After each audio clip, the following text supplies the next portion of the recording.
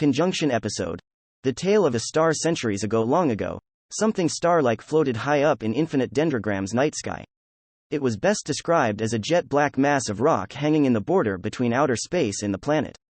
It spent its days bathing in sunlight, gathering it within itself, and then releasing any excesses come nighttime.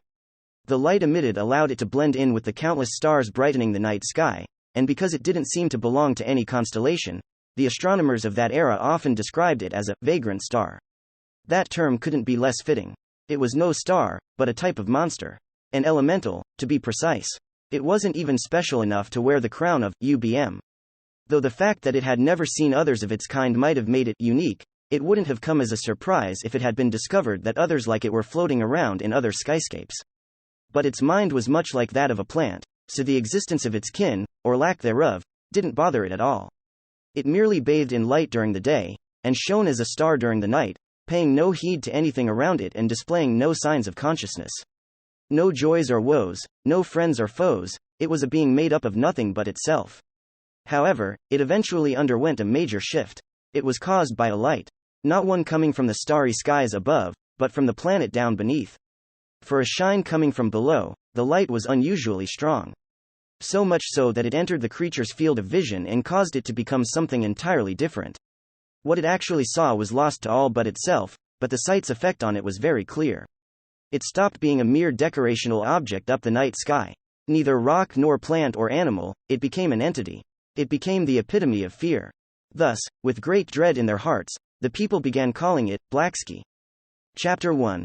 The Black Shield Paladin, Ray Starling Nemesis, had revealed that she'd finally evolved to her third form.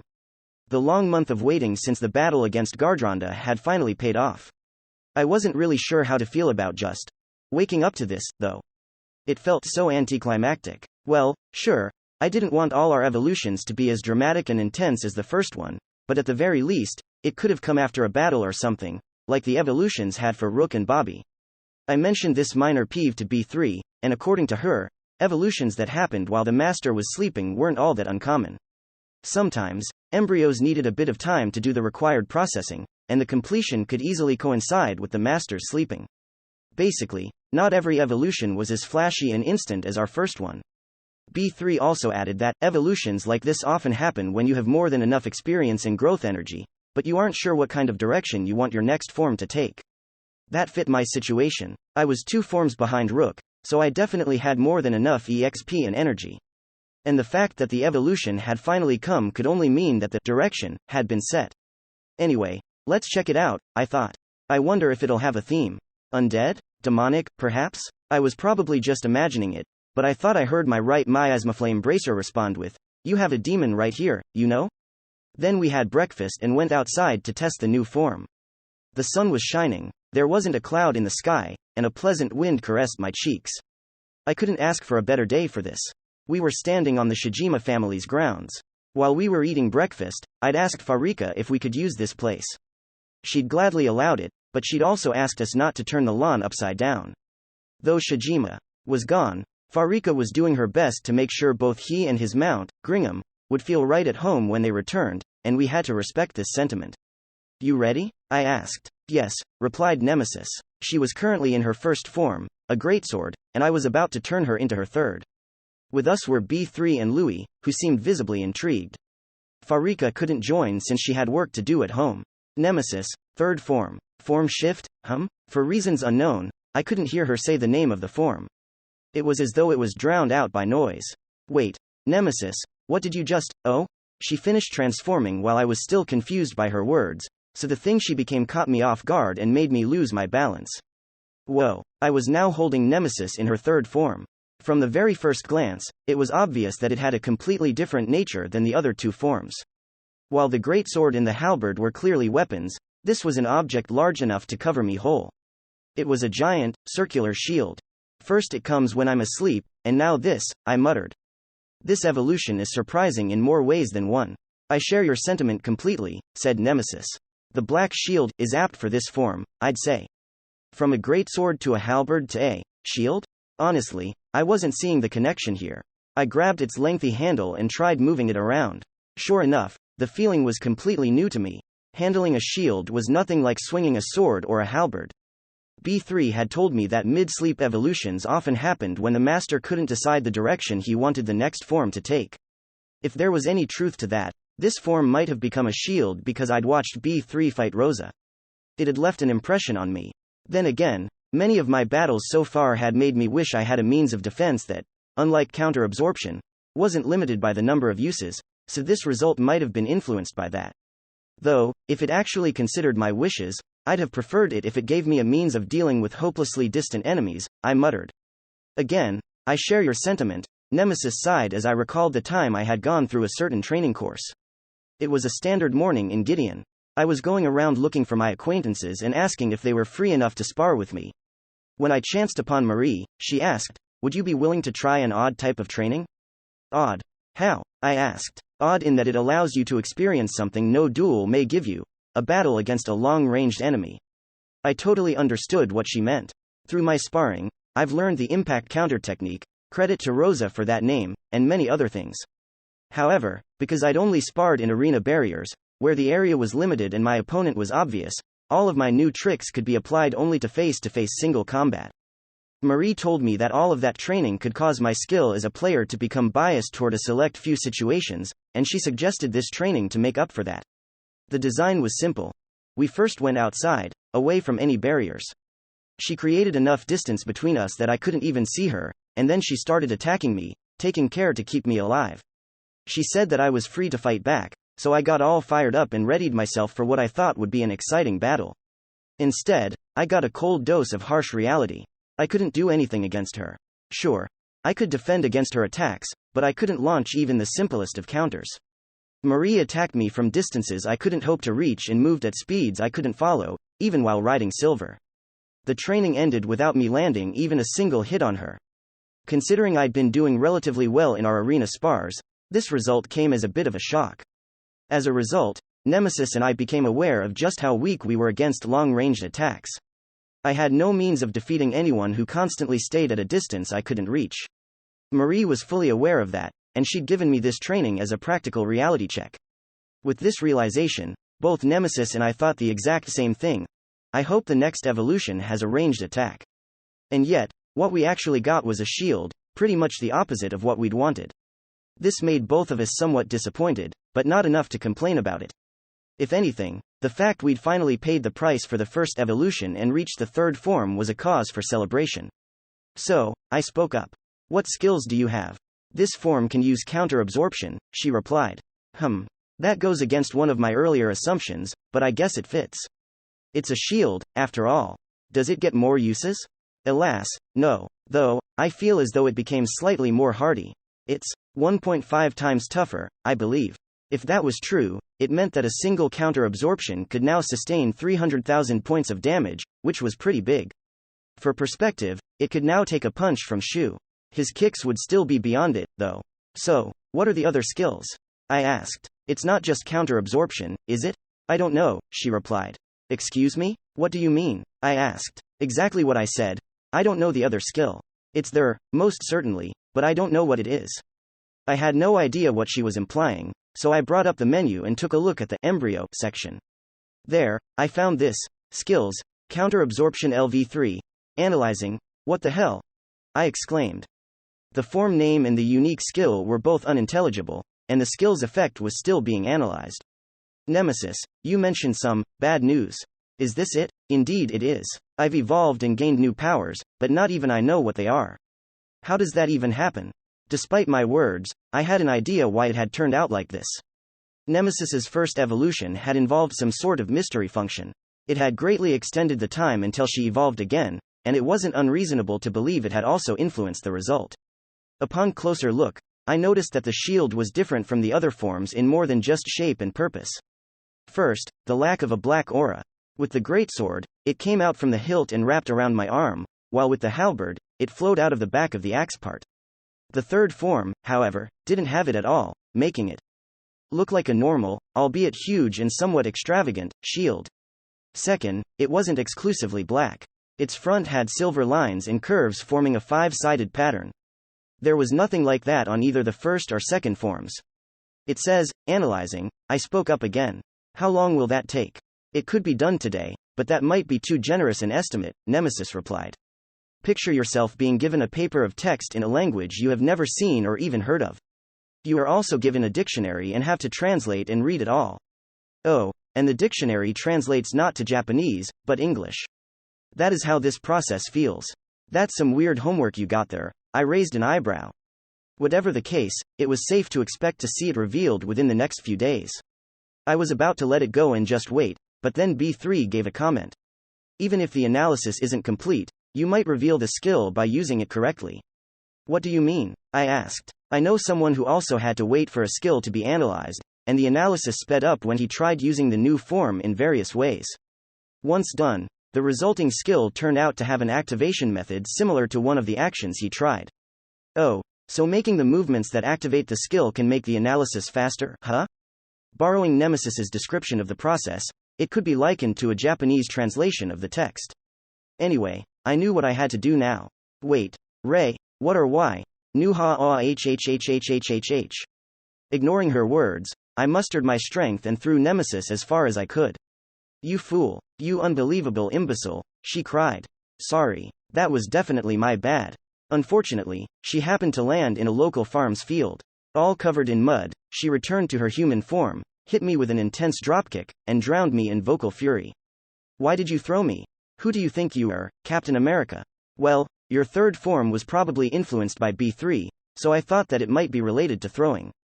Yesterday, B3 had killed a few K&R members by throwing her shield, so it wasn't far-fetched to believe the skill would be based on that. Also, I had counter-absorption as my main means of defense, so I didn't really think the skill would be defensive. Not to mention that I also want some ranged offense, I thought. And how do you turn a shield into a long-ranged weapon? Well, you throw it. Then don't rush to act on that thought, you fool.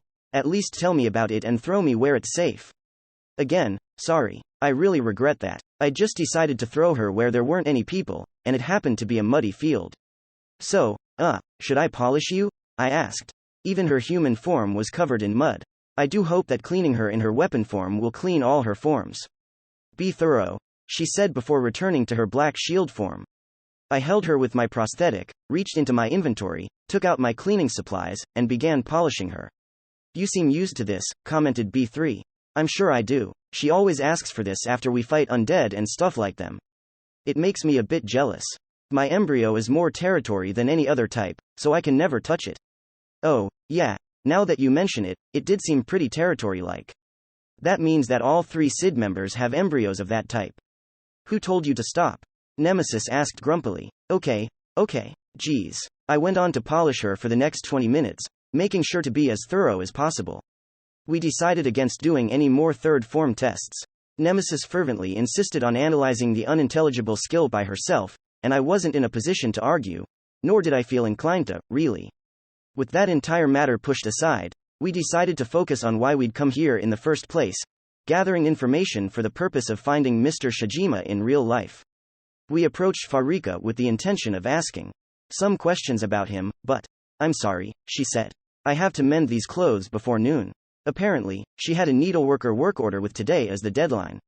She had been planning to finish it yesterday, but Louis's disappearance had caused her to fall behind. We couldn't really bother her if that was the case. I should be done by midday, she said. Is it fine if we talk then? Oh, yeah, I nodded. We don't mind waiting. Noon was only 3 or 4 dendro hours away. Considering our quest was a search for a real person and how little time that was in real life, there was no reason we couldn't wait. Please enjoy the festival until then, she added. The main event is the fireworks show which happens after dark, but the stalls and plays should already be up and running. Oh? Nemesis's eyes lit up. Oh, dear. The biggest eater I knew was thoroughly intrigued by the word, stall.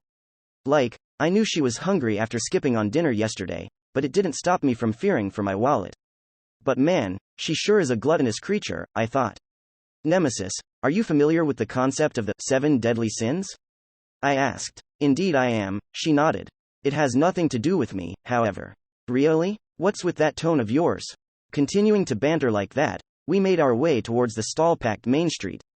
The idea of festival stalls made me remember the ones I'd seen in events held by the local shrine near my family home or the ones set up near cherry blossom viewing spots. The ones here in Torna weren't all that different from those. However, there were about 400 of them, which seemed a bit much for a village with only about 2,000 people.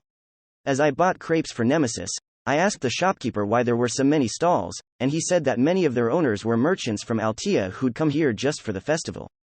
Well, this did seem like a good time to make a killing, but I couldn't help but respect the mercantile spirit of the people willing to venture the roads stocked by monsters just for this. Mind you, from what I'd heard, a lot of those shopkeepers grouped up, pooled their money to buy some skilled escorts, and arrived here first thing in the morning of the festival day. Also, the village surroundings were inhabited by monsters only a little bit stronger than those you'd find in beginner areas. Sometimes you'd get herds like the one encountered by Louis and his mother, but they were a once every few years event, if not rarer. Because of that, the journey wasn't a big deal for the escorts, either. The trip was also only about half a day long, so even masters could take the job. And with them at the ready, not even a herd would be a problem. Tourists were also requesting escorts here, so it finally made sense why I'd seen so many quests like that back at the capital's Adventurers Guild. Looking around, I saw many masters who'd come here as escorts and were now partaking in the festivities. Also, countless masters and TNs were holding one of those 5-bladed pinwheels they called windstars. We'd seen many of them decorating the fences next to the road to Torna. The passers-by who weren't holding one often had them fixed onto their clothing. Nemesis, too, had the windstar she'd gotten from Louis placed on her chest. She liked it a lot, apparently. She couldn't hold it in her hands, by the way, as she had a crepe in both. She hummed gleefully. A good meal right after an evolution is simply unmatched. If you say so, I replied in monotone. What to eat next? I have room for far more than that. The fact that she ate even faster than before and had gotten harder to fill up made me feel somewhat blue. Please don't tell me her evolution made her an even bigger glutton. Perhaps I should empty all the stalls here, she said. Quote. I froze, completely dumbfounded. That was a joke. I found that hard to believe. There hadn't been a hint of falsehood in her eyes. There should be an ice cream shop there and a waffle shop over there, said Louis as he guided us. And if you go there, there's a small stage where they do a play about the story of the festival over and over. Really? I asked. I'm interested. Okay, I'll show you. As we walked around, Louis occasionally stopped in place, fell silent, and just looked around. His expressions as he did so were always somewhat lonely, so I could only assume he was remembering the festivals he'd spent with his dad. Those are remberries, are they not? Asked Nemesis. I followed her gaze, and sure enough, I saw the familiar fruits. Except here, they were frozen in ice. The sight reminded me of frozen mandarin sorbets. I bought enough for us all and handed them out. Thanks, Mr. Ray, Louis said before briefly falling silent. Gringham also liked remberries. Was he not a lion monster? Nemesis raised an eyebrow. Yeah, he liked meat too, but he could also eat fruit, and he liked remberries a lot. He only ate them peeled and cut into pieces. So, despite being a lion, this Gringham was omnivorous and had a strangely posh side to him. Oh, but Dad was the same, the boy added. He could eat the skin, but he always peeled it. He also took away the white parts from citrus fruits. Oh, and he never ate the seeds. So Gringham was just taking after his owner. Shijima sounds like a fussy guy, I thought. He always used to say, I know it's all fine here, but I'm still a bit scared. Scared? I raised an eyebrow. What could be scary about eating fruit? Was he allergic? But if that was the case, he wouldn't have been eating them at all. Also, Juno couldn't eat unless someone fed her. She said it was her maiden eating habit. How odd, Nemesis commented. You're not one to say that. Your stomach capacity is more than a good match for that oddity. Louis exclaimed and pointed ahead, cutting through my thoughts about Mr. Shijima. See that stone stage? That's where they do the Blackski story play every year. I looked and saw a crowd of people surrounding a small stage where they were doing the play he was talking about. Though B3 and I could see it just fine, Louis and Nemesis were a bit too short. Well, then, Nemesis said. I would like you to take me on your shoulder. Sure. I don't mind, I shrugged. You come here, too, Louis. You can hold us both.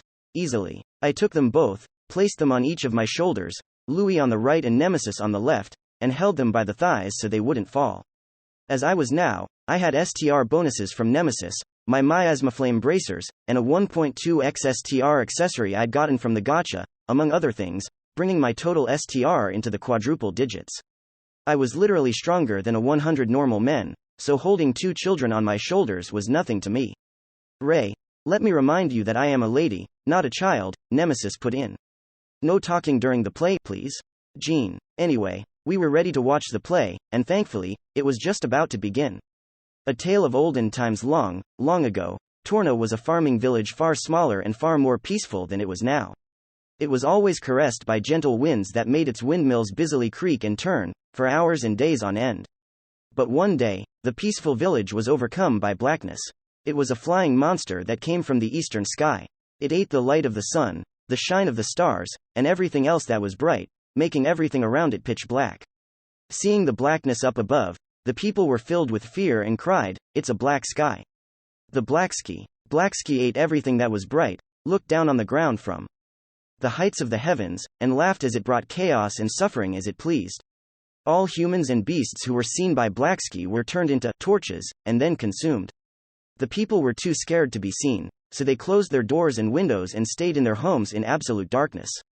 Every now and then, there would be knights and hunters brave enough to face Blacksky, but no sword or arrow could reach the heights it was in. Some even tried to challenge it atop flying dragons, but not even those large wings could take them high enough. The knights, hunters, dragons and their riders, all were turned into torches and consumed. What hope was there when not even a dragon could hurt it? The monster left its challengers defeated, and kept the survivors hiding in fear. Everything below it belonged to Blacksky. Anyone who tried to escape would instantly be seen and turned into a torch. The people had no choice but to hide, crushed by fear and hunger. The wind passing the village could no longer be heard, and it felt as if even the sky had died. All that entered the people's ears was Blacksky's malicious laughter. Everyone in Torna was grieving as they began to feel that this was the end. That was when the heavens took pity on the people and shed a single tear for them. It slid down the sky, leaving a trail behind as it became a shooting star and hit Blacksky with such force that it fell down and was buried beneath the mountains. Under the cold rock, there were none of the bright things that Blacksky liked so much. Without its food, it lost its power and became unable to escape the underground. And so, the people were saved by the heavens' tear, and Blacksky was sealed deep down within the cold earth. As if to celebrate it, the wind returned to the village and the sky became clear again. The menace of the Blacksky was no more. Ever since then, the villagers had held a festival. Every year, on the anniversary of Blacksky's sealing, they would make star-like pinwheels and light up the sky with bright, vivid fireworks to thank the heavens that saved them. And the people lived happily ever after. Paladin, Ray Starling, I see, I muttered. The play was easy to digest, and I had no problems understanding how the festival had begun. There was something I couldn't help but notice though. So, B3, this play can be summed up as, there was a really tough monster that got hit by a meteor and died, right? Probably, she nodded. It was most likely a UBM. An astronomically unlucky one, at that. Then again, it only got hit because it made this area into its territory, so you might say it just reaped what it sowed. If the story is true, it didn't die and was merely sealed within the mountain. However, since it was described as a living creature, the lack of food and drink probably killed it centuries ago. Yeah, she was probably right about that, though some masters around us seem to think otherwise. They rushed towards the nearby mountains, and according to Louis, they definitely weren't the first to do so. Every year, a number of masters who'd seen the play would get the idea that the dying UBM might still be alive, and they hurried to look for it to dig it out and kill it for a special reward. The fact that it still hadn't been found could only mean that it had already vanished years, if not centuries, ago. Good riddance, I figured. A creature that could live for hundreds of years with no food or drink would be way more trouble than I'd like to deal with. Following the play, we went exploring the stalls again. But this time, we didn't have Louis with us. At the play, the boy had bumped into a friend who'd invited him to enjoy the festival with him. Though Louis had been hesitant about leaving us, I'd urged him to accept.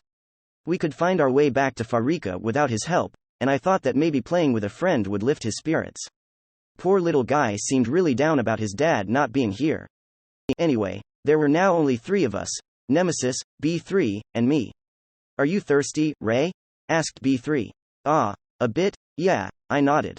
I'd had a dry throat ever since the play started, but I couldn't have just gone and gotten a drink while it was still going. Then I'll go buy something for all of us. I saw a good-looking place nearby. Well, then I'll get something, too, I said. Any requests? Popcorn, please. Roger. She walked away on the road we came from while we got in the line to a nearby popcorn stall. The word popcorn made me recall the news about Shu's business I'd seen on MMO Journal Planter before logging in. I'd tested his prototype popcorn. Even though it had been really good, The fact he'd refused to reveal the ingredients had left me somewhat scared. I also had a thing or two to say about the jingle that Lei Lei had composed. I mean, seriously? Let your taste buds be destroyed? The lyrics completely killed the nice melody. As I pondered Shu's weird song, some sort of trouble began at one part of the nearby road. I looked to see what was going on. Ya wanna go? You're the one who bumped into me. Ya shit. Bring it on. The Mohawk League never runs from a fight. It was basically the most generic clash of delinquents imaginable. One group was wearing clothes with a symbol depicting a black circle over a red one, while the other was a bunch made up entirely of people with mohawks. Obviously, both sides seemed like trouble, but this seemed like nothing more than a minor hoodlum squabble. Additionally, they had crests on their left hands, making them all masters. Hoping that this didn't escalate, I carefully observed the clash. What the fuck's going on here? Suddenly, a new character joined the scene, momentarily breaking the tense atmosphere. The person was 3 meters tall and wore armor large enough to cover his immense frame. The full plate prevented me from seeing any part of his body, but it was easy to tell that he was huge. At that moment, I realized that this was the same person I'd seen while waiting for B3 back at the capital. Sub-leader. The circle symbol group welcomed him. The Mohawks were menaced. Who the hell are you? The armor guy then replied to the Mohawks' question. What? Y'all can't tell just by looking at my armor? No, I can't, actually, I thought. Wait, you're the guy that. You're him. I've identified it. It's the real thing. Unlike me, the Mohawks instantly got his point. I should get reveal or identification sometime, I thought. Got it now, huh? The armored brute roared. We're Sol Crisis. You know what that means, don't ya? Go on, ya shits. Another person his clan yelled. Drop a gold coin each or get ganked. So now it's a shakedown? Shit. One Mohawk growled. Alright, but don't get us wrong, said another. We just don't want to miss this festival 'cause of a damn death penalty. We'll also have lots of cleaning to do after it, so we'll back off this time. Intimidated by the armored individual, the Mohawks said something really weird, threw some gold on the ground, and scrambled to run away. Did you see that, sub-leader? One of the other group became excited. Kahaha, pathetic shits. Anyway, we're off, boys, roared the armor guide as he got the circle group that was apparently named Sol Crisis to follow him and leave. But then he paused. He murmured, as he shifted his gaze towards my direction. Though the helmet slits were too thin for me to see his eyes, I could tell that he was looking at me. However, instead of saying anything, he just turned away and walked off. What am I supposed to make of that? First at the fountain, now here. Why is he always looking at me? I wondered aloud. Because you're simply that noticeable, commented Nemesis. I'm not holding a sign anymore, though. Nemesis said nothing in response. For some reason, she put on a tired expression and just continued eating her popcorn. Is anything wrong? I heard someone say. Turning to the side, I saw B3 holding a plate, well, a spare shield, actually, with 3 drinks on it. 2 clans were mouthing off at each other just now, I answered. They were, Sol Crisis, and Mohawk League, I think. Oh, Sol Crisis is that new PK clan. I've never encountered them, but I hear the name quite often recently. And Mohawk League is a humanitarian volunteer clan. Excuse me, could you repeat that? I felt like I just heard some words that didn't belong in the same sentence as Mohawk. Mohawk League is a humanitarian volunteer clan that started on the internet, she said. Someone thought it would be fun to go around doing good things while looking like generic bad guys, and many people agreed. They have divisions in all the main countries, and they're harmless unless provoked. But, Mohawks? Seriously? Well, not everyone with a Mohawk is a Mohawk League member, so you shouldn't judge a book by its cover. Even my PK clan had a person with a Mohawk. Well, I could definitely agree that it wasn't wise to make assumptions based on a person's hairstyle. There's one other thing about the whole situation that had me curious, I said. Which would be? Asked B3. Sol Crisis had this guy in huge armor. Armor? Yeah, he was over 3 meters tall. Is it even possible to wear stuff like that? It is, she nodded as she gave us our drinks. The easiest way is to start the game as a giant. Oh yeah. Dendro allowed you to play as races other than human. Rosa, for one, was a wolf beastman. Having a giant avatar doesn't affect your stats, so the size is merely for show, B3 continued. Also, giants have a large hitbox, and the XL equipment they have to get is really expensive. It seemed the negatives greatly outweighed the positives.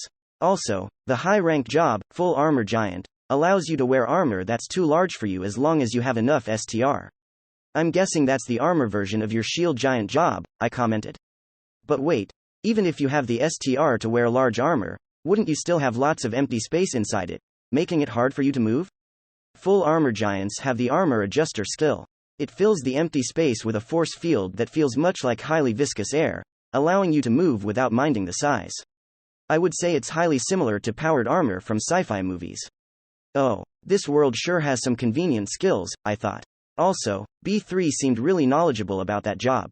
She was a shield giant now, but perhaps she had been a full armor giant before?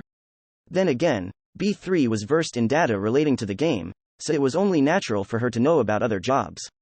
Large armors are really great, by the way, she added. They make it easy to menace your enemies, and even if something pierces them, there's a chance it will just hit the empty spaces. Well, that definitely sounds like first-hand experience, I thought. Yeah, she probably did play as a full armor giant before.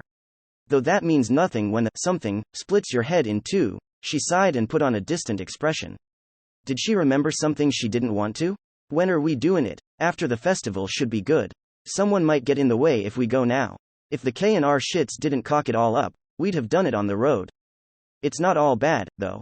Now he's got a superior in K&R on his name. Kaha, the prey got fattened up, eh? Damn right. And yeah, just like you said, when he's going back after the festival is the best time to go at it. Though, I know, if we get a chance to gank him while he's here, we're taking it. Chapter 2.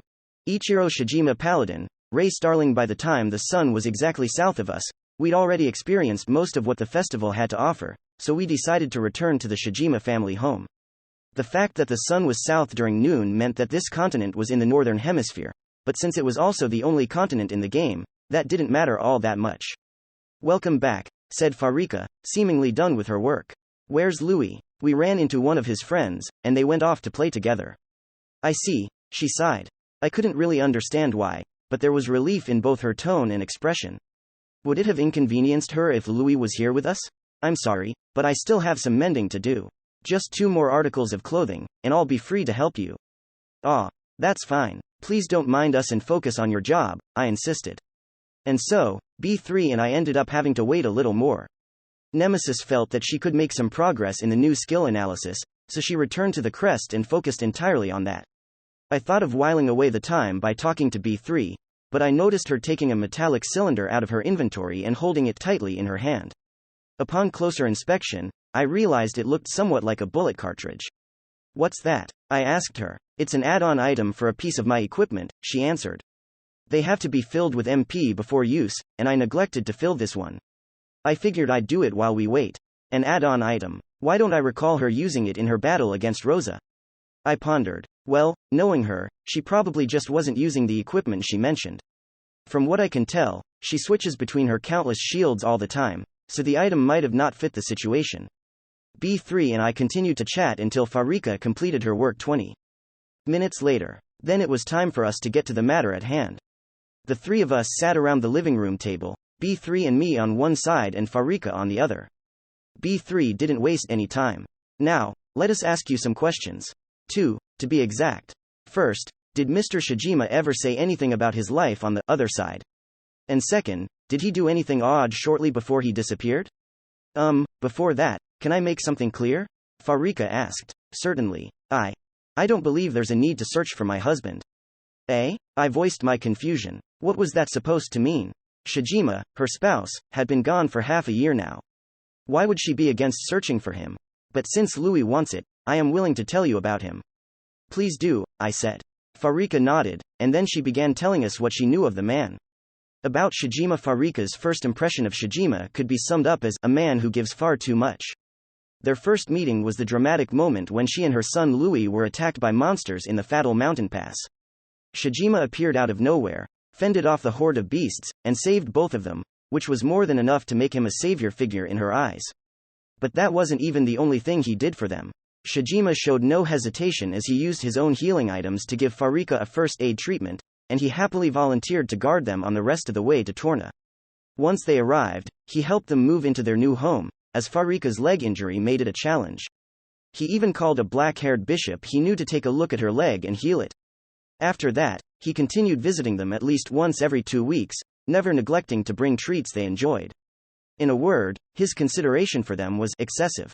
Though Louis, pure as he was, thoroughly enjoyed all that Shijima gave them, Farika found it a bit strange, if not downright eerie. After all, their relationship didn't go beyond that of a savior and the saved. There was no reason for him to care so much about them, and he definitely didn't treat everyone else as well as he did them. It was only natural for Farika to think that Shijima had some sort of ulterior motive. She decided to ask about it the next time he arrived, even if it would bring an end to his boons. As usual, he came in riding on his gringam, bringing a lot of remberries, a luxury fruit, as a souvenir. Louis was overjoyed, and the boy's gleeful expression made Farika hesitate. Still, she knew she had to make things clear, so she recomposed herself before inviting Shijima to talk in private. Though the man found it strange, he left his gringam and Juno to look after Louis and followed after her.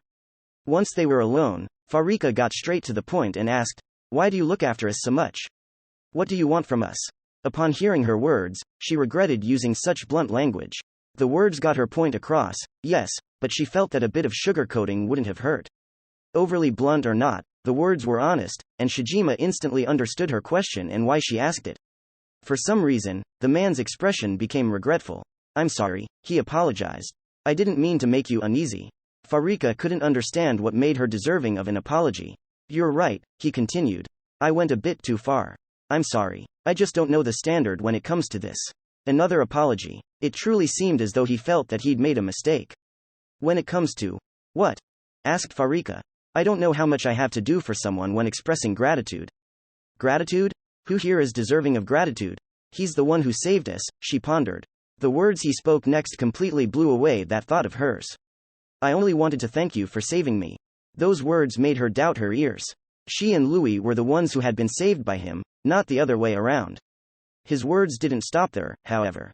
"Getting to save you while you could do nothing but wait for death made me the happiest I've ever been. It meant a lot to who I am on the other side." His words were dense with all sorts of emotions, and Farika wasn't able to read them all. Even so, there was something she could easily understand. Back on that fateful day, Shijima had saved Farika's life, but that heroic act had also saved Shijima's own heart. That meant everything he'd done for them was completely genuine. She then noticed that Shijima was on the verge of crying, which made all her suspicions vanish as though they were never there. "Again, I'm really sorry," the man said, seeming fully aware of his mistake. "I don't want to trouble you again, so I'll just..." He readied himself to leave their lives forever, but Farika stopped him. "Would you like to have dinner with us?" she asked. "Eh?" Shijima exclaimed, completely stupefied. "I've invited you to join our meals many times now, but you have yet to accept even once." But you have given us so much now, so please, let me give something back. In fact, I would like you to join us every time you visit."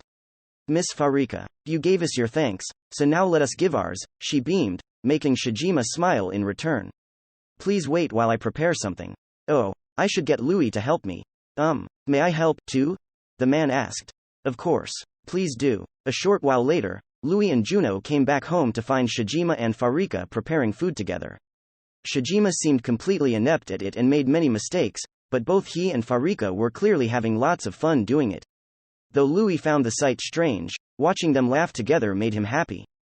Juno didn't say a word, but she seemed proud, like a mother pleased by her child's growth. It wasn't long until Shijima began living with Farika, and the year after that, they exchanged marital vows. It was the 27th marriage between a master and a tien. Shijima, Farika, and Louis had become a family, and few could match them in peace and happiness.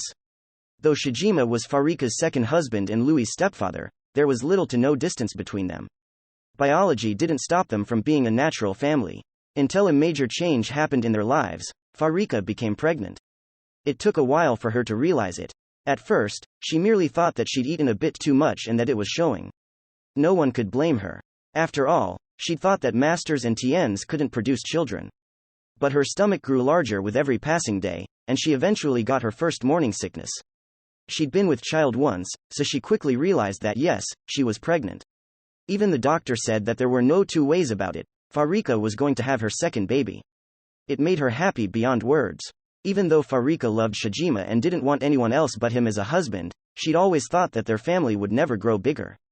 She had been plenty satisfied with just him, Louis, Juno, and Gringham. But now that she knew that someone else would be joining them, she thought that it would make them all even happier.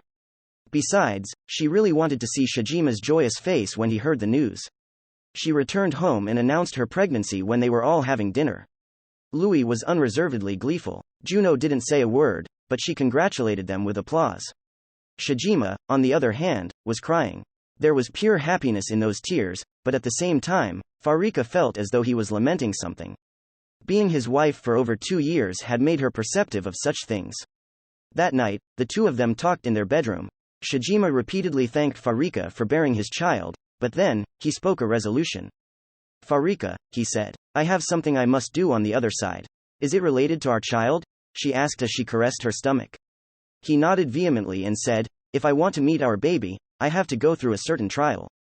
And it's so dangerous that it might cost me my life. Oh no, she gasped. I would have been fine spending the rest of my days living the life we have right now. But I really want to see our child. I want to live in a family that includes him. And apparently, to do that, he had to take this trial. Farika could tell he was determined, and that the endeavor was unavoidable. If you survive the trial, when will you return? She asked. After a month, at best. No, wait, that's 3 months in here. Well, it could be half a year, if not more. That's so long, but no matter what, I will come back. Believe in me. No trial on the other side could separate him from his family. She believed that. Farika nodded and said, we'll be waiting. Louis, I, and the child within me will wait for you for as long as we have to. Thank you. The two exchanged an embrace, full of love for each other and for the baby. The next day, Farika woke up to find that Shajima had disappeared. She asked Louis about him, and he said that Shajima had said goodbye to him and gone off somewhere. That was enough for her to conclude that he had gone to take his trial on the other side. Farika didn't tell Louis that Shajima could lose his life, as it would only make him worried. Besides, she thoroughly believed that her husband would return to his family. Paladin, Ray Starling, he will definitely come back, Farika concluded her story. So I don't think there's any need to search for him. Both B3 and I had no clue how to respond, and had no further questions. After all, she'd just given us everything we needed to complete the puzzle. Shajima had left his family and was now on the other side, doing something that required lots of determination. That, combined with the information we'd gathered so far, gave us a good idea of what kind of environment he was in. Sorry, B3 broke the silence. Would you mind if Ray and I had a brief private talk? Not at all, Farika replied. Let's go, Ray. Unable to say anything, I followed after her as she left the house and entered the carriage. This whole matter might be impossible to solve, she said right after the door closed. But, Ray, you have an idea what happened to him, too, don't you? Yes, I more or less had an answer to the mystery of Shajima's disappearance. It was a combination of several factors. First, for a master like him and Etienne to have a baby, he had to have been online longer than it was biologically possible for any normal player. Second were his feelings towards Farika and Louis. Third was the so-called trial he had to do on the other side. And fourth were his own words, I would have been fine spending the rest of my days living the life we have right now. I had all I needed to form a proper conclusion. Shajima is, HN? Before I could finish, the carriage suddenly began to shake. It continued for a short while before stopping. An earthquake? I wondered. If so, it wasn't all that strong. If I had to gauge it, I'd probably put it at Shindo 3. That wouldn't cause much harm to people, and though the buildings here had a medieval appearance, Altar's architecture involved the use of magic strengthening, so the earthquake wouldn't damage them at all. The festival could go on without any problems to speak of. However, it was possible that a utensil or something would fall off and hurt Farika. Let's go check on Farika, I said. Very well. Inside, we found an open cupboard with some of its contents lying shattered on the floor. Thankfully, Farika didn't seem to be hurt. Are you all right? I asked. Yes, none of it hit me, she replied. Let us help clean up, B3 said. But, she tried protesting. You're pregnant, so please don't burden yourself. Ray, do you have any cleaning tools?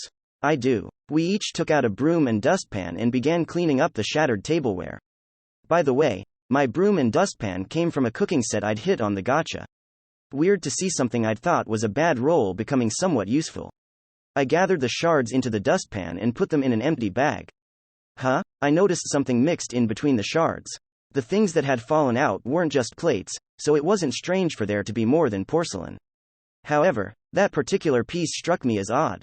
It was a small piece of silverwork, probably made using the carving skill. Though it wasn't unusual for a household like this to have such items, it felt somewhat off, as though it didn't really belong here. Also, I couldn't help but feel that I'd seen the design before. Ah, I silently gasped as it came back to me. Farika, have you seen this silverwork before? Oh, that's something my husband used to wear before our marriage, she answered. He stopped wearing it afterwards, so we just left it on top of the cupboard. I see. Apparently, Farika didn't know anything about the group this piece of silverwork symbolized. No one could fault her for that, since she'd moved here from the capital about 4 years ago. And from what I could tell, this village didn't have any of their establishments. So that's how it is, muttered B3 as she noticed what I was holding. Naturally, she knew exactly what it meant. Apologies, but we have to leave for a moment, she said while facing Farika. Oh, and we will finish cleaning up when we return, so please don't do anything. Alright, B3 took me by the hand and led me out of the house. Ray, do you have a group talk app installed on your mobile? I do. Then please log out and connect to the group with this ID. He should come soon, too. She then told me the ID, and repeated it to help me remember. I got it in my head and logged out. Once offline, I went to my mobile, activated speaker mode, and turned on the app. A few moments later, I heard B3's voice, or rather, Fujibayashi's. Seems it went well, she said. I've already contacted him, so he should be here in a moment. A brief while passed, and I heard a man's voice. Apologies for the wait. I was told you wish to talk? It was none other than the Lunar Society's second-in-command, the King of Assassins, Eiichiro Tsukikage. Lady Tsukuyo is busy at the moment, so I will speak in her stead. No, you are the better person in this case, said B3, and I couldn't help but agree. Tsukikage, I spoke up. You knew all about Shijima from the very start, didn't you? Yes. Indeed I did, he replied as though it was nothing. Since you arrived at this conclusion, I assume the madam told you about. No, you found physical evidence, did you not? A piece of silverwork. It had a crescent moon and a closed eye on it, I said. To my knowledge, there was only one group of people that used that symbol. Shijima was a member of the Lunar Society, wasn't he? Indeed he was. And that was exactly why Tsukikage had suggested helping us search for him back at the guild. Of course he could find the man, he already knew the answer. Now that I think about it, that was probably the only reason why he made the suggestion, I thought. If you knew it, why did you say it was a secret? I asked. Privacy is something to be respected, no? He replied, and I couldn't tell if he was serious or just blowing smoke.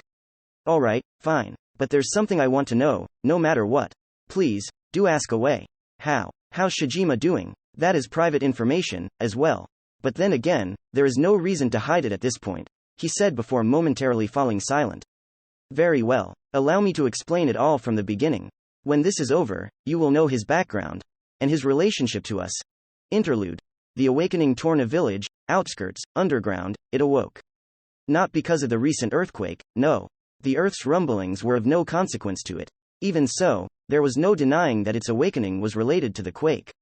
Briefly after the tremor, a few rays of light began to leak through a crack in the bedrock burying its frame. The earthquake had left an opening the size of a needle's tip between it and the surface. The amount of light was so minuscule it could barely be gauged. Its bedrock tomb was as still as dark as a starless night. But it just so happened that it made a huge difference for the creature. To it, a darkness completely devoid of light and merely the darkest night possible were as different as 1 and 0. Kyahah, it cried, as absolute darkness coated the tomb. No, light was still coming through the crack, but it was consuming it all.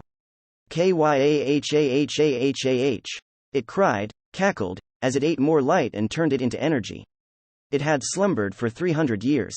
Buried within the earth, surrounded by unlight, with no food or drink for sustenance, still bearing the damage from the meteor, it had waited for light to finally reach it.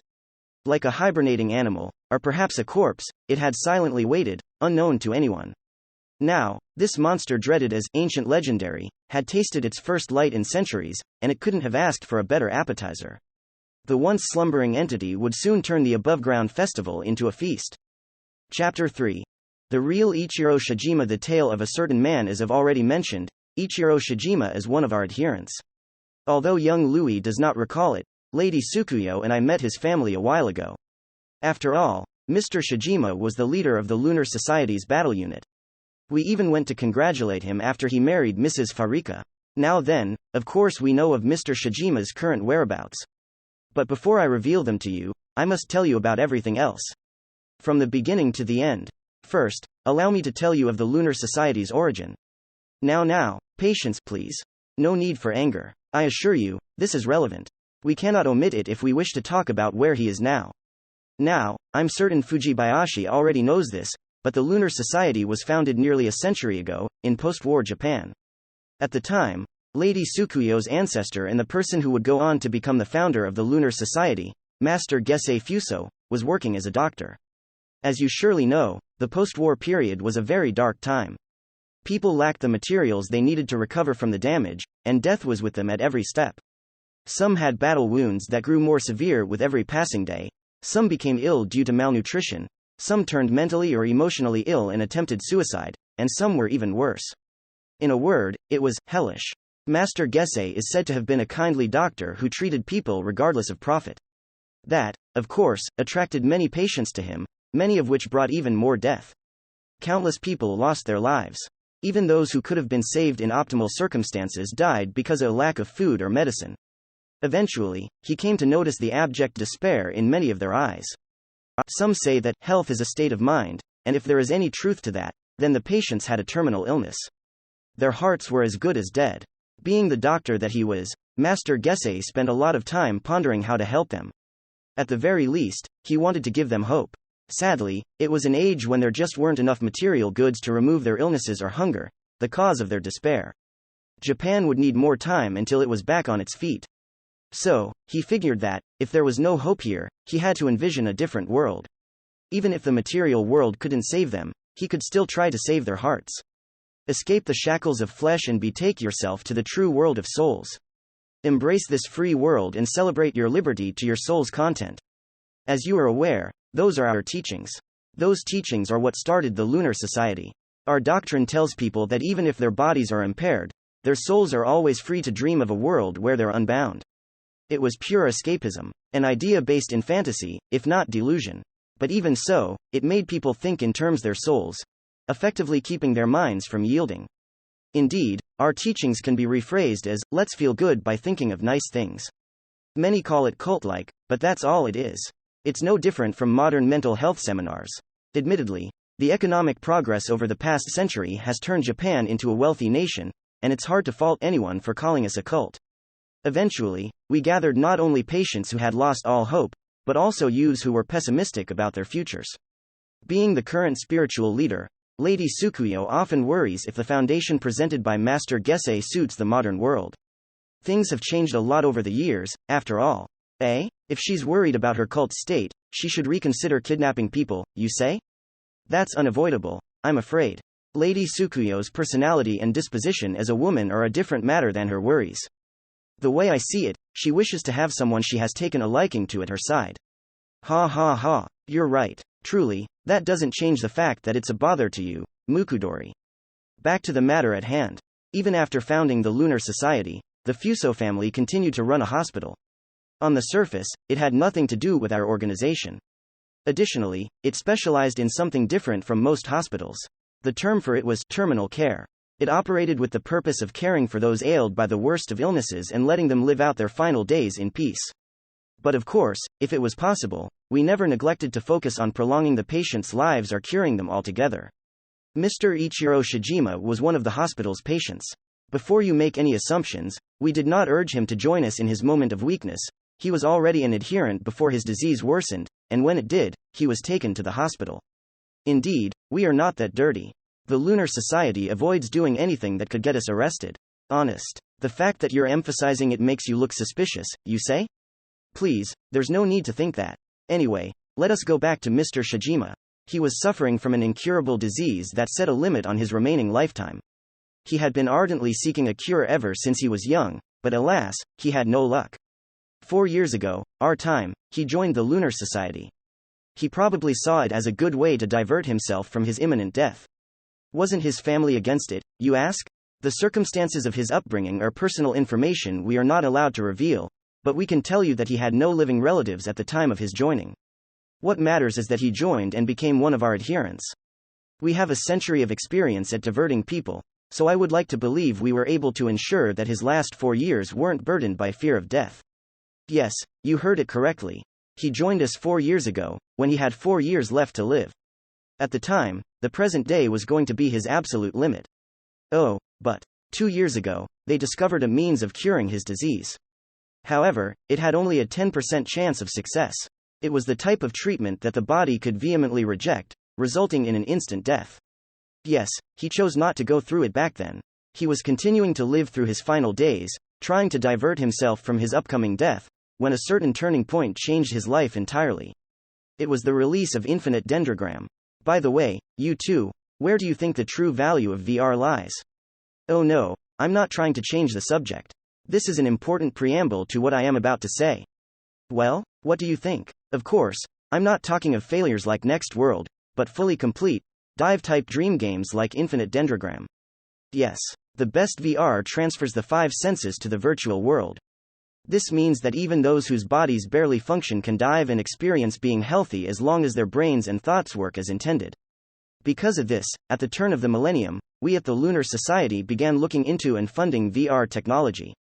It was another thing our patients and adherents could look forward to. It gave them hope. Of course, in the end, the perfected VR wasn't any of those we financed, but one we knew next to nothing about, Infinite Dendrogram. Oh, but that is unrelated to the matter at hand. By now, you can imagine just how much Mr. Shijima craved that. No matter how hard he tried to ignore it, his end was drawing closer with every passing day. It was impossible for any of us to gauge his will to live and to feel alive. Now, since we were making sure to try out all of the VR technology on the market, we secured a number of devices from Infinite Dendrogram's first batch. One of them was presented to Mr. Shijima. Thus, he logged into Infinite Dendrogram and became the master known as Ichiro Shijima, all for the purpose of escaping his limited days in reality and being free in the true world of souls. It released him from the distress of his fading life, the pain of the encroaching death, and the world with no hope for him. Having gained a vigorous body, special powers, and a sense of fulfillment that could never compare with anything he could gain in reality, he went on to live out his second life for all it was worth. It would not be wrong to state that he was more content than any of us. After all, he was given everything he had not been able to gain in his entire life. Having all but forgotten his state in reality, one day, he chanced upon a certain boy and his mother. They were overwhelmed by a horde of monsters, despair made manifest, and could do nothing but wait for death. The sight likely made him feel like he was looking at himself in real life. Or perhaps it reminded him of his late family. Whatever the case, Ichiro Shijima used his powers as a master to save the mother and child. He, who could do nothing but await death, saved those two, who were in a similar situation. Though they had met by accident, to him, it was surely fate. He kept on interacting with them, and it wasn't long before they became a real family. According to him, those days filled him with a warmth he had never felt before.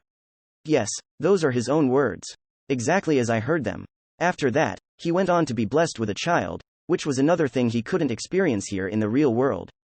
The joy the news gave him was so immense that it made him remember himself on this side. He was half dead by this point, kept alive only by various kinds of life support, and it would have been a great surprise if he had lived for more than 2 months longer. That was a mere half a year in Infinite Dendrogram. Needless to say, time was short for him. He would die without growing old with his wife, without watching his stepson mature, or even seeing the face of his real child. It made him remember despair. Words couldn't describe the regret he most likely felt.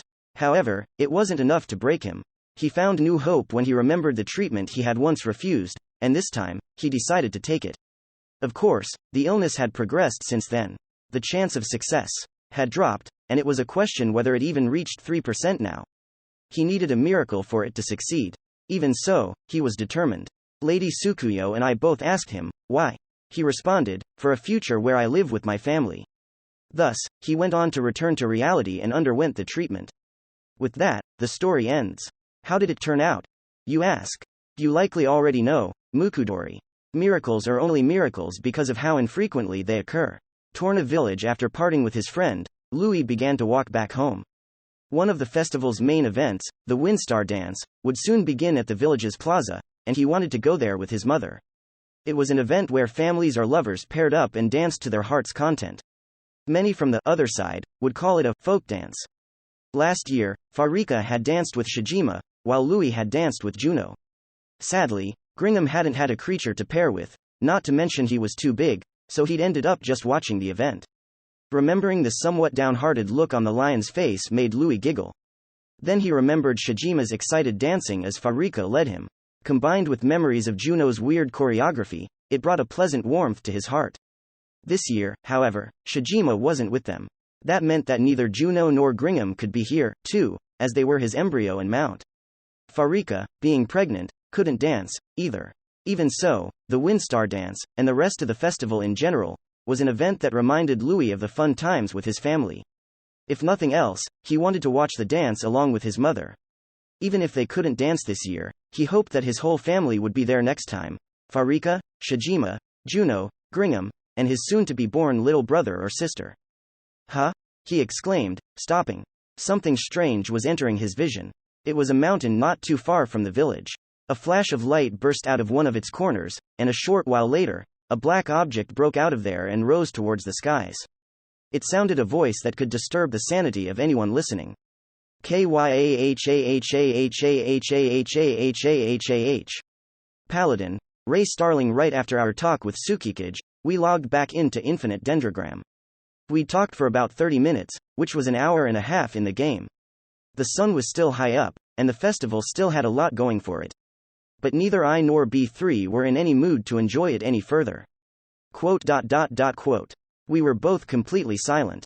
What we'd heard from Tsukikage was too damn grim.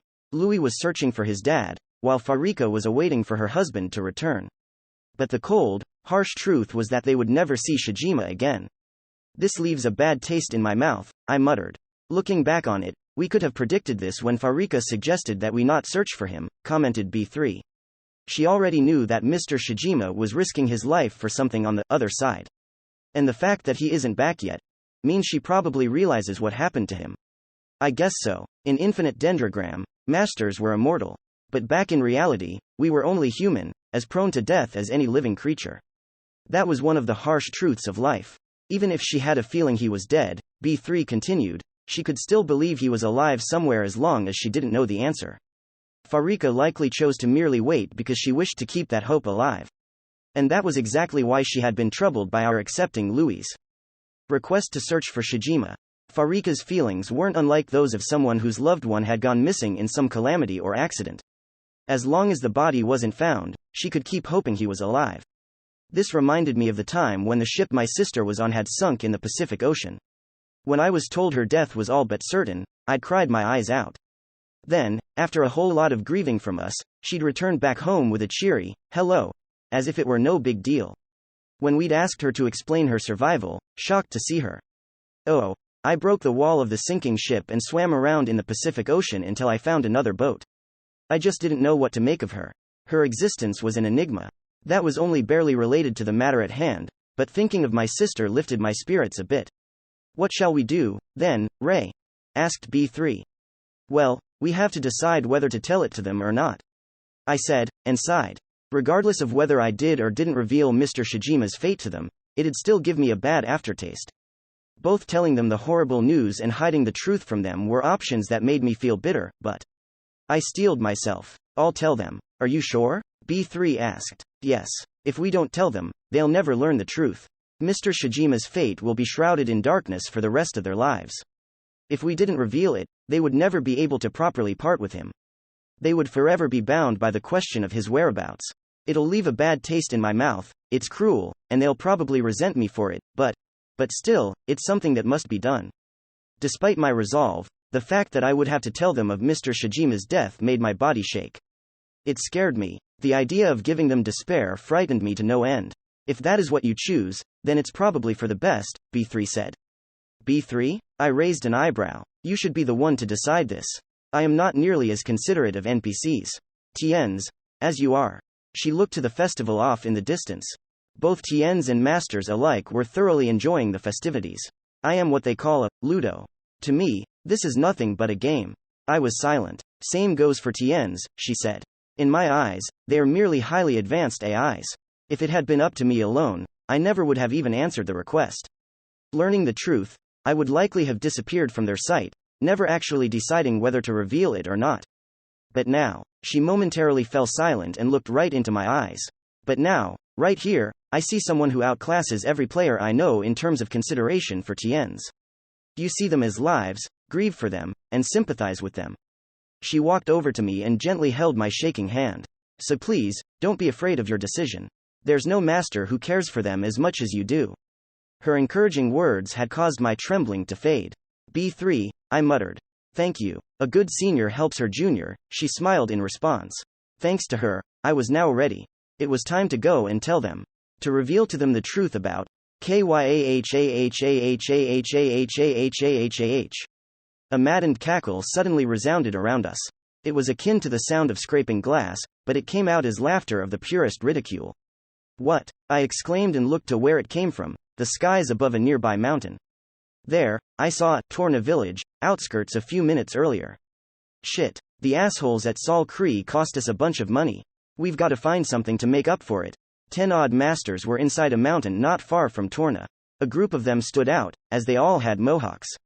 They were the same Mohawk League members who'd faced off against Sol Crisis back at the festival. One of them was vigorously swinging a pickaxe, while another one heaved a tired sigh and spoke up. HHHHAAA. But it's not like we'll find the UBM, right? The story is hundreds of years old, and people say that no one's found anything in the last 2 years. And hell, it's not like we can win against a UBM. In response, the vigorous Mohawk put up an indomitable smile. Ha ha ha, I'm not going for anything that big. I just want the meteor. The meteor? Don't you know? In manga and light novels, the meteoric iron you get from meteors is a super strong weapon material. That has to be the same in Dendro. Ah, I see. Even if the UBM is gone, the meteor that hit the creature should still be there. Exactly. So let's keep digging. Alright. Thus, they resumed their mining activities. What they failed to realize was that, if the meteor had been large, all the villages around here would have been obliterated, meaning that the one from the story had to have been small. Even if they kept digging, they would leave empty-handed and return to the festival to try and lift their spirits. Or so things would have gone, except, they were making a wrong assumption. The thing they thought had disappeared was still there. The thing buried beneath, now awakened by the meager amount of light, had realized that there were torches above it. Not only that, but the torches it had drastically reduced 300 years ago had increased to incomparably great numbers. Upon the moment of awakening, it hadn't had the power to escape to the surface. Since then, it had done nothing but wait while consuming the meager amount of light reaching it. But its wait was now over. Having absorbed enough light to regain some of its power, it recovered enough strength to escape to the surface. KYAHAH. It extended a tentacle upwards, towards the crack leaking light into its tomb. Having transformed all the light it gathered into MP, it used the crystalline protrusion at the end of it to fire a heat ray reaching thousands of degrees in temperature. It hit the mark exactly, melting the bedrock and widening the hole to the surface. That wasn't all. On its way, it hit the unenthusiastic Mohawk master, piercing him through the crotch to the top of his head, instantly evaporating him and giving him the death penalty. The master didn't even have a chance to realize what happened, and his friend wasn't quick enough to even notice, much less help. All he saw was his vanishing friend and the melting bedrock. A moment later, it flew out through the hole. It was a cracked, non-reflective crystal ball with a 3-metal diameter. It had black wings of an undefined shape. It had a set of 4 permeable tentacles with crystalline protrusions at the end. It had no organs that could be used to express emotion, and yet it cackled. Greater than it had no mouth or anything that made up a face, and yet its crystalline body creaked out maddened laughter. KYAHAHAHAHAHAHAHAHAHAHAHAH. It spread its dark wings and absorbed all the light that reached it, instantly restoring its MP reserves. It became rejuvenated and overjoyed at the same time. After all, there were so many torches here. It was as happy and pure as a child about to blow out the candles on his birthday cake. Attack! One of the nearby masters shouted. They had yet to realize what it really was, but they had more than enough reason to believe it was a danger and try to stop it with their skills and embryos. KYAHAHAHAHAHAHAHAHAH. But before they could do anything, it flew up and up, higher and higher. Ignoring all below, it rose to what seemed like thousands of metals above ground, if not more. Eventually, it passed the troposphere and arrived at the stratosphere. To those below, it was nothing but a dot at this point. Did it just run away? Asked one of the masters. The rest of them thought the same. From there, the monster couldn't harm them, nor could they attack it. They assumed the monster had felt cornered and escaped as high as it could. But that couldn't have been farther from the truth. Suddenly, there was a flash of light from high above, and a few seconds later, one of the masters on the surface was set aflame. His hair, the oil of his skin, the clothes on his back were engulfed in ultra-hot fire. He stopped, dropped, and rolled to try and put it out, but since both his equipment and flesh were melting, that was far from enough, and he soon received the death penalty. The sight made the other masters tremble and look up at the sky. No way. From there? It reminded them of what they'd heard at the play. But no sword or arrow could reach the heights it was in. Some even tried to challenge it atop flying dragons, but not even those large wings could take them high enough. That play was the very reason why they were here. The words they'd heard there had inspired them to mine this mountain. However, they had slightly underestimated Blacksky's altitude. Still, no one could fault them for that, as expecting this would be insanity. After all, what madman could imagine a UBM that has an offensive ability with a range of 10,000 metals and uses it to one-sidedly attack from high up in the atmosphere?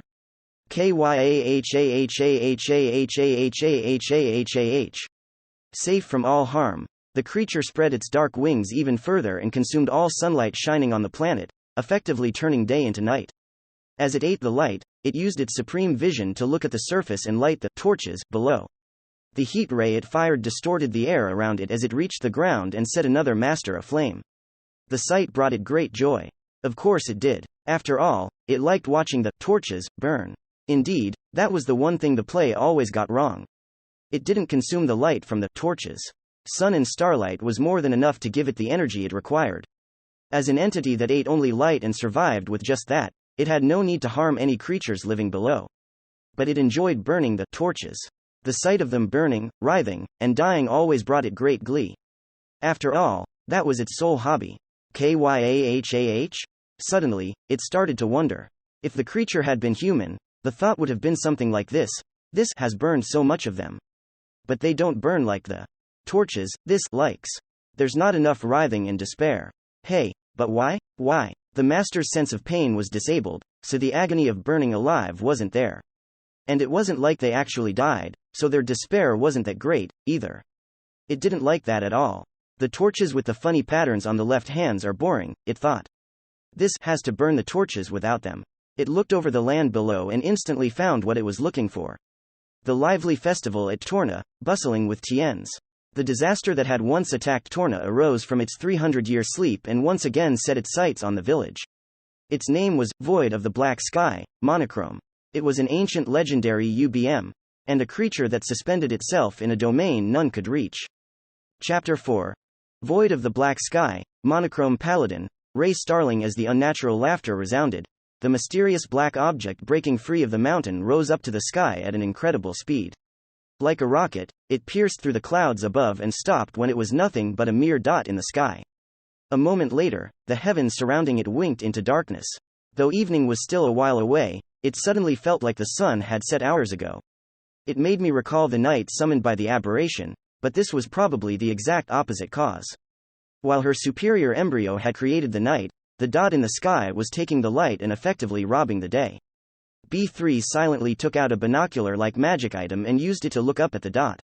Her expression turned bitter. B3, what was that? I asked. AUBM. She handed me the binoculars. I took a look at the dot and saw a monster that had the appearance of a cracked crystal ball with a set of dark wings. Above it, there was the name, Void of the Black Sky, Monochrome. Black Sky? I muttered. Wait, it had to be Blacksky, the UBM from the play. The monster from history who'd become the origin of the Windstar Festival.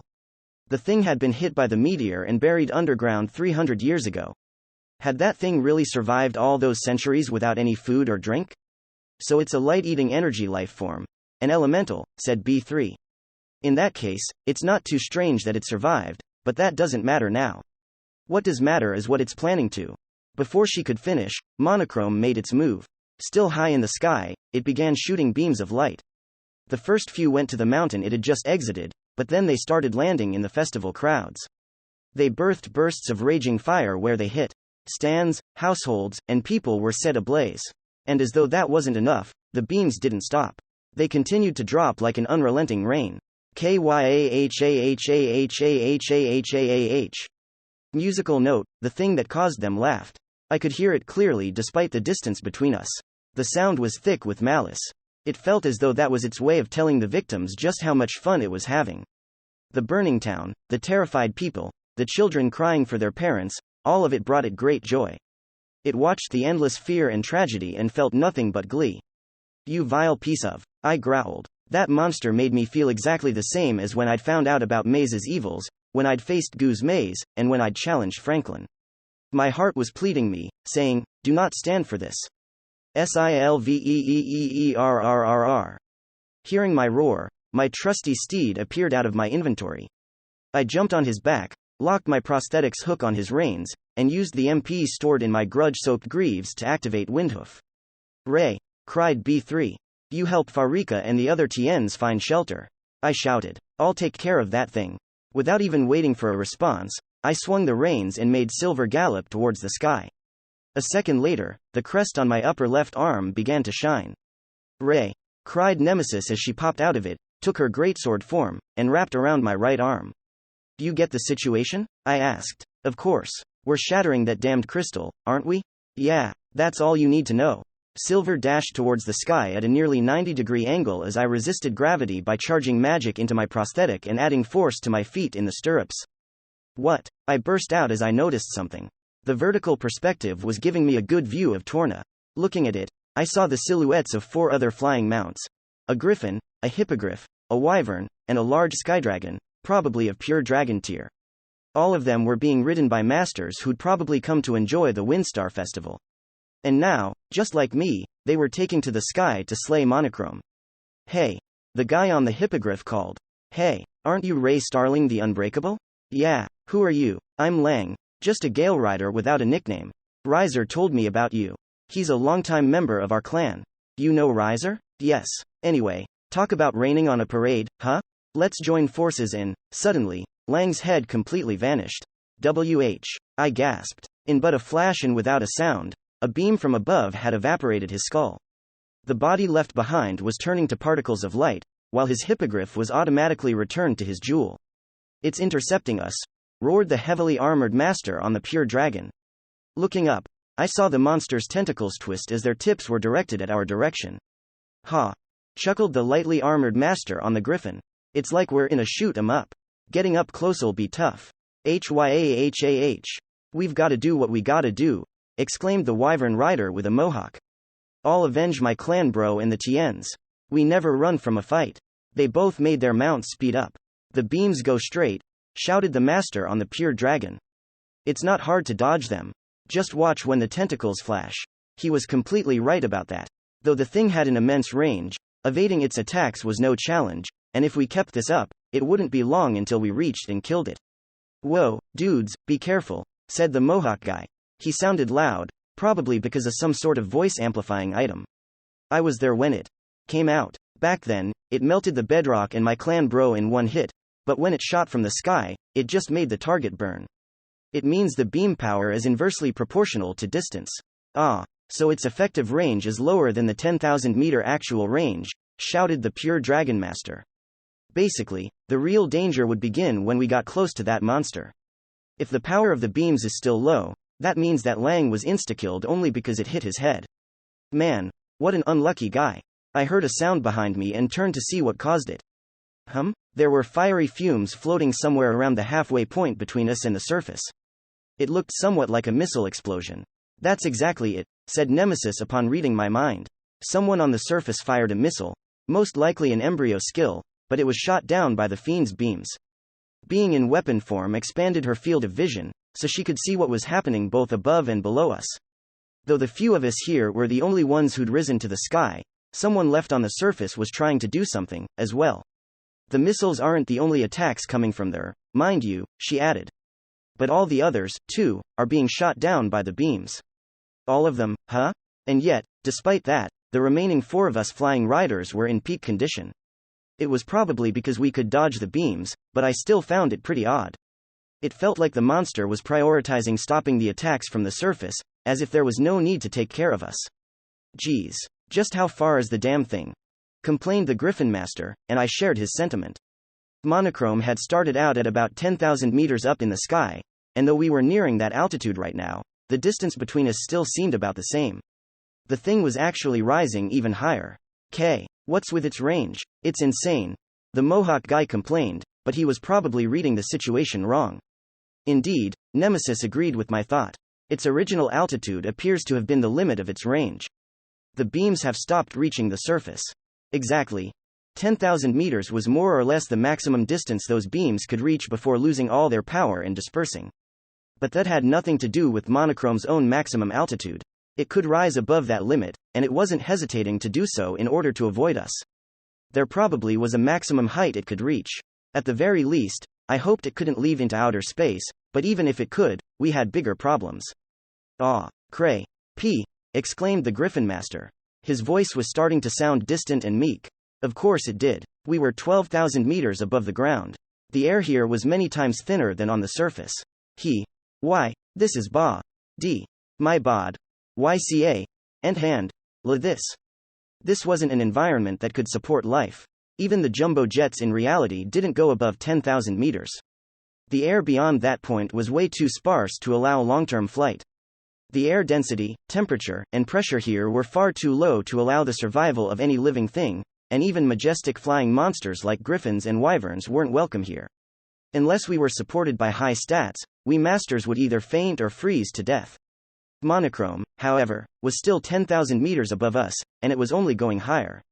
Again, there might be a limit to how far it could rise. But even if it couldn't leave the atmosphere and escape to outer space, the limit for living creatures came far earlier. That was the reason why it had focused on the attacks from the surface. It had known that none of us could reach it. Sor. Why, I'm Botchki, Ingo, Oot, She, T. The Griffin Master and the wyvern-riding Mohawk had no choice but to give up.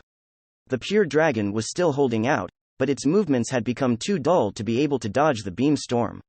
It roared in pain as they burned its body, eventually piercing its wings and making it fall. Rekka. LL. The pure dragon's master prioritized the mount's survival and returned it back to the jewel. Without anything to keep him in the air, the master began to fall. Crashing from this height would definitely give him the death penalty, but he was probably more than aware of that. After all, the look in his eyes was basically saying, "I'm leaving it all to you." "So we are the last ones," sighed Nemesis. Yeah, Silver was a prism steed, not a living being, so he could fly higher than the other mounts. Even I could survive thanks to his windhoof.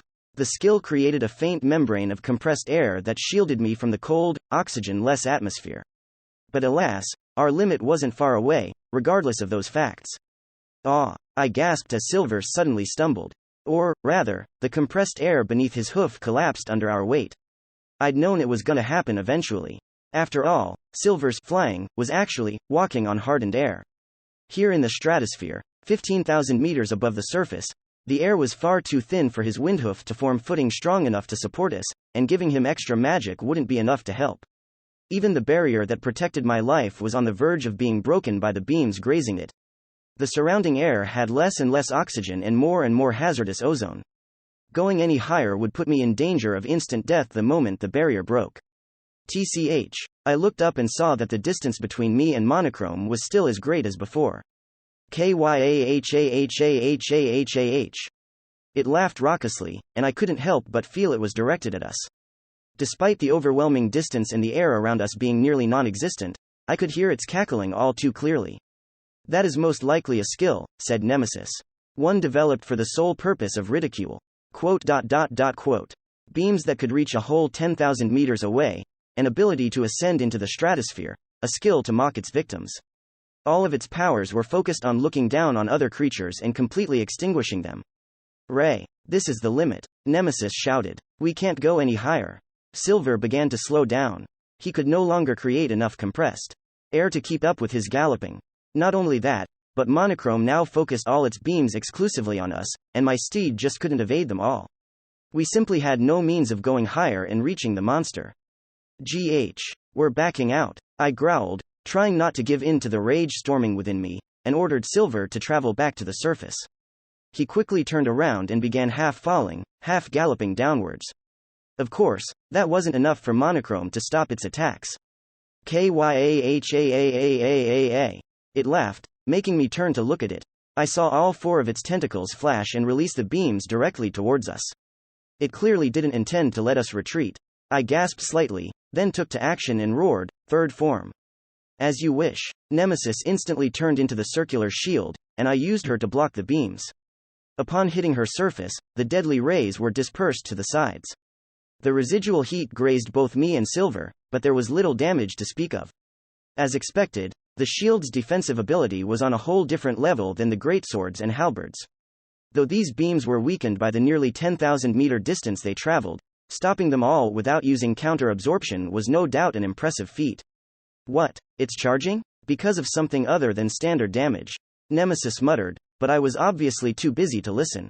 Our resolute descent was almost perfectly vertical, so I fervently held the reins and tightened my legs around Silver to keep me from falling off. Soon enough, we were over 10,000 meters away from Monochrome and escaped the range of its beams. A few minutes later, we were back on solid ground. I vocalized my frustration. Sure, it was good that we returned alive and all, but that was synonymous with running away from that damn thing. It made me feel bitter, to say the least. The sheltering is going well, it seems, I muttered. There were no people in our landing spot, but at the village, I saw a bunch of masters protecting tons of tourists, helping them find a place to hide. Other masters were looking up at the sky, thoroughly alert and ready for more beams. There was no point in that right now, though, since the surface was still outside Monochrome's range. Kyahakyahakyahah. Its laughter resounded despite the distance, bringing fear into the people's hearts. I knew that better than most, since my grudge-soaked greaves were absorbing the surrounding negative emotions and turning them into magic. The monster laughed again to induce terror while preparing to attack the moment the village was in its range again. At least it's descending pretty slowly, I said. On our way down to the surface, I'd realized that it couldn't go down as fast as it went up. Its descent was nothing compared to its rocket-like ascent. In fact, it was actually slower than free fall. From what I could see, it would take about 30 minutes for it to return back to a range from which it could attack. That was good. Considering that we now had more time to help people find shelter, our charge hadn't been in vain. It's grace, indeed, but we still have no means of shattering the crystal itself, said Nemesis upon returning to her human form. In her tone, I heard both vexation and an unyielding fighting spirit. We couldn't even reach Monochrome, much less harm it, and yet she hadn't given up. I was with her in that regard, of course. There's another thing I noticed about it, I said. The thing's probably not that tough. It had been shooting down all the anti-air attacks heading towards it. That might have been its way of showing its superiority, but what if it actually couldn't allow a single attack to hit it? What's your basis for that? Asked Nemesis. There's a wound on the crystal ball making up its body. Looking at it through B3's binoculars, I'd seen a pretty large crack, and since not one master here had landed a single hit on it since it appeared. That has to be an old wound, I said. It's probably the damage it got when it was hit by the meteor.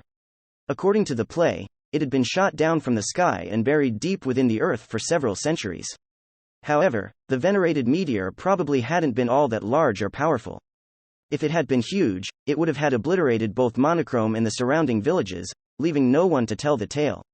Therefore, it had to have been small enough to do next to no damage to the landscape.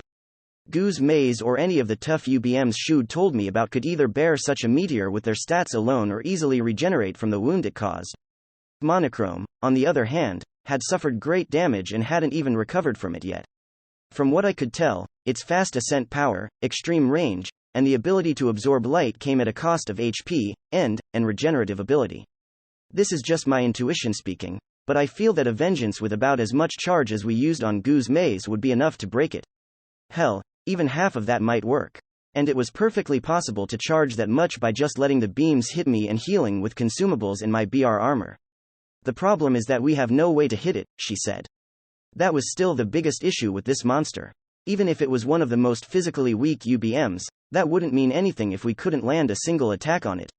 Living creatures can't get to it because it's up in the stratosphere, while attacks from the surface get intercepted. With that in mind, I can think of only two ways of dealing with it. Which would be? Asked Nemesis. Either we use an attack that ignores distance, like Zunyu's ultimate skill, or we use an anti-air attack that can't be stopped by its beams. We didn't have Zunyu with us, so the former wasn't an option, and based on the fact that all the anti-air attacks had been shot down, no one here had any skills that fit the latter requirement. And of course, we were no exception to that. Because of that, I thought the latter method just couldn't be put into practice, but Nemesis was silent. She seemed to have something else on her mind. At last, she said, Ray, may I return to the crest for a moment? What? Why now, of all times? I wondered. I am about halfway through the analysis of the third form. Wait. Do you mean that? The third form's skill can work on that thing? It's not impossible. Although I must admit that what I've analyzed so far has more holes in it than Swiss cheese. But I made progress when we shielded against its attacks. When we shielded, B3 told us that the skill analysis speeds up when doing actions related to the skill. Is that what happened? The third form skill is most likely similar to both vengeance as mine and counter absorption, she added. Wait, so, what I know for certain at this point is that it's an offensive skill that accumulates damage from enemies and can only be used once per day. So it basically combined the limitations of both vengeance and counter absorption, which made it safe to assume it was more powerful than vengeance. We still didn't know if the skill could reach monochrome, though. This will be a double gamble, Nemesis continued. We need to pray that the analyzed skill can harm the fiend, and hope we can use it well. If either of those don't come to fruition, we will be left helpless. But the possibility is there, isn't it? I asked. Certainly. Her answer made me form a faint smile. Then, your answer is already decided, correct? She returned a smirk of her own. Man, it's always the same with us, huh? I thought, drawing parallels between the current situation and our fights against Gardronda and Goose Maze. In spite of everything at stake, the moments when Nemesis and I gambled on the future we believed in heartened and assured me like nothing else could. Get on that analysis, then, I said. I'm counting on you. As you should. Expect only the best, Ray, she replied as she returned to my crest. I gently caressed the mark before looking up at the sky, where I saw the malicious black grain of sand that was monochrome slowly descend towards the surface. There were a little under 30 minutes left before Torna was in its range. I could only hope that the analysis would be complete before then. Kyahahahahahahah. It cackled, as if to announce its approach. I felt obligated to respond, and said, I'll shut you up, for good. The battle was only just beginning. Is this an air raid shelter? I muttered as I looked up at a half-spherical building that hadn't been there before. I could see two other structures exactly like it, too. They'd probably been made by the cooperation between people with earth magic skills or masters with earth manipulating embryos. Their material was the land itself, so they looked like they were buried in the ground. Additionally, the structure's surfaces were emitting a faint light. That was probably the result of some sort of barrier skills they were channeling in preparation for the attacks. I had no idea whether those structures could take Monochrome's close beams point blank, but they could probably hold against its 10,000-meter range beams for a while. I entered one of the shelters and walked around the crowds of tourists and villagers, searching for B3, Louis, and Farika. We had about 20 minutes until Monochrome could attack us again, and Nemesis was still analyzing the skill, so I thought I'd spend this time by going to B3 and explaining the situation. Finding her didn't take too long. Let me go, please. She was with Farika. I'm sorry, but I cannot allow you to exert yourself and risk hurting your baby. B3 said. The woman was desperately trying to leave the shelter, while B3 was holding her back. As I tried to understand what was happening here, I discovered that Louis wasn't with them. A bad feeling came over me as I walked up to them and called out, B3. Ray, how did it go with Monochrome? There was a menacing cackle from outside. Oh, I see. She instantly realized that the problem hadn't been solved yet. And what's going on here? I asked. It's Louis, cried Farika. We can't find him anywhere. He's not in the shelter? Right, nodded B3. We looked in the other shelters, as well, but he wasn't there, either.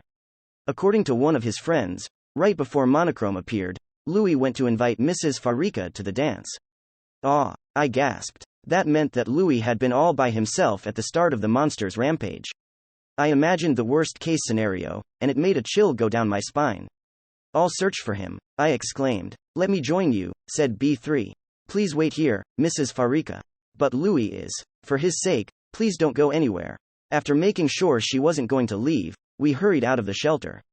Louis's life was in danger, so we had to find him as soon as possible. Not much time was left until Monochrome's attacks would restart. Please don't be hurt, I thought as B3 and I got on Silver and began frantically searching the village. Interlude. Family Torna village. Louis was in one of the village's stone windmills, curled up and crying in fear. The moment of Monochrome's first attacks, Louis had been on his way back home. Thankfully, Due to having been away from the festival crowds, he hadn't been targeted by the monster, and had made it out completely unhurt. Nevertheless, the sight of the burning village had terrorized him into a panic, spurring him to run for it until he'd stumbled upon this windmill on the side of the road. Going inside, it had been no mistake. It did a good job hiding Louis from Monochrome's gaze, and it was too far away from the other houses to catch the fire. However, this place was nothing but a dead end for him. Though it kept him safe from the immediate danger, he would instantly be burned by the fiend if he went out. The mill was both his shelter and his prison. Oh! He cried, all curled up in the corner. The resounding cackling of the monster terrified him to no end, and the solitude made him feel helpless, but more than anything, he couldn't stop worrying about his mother, who, he thought, was still at home. If Dad were here, he'd save us just like he did back then, he thought. This actually wasn't a situation that Shijima could have handled, but young Louis wasn't in a state of mind to consider that. Like the child that he was, Louis just wanted his father to save him. The boy had adored Shijima ever since they'd met 4 years ago. Being his savior and an ultra-strong master, the man was a real hero to him. However, Louis's admiration was the kind you direct at superstars or famous sportsmen. Shijima definitely wasn't a father figure to him. Because of that, he didn't know how to feel about Farika and Shijima. Getting married. The boy's heart was rejecting the idea that Shijima was his dad now.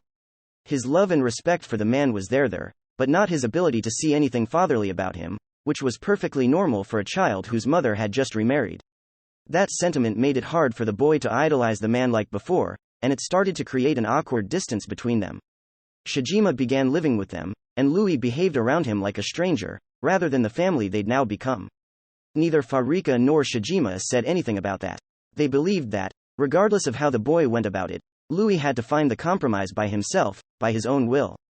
Because of this, Gringham and Juno were soon acting more worried than the parents. After a whole month of awkwardness, the family came across a turning point, a visit to a certain grave at the capital. It was the death anniversary of Louis's biological father, so they went to clean it up and decorate it with flowers.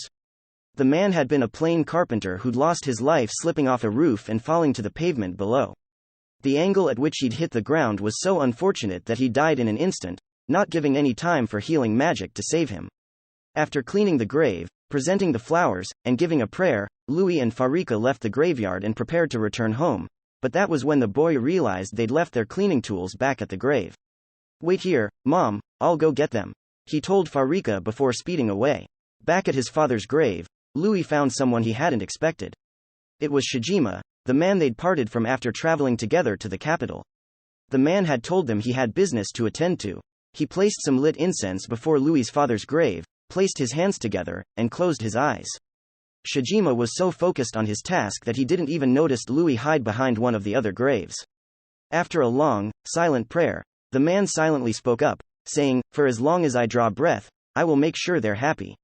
Those were words directed at the person who'd protected Shijima's most cherished people before he'd come into their lives. So please, watch over us.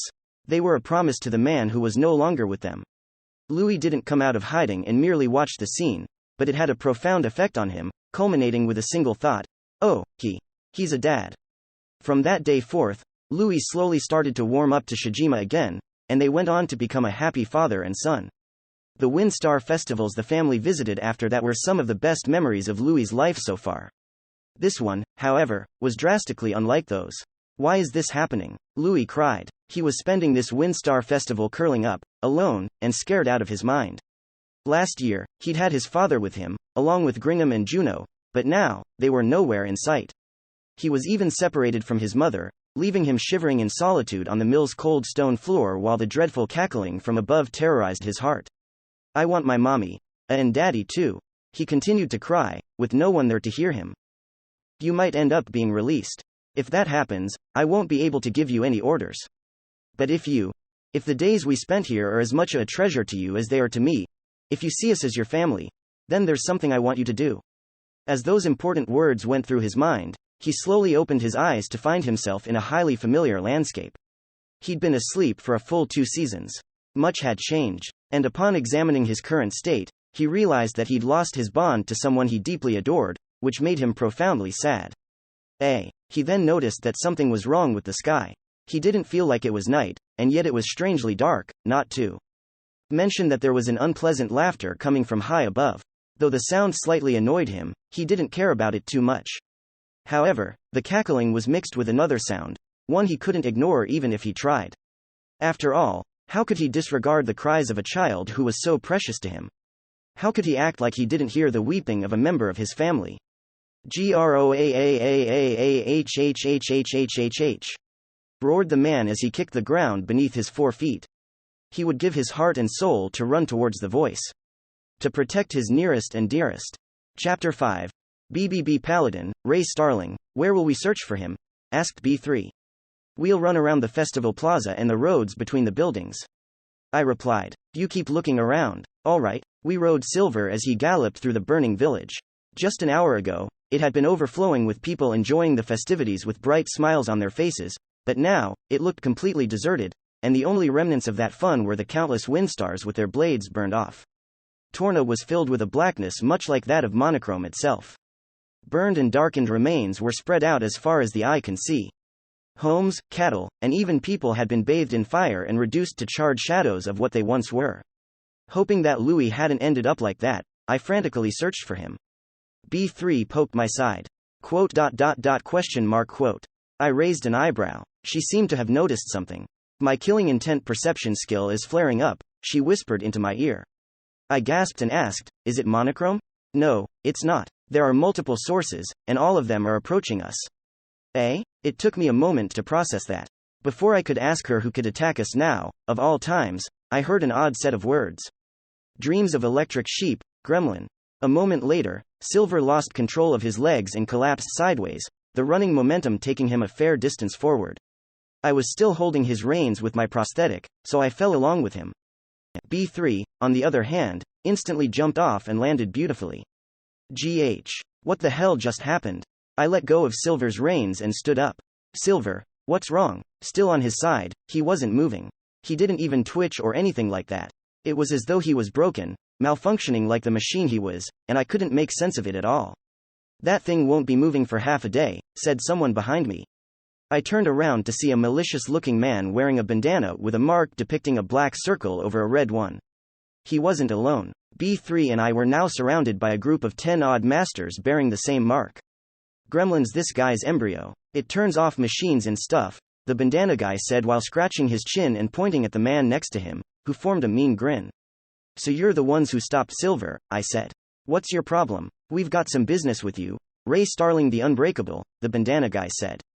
It definitely wasn't the first time I'd been called by that nickname. That Lang guy I'd met before had used it, too. Unlike him, though, this man here didn't seem friendly at all. We're Sol Crisis, the PK clan, he said. I'm the leader, Dum Dum Dan. Call me, Dum Dum. Not like that matters. We won't know each other for long. Sol Crisis? I thought. Well, now that I think about it, some of them seem familiar. They were the ones who'd wrangled with those Mohawks at the stalls. The armor guy wasn't with them, though. Guess there's no point in asking what you want from me, I said.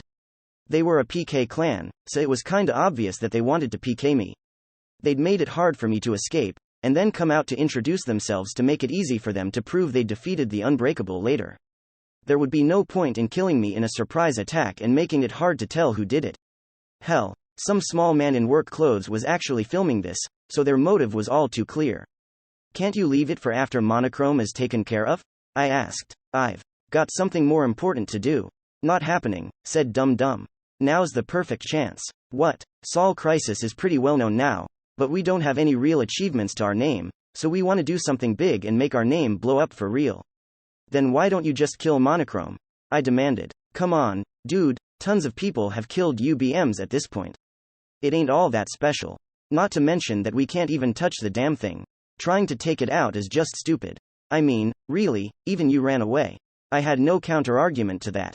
Still, the fact that someone who was doing nothing against Monochrome was making fun of everyone who tried to fight it was seriously pissing me off. So yeah, we can't beat the UBM up there, but it's all good, since we've got some way better game right here.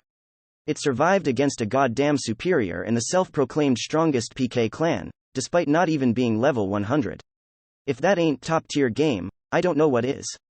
The bandana guy named Dum Dum pointed at me and grinned. I'm talking about you, guy. Well, I got their motive right, at least. Now's not the time for this, damn it. I shouted. Kaya ha ha, you dumbass. It's the perfect time for this, someone other than Dum Dum replied. I looked over at the source of the voice and saw a guy in full armor surpassing 3 meters in height. The charred buildings at his sides were crumbling. It definitely wasn't the first time I'd seen that armor. I'd seen it back at the capital's fountain and here in Torna, during the wrangle between Sol Crisis and Mohawk League. Wait, I think I've seen it elsewhere, too. When you were in Gideon, we couldn't take you out 'cause of all the rankers in Cody, but now, that woman's the only one with ya. He laughed out loud. And there's no one here to bother us, either. You're a really fucking easy target right now. He seemed pretty pleased about the situation. So yeah, that's how it is, said Dum Dum. We also did our homework and found out you're not too hot when fighting lots of people and when the fight drags on. Think you can hold out against us? I was silent. He wasn't wrong about that. My defense had a limited number of uses, so prolonged fights against many people were my bane. Damn you, Franklin. I'm too well known now. Not to mention we've got a secret weapon, me, roared the armor guy. Name's Barbaroy. I'm the sub-leader of Sol Crisis and the strongest one here. HH? I gasped as a sudden chill went down my spine. The moment he'd said those words, there was a surge of overwhelming rage and killing intent. However, it didn't come from the armor guy, but from my side. I turned and saw my only ally on the scene. Ha ha, she giggled. Indeed, B3 was the source of the surge. I didn't know why, but she was emitting an aura so intimidating, it couldn't even be compared to the one she'd had when fighting K&R yesterday. It was strong enough to make me shiver, yet she looked as composed as ever. No, scratch that. I looked and noticed that her shield's handle was bent. For some reason, the armor guy was making her really mad. That armor has a nice design, she said. Kaya ha ha, I know, right? Laughed the armor guy. It's the one and only gunhammer plate, Magnum Colossus. A special reward I got from a UBM. Oh my, that is quite impressive. The armor guy continued to flaunt his gear, completely oblivious to B3's murderous aura. Now, if I may ask, who are you to be wearing such armor? She smiled. I hadn't known her for long, but even I could tell she was faking it. Kaya ha ha ha, I already introduced myself. He laughed again. And what, y'all can't tell by my armor? You don't know much, do y'all? Perhaps. So, may I have your name? Armor dude, please stop. B3's murderous aura is turning so strong that she's scaring me more than the aberration. I don't know what's going on here, but you're clearly walking on a minefield. Kaya ha ha ha, I'm Barbaroy Bad Burn the Crushing Canopy. I'm the man who used to lead Mad Castle, and now I'm the sub-leader of Sol Crisis. There, satisfied? I see. I have no idea how I am the only one here who feels the aura. I thought, wait, hold on. Barbaroy, I muttered to myself. That name seemed familiar. Ah, I exclaimed as I glanced at B3, then at my party's stat summary. Suddenly, it all made sense. I understood why B3 was so mad, and what kind of person this armored dude was. Huh? What's up, Unbreakable? Y'all don't know me, either? He asked. Oh no, I do, I replied. Barbaroy Bad Burn, huh? Yeah, I know that name very well. Kaya ha ha, of course y'all do. Try using reveal or identification if you want. See for yourself. The fact he mentioned those skills probably meant that you'd see exactly what he claimed you would, but I more or less knew what was happening here, so that didn't matter to me. Killing you will make my and Sol Crisis's fame skyrocket even higher. Man, am I glad I saw you back at that fountain yesterday. Damn, dude, you sure are hyped, commented Dum Dum. I gotta say, though, when you told me you'd seen that guy alone at the Capitol, I thought it was just an early April Fool's. Kaya ha ha, come on, leader, you know you can trust me. Oh, yeah, it's April Fool's Day in reality right now, I thought. Talk about timing. This whole situation feels like a bad joke. Ray, B3 spoke up. Yes? Leave them to me and go search for Louis. Well, we wouldn't want him to get hurt while we're dealing with these guys, I conceded. Is it really a good idea to leave them all to you, though? Yes. In fact, let me have them, she said as she lightly pushed me. I nodded and went to retrieve Silver, who was still immobile. After putting him back in my inventory, I hurried away from there. Hey, don't think you can escape, shouted the armor guy. The whole of Sol Crisis moved to stop me, but before they could do anything. Heavens wait, B3 activated the gravity field she'd used on Rosa, pushing the PKERs to the ground. They were rendered incapable of doing anything to me, so I quickly made my escape. I left Sol Crisis to B3 and focused entirely on searching for Louis. But man, some people sure have some weird ideas, I thought. I mean, there's just no way that trick can work for long. Torn a village, I can't move. What the hell? My bones are breaking. Is this a gravity field? Wait, don't tell me that. None of the people Ray had left behind were moving. To be precise, there was one person who didn't move, while the rest of them just couldn't move. The latter were the Sol Crisis members, bound by a high gravity field, while the former was B3, its creator. She looked down on them as she reached into her inventory and took out a job crystal. It was a consumable that allowed the user to switch their main job. B3 shattered the crystal, changing her main job from shield giant to something else. Now then, she said in a cool tone as she leisurely walked up to the armored man. There are 3 things I feel I must point out to you, Mr. Barbaroi. She gently touched one of the protrusions on his armor and just tore it off. Huh? How the fuck are you do? It's not hard enough. B3 cut Barbaroi's words short and forced her fist into his abdomen. She wasn't using her bare hands. While no one was paying attention, she'd equipped a pair of gigantic gauntlets.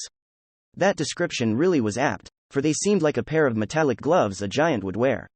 Not only that, but they looked very much like the gauntlets from Barbaroi's armor set, which, by the way, now had a number of cracks around its abdominal area. The real Magnum Colossus isn't nearly as fragile, B3 continued. Her tone had little emotion to it, making her give off the vibe of someone telling an apprentice cook about their mistake. Although the appearance is good, you should have used a tougher metal. In contrast to her mild mannerisms, her attack had left Barbaroi completely bewildered and barely able to breathe. Next point. I checked your name using reveal, and true, it's Barbaroi Bad Burn. However, she stopped for a moment and cracked a faint grin. On my screen, in my language.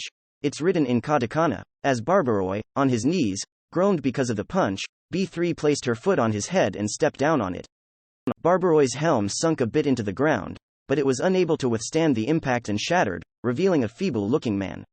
The hell are you talking about? He asked. Losing his helmet made his voice lose its echo and with that, its power.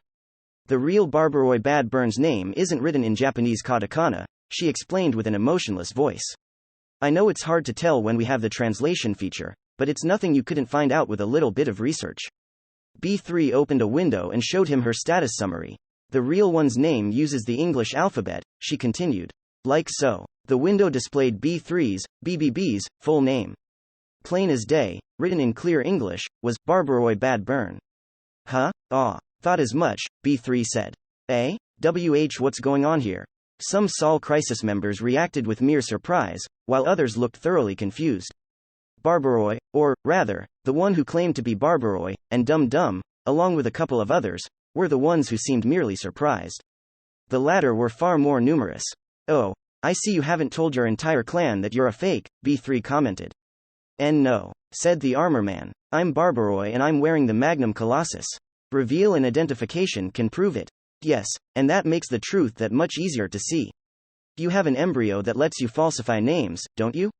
She exposed his lie with a forced smile on her face. Swindler and similar jobs have the falsify name skill, but that can be exposed with a high-level reveal or truth discernment.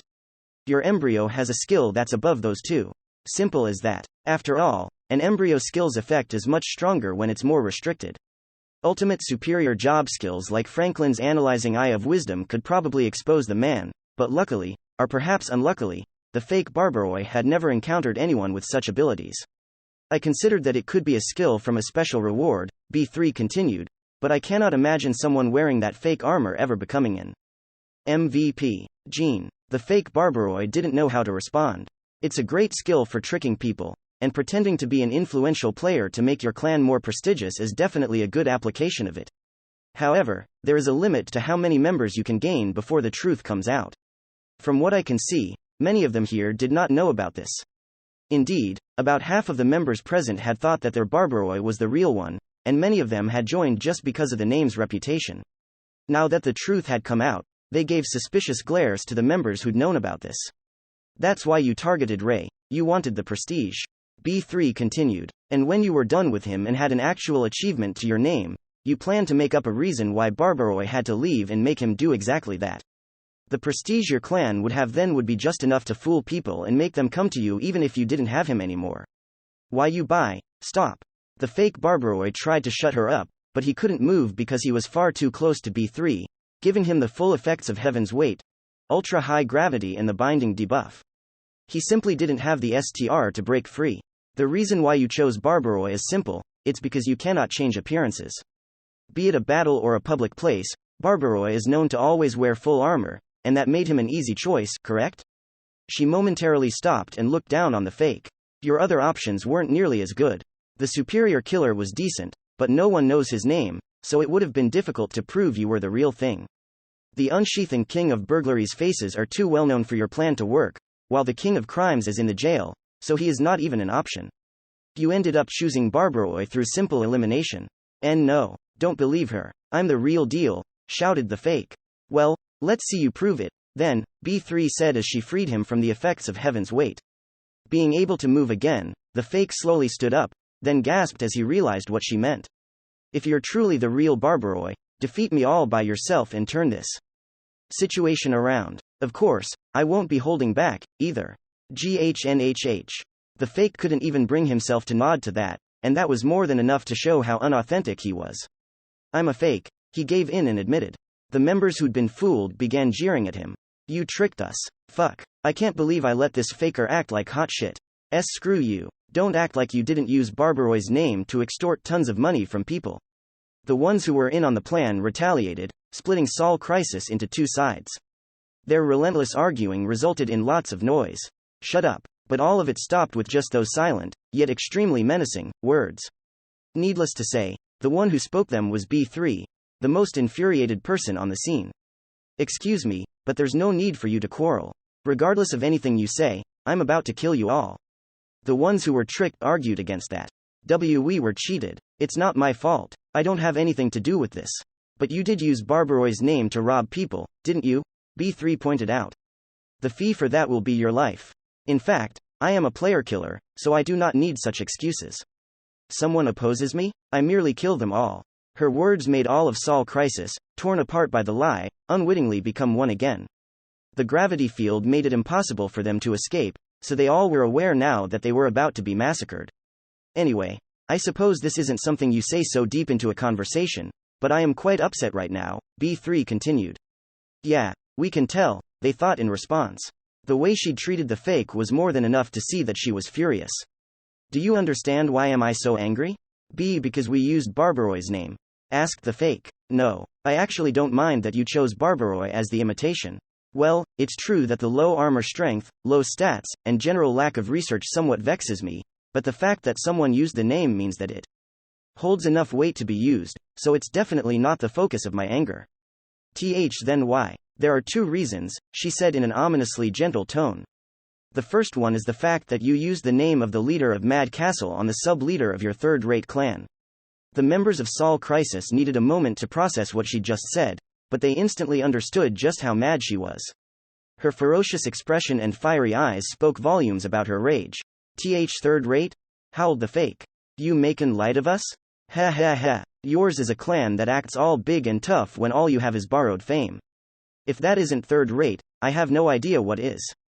B3 chuckled. And despite being so lowly, you had the gall to disgrace both Barbaroi and Mad Castle, effectively putting that clan below your third-rate Sol Crisis.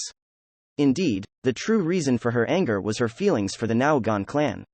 She had nothing against someone else using her name, but bringing it down was simply unacceptable in her eyes. Barbaroi Bad Burn isn't forgiving enough to ignore this. B3's tone was composed, but the pressure she was emitting was immeasurable, making Sol Crisis realize what just kind of beast they'd been dancing with. As for the other reason why I'm upset, she continued as she raised another finger on her giant gauntlets. You stood in his way and ridiculed him when he earnestly struggled to stop this tragedy. The passion in her tone made it clear that this upset her as much as the insult to her clan, if not more. And that's why I'm gonna trash you all. She changed her tone as a large set of armor covered her from neck to toe. It looked exactly like that of the fake Barbarois, but the aura it exuded was incomparable, for it was the real Gunhammer plate, Magnum Colossus. Oh, right, I forgot to point out the third thing, she said as all the bloodlust and anger vanished like mist. Thing? The fake meekly repeated her. Yes, I said that I have 3 things to point out, but I've only pointed out 2 so far. She'd mentioned 2 of the mistakes the fake had made, namely the armor durability and name display, but she'd yet to tell him the third. The third thing, she said, still with a calm expression, as she took out the headpiece of the gunhammer plate from out of her inventory. The third thing is that Barbaroi Bad Burn turns on his PK mode when he hides his face. She then placed the helm over her head. Oh, I just realized that I haven't properly said it yet. The moment the plate covered her whole face, she declared, the big boy Barbaroi Bad Burn we're all talking about, is me. Thus, one of the kingdom's leading PKERs, Barbaroi Bad Burn the Crushing Canopy, was reborn. About Sol Crisis, it all began with the embryo of a master known as Vermin. Its name was Aminojaku, and it had the ability to change the names of his items and himself. Unaware of the Arikohime folktale, Vermin wondered why it was a name-changing embryo, but he liked its ability a lot. He figured that Aminojaku could work wonders for him if he used it well. Infinite Dendrogram was a game where the system itself prevented name changes, so having the privilege of actually being able to do that gave him a great advantage. Vermin used that power to swindle countless masters. He avoided targeting TNs because he didn't want to end up in the jail, but that would never happen with his fellow players, so he went wild scamming them one after another. Eventually, he met up with a pair of other masters who also went around doing bad deeds. Dum Dum, an ambusher PKer, and Bluescreen, a player who'd gotten on Dreyf's wanted list for breaking too many machines. They all found each other to be kindred spirits, or, rather, people they could use, and went on to join forces. That was the start of the Sol Crisis clan. Later, the new partners in crime wanted to do something big, and they eventually got the idea to fake an infamous PKer. By using the name of someone feared and powerful, they could menace and coerce tons of other people, and if someone doubted the fake PKer's identity, they could freely show them the name, which would be changed by Aminojaku. The stronger and more feared the PKer, the more it would frighten those who saw it. Though the embryo didn't allow appearance changes, they could still imitate PKERs that didn't show their faces. Not even MVP exclusive special rewards would be a problem if they just made items that looked similar and changed the name to make them appear real. Additionally, upon reaching the sixth form, Aminojaku became able to fake not only names, but stats, as well. They definitely had the means to pull off the lie, and after a short investigation, Vermin found the perfect PKer to fake, Barbaroi Bad Burn. Before the superior killer settled in Alter, there were a total of 5 PKERs who were particularly feared. The sole superior was the King of Crimes, Sex Werfel. KNR's leader, the Unsheath, Kashimiya. KNR's sub-leader, Nobushi Princess, Rosa. Goblin Street's leader, King of Burglary, Eldridge. Mad Castle's leader and the sole high-rank job among them, Full Armor Giant, Barbaroi Bad Burn. These PKERs were greatly feared by masters all across the kingdom. Of course, the KOC was dreaded by the TNs, as well, and since he was quickly put on the country's wanted list, it was hard to consider him a master belonging to the kingdom. If Vermin wanted to pretend to be anyone in the kingdom, these 5 would be the most effective, as they were the most infamous PKERs there. Kashimiya, Rosa, and Eldridge were still actively playing, so they were instantly excluded from the possible choices. As for King of Crimes, right before the war against Dreif, he'd fought against someone unknown. They'd both ended up defeated, and KOC had been sent to the jail, so he wasn't even an option.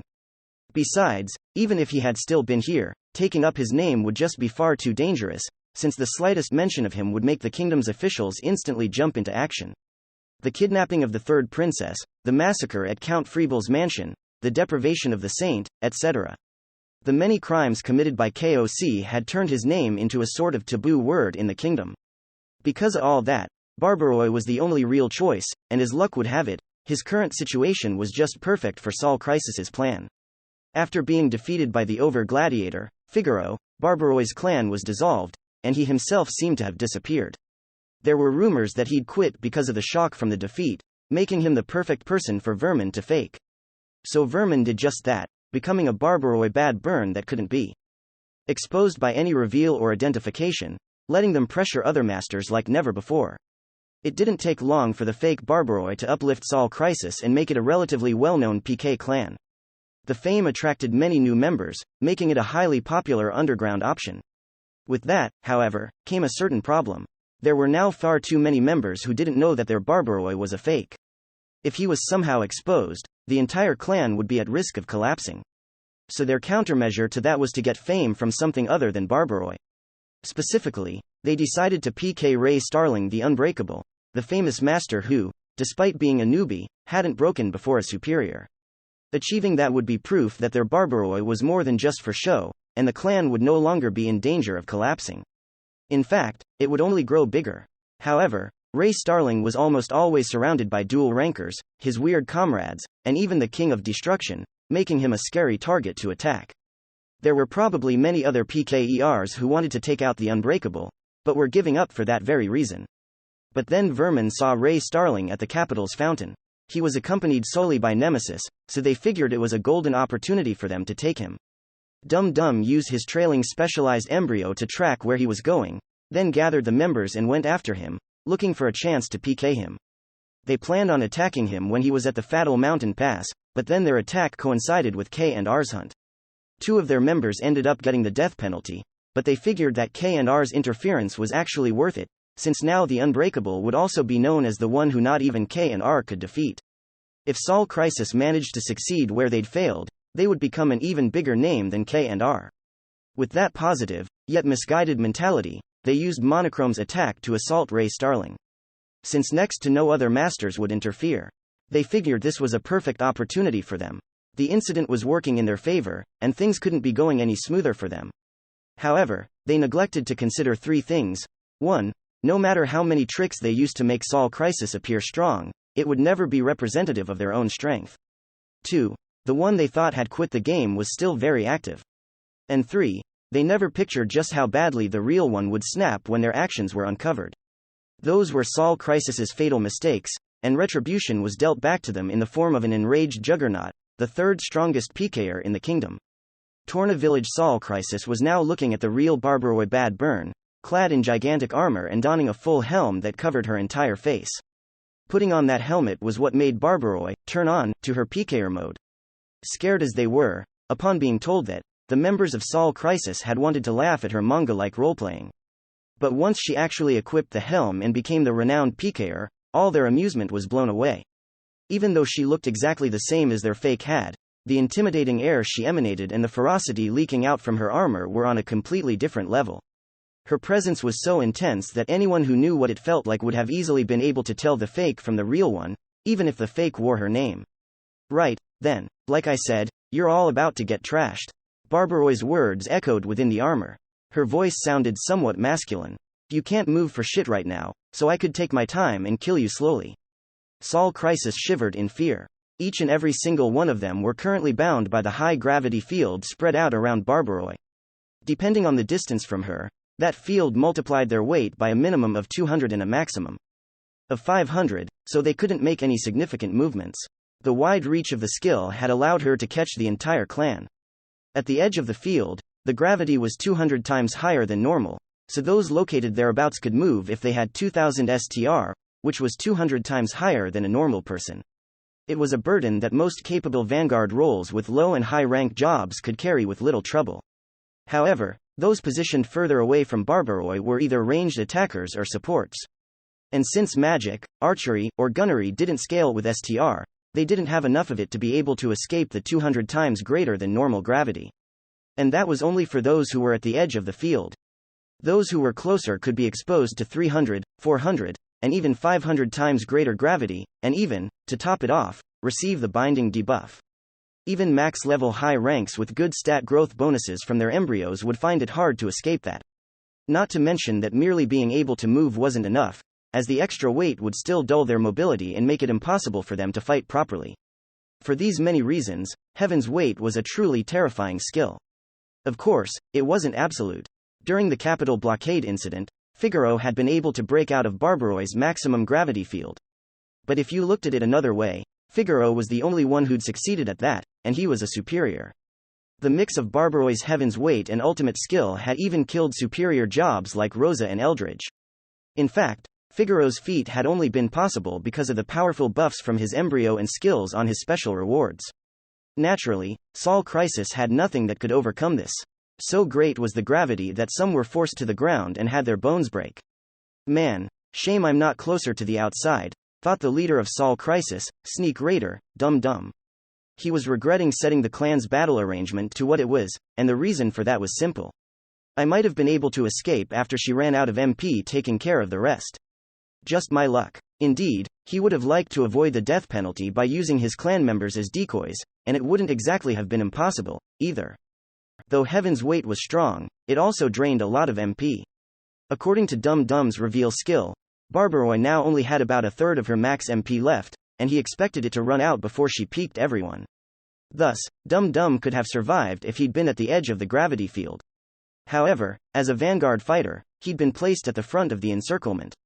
He gave up and just hoped that he wouldn't drop any valuable items, but then Barbaroi said something that made no sense to him or the rest of Sol Crisis. "I'm gonna cancel this field now." The armor giant ignored their confusion and continued. "It'd piss me off something fierce if you started whining and telling everyone that you only got beaten 'cause I took you by surprise and crushed you when you couldn't move, so I'm giving you all a fighting chance." Barbaroi began to slowly walk through the barrier. For some, that made the burden lighter, while for others, Barbaroi's approach increased the gravity and made their bones break. However, those who could more or less move now chose to stay still and watch what Barbaroi did next. "The rules are simple," she said. "You all come at me, and anyone who can take a tenth of my HP within 5 minutes gets to go." "What do you mean by that?" Dum Dum asked. "If you can manage that, I'm not gonna attack you at all. Hell, I'll even write a contract for this. I will not attack anyone who, within the next 5 minutes, damages me for a tenth of my health, or something should do the job." "Why 5 minutes?" Dum Dum ventured. "What, you don't see the shitty UBM up there? I've gotta go and help my boy Ray deal with that damn thing." In other words, 5 minutes was the approximate amount of time it would take for Monochrome to resume its attacks, and that was all the time Barbaroi was willing to waste on Sol Crisis. "You can try and run, but I already looked at you all with reveal," she added. "Got all your names and stats in my cranium. Not gonna forget your mugs, either. My memory's pretty damn good. So even if they escaped here and now, she'd kill them some other time, and probably more than just once." However, Sol Crisis saw that her conceit was giving them a chance. The 15 members of the clan looked at each other. Both the deceived and the deceivers put their antagonism aside and became united again. "Hey, you said that a tenth's fine, but, said Dum Dum, the leader. "We can kill you, right? Sure. Do that, and you're all free to go." With that, they had a verbal promise, and Barbaroi didn't neglect to fill out a contract, either.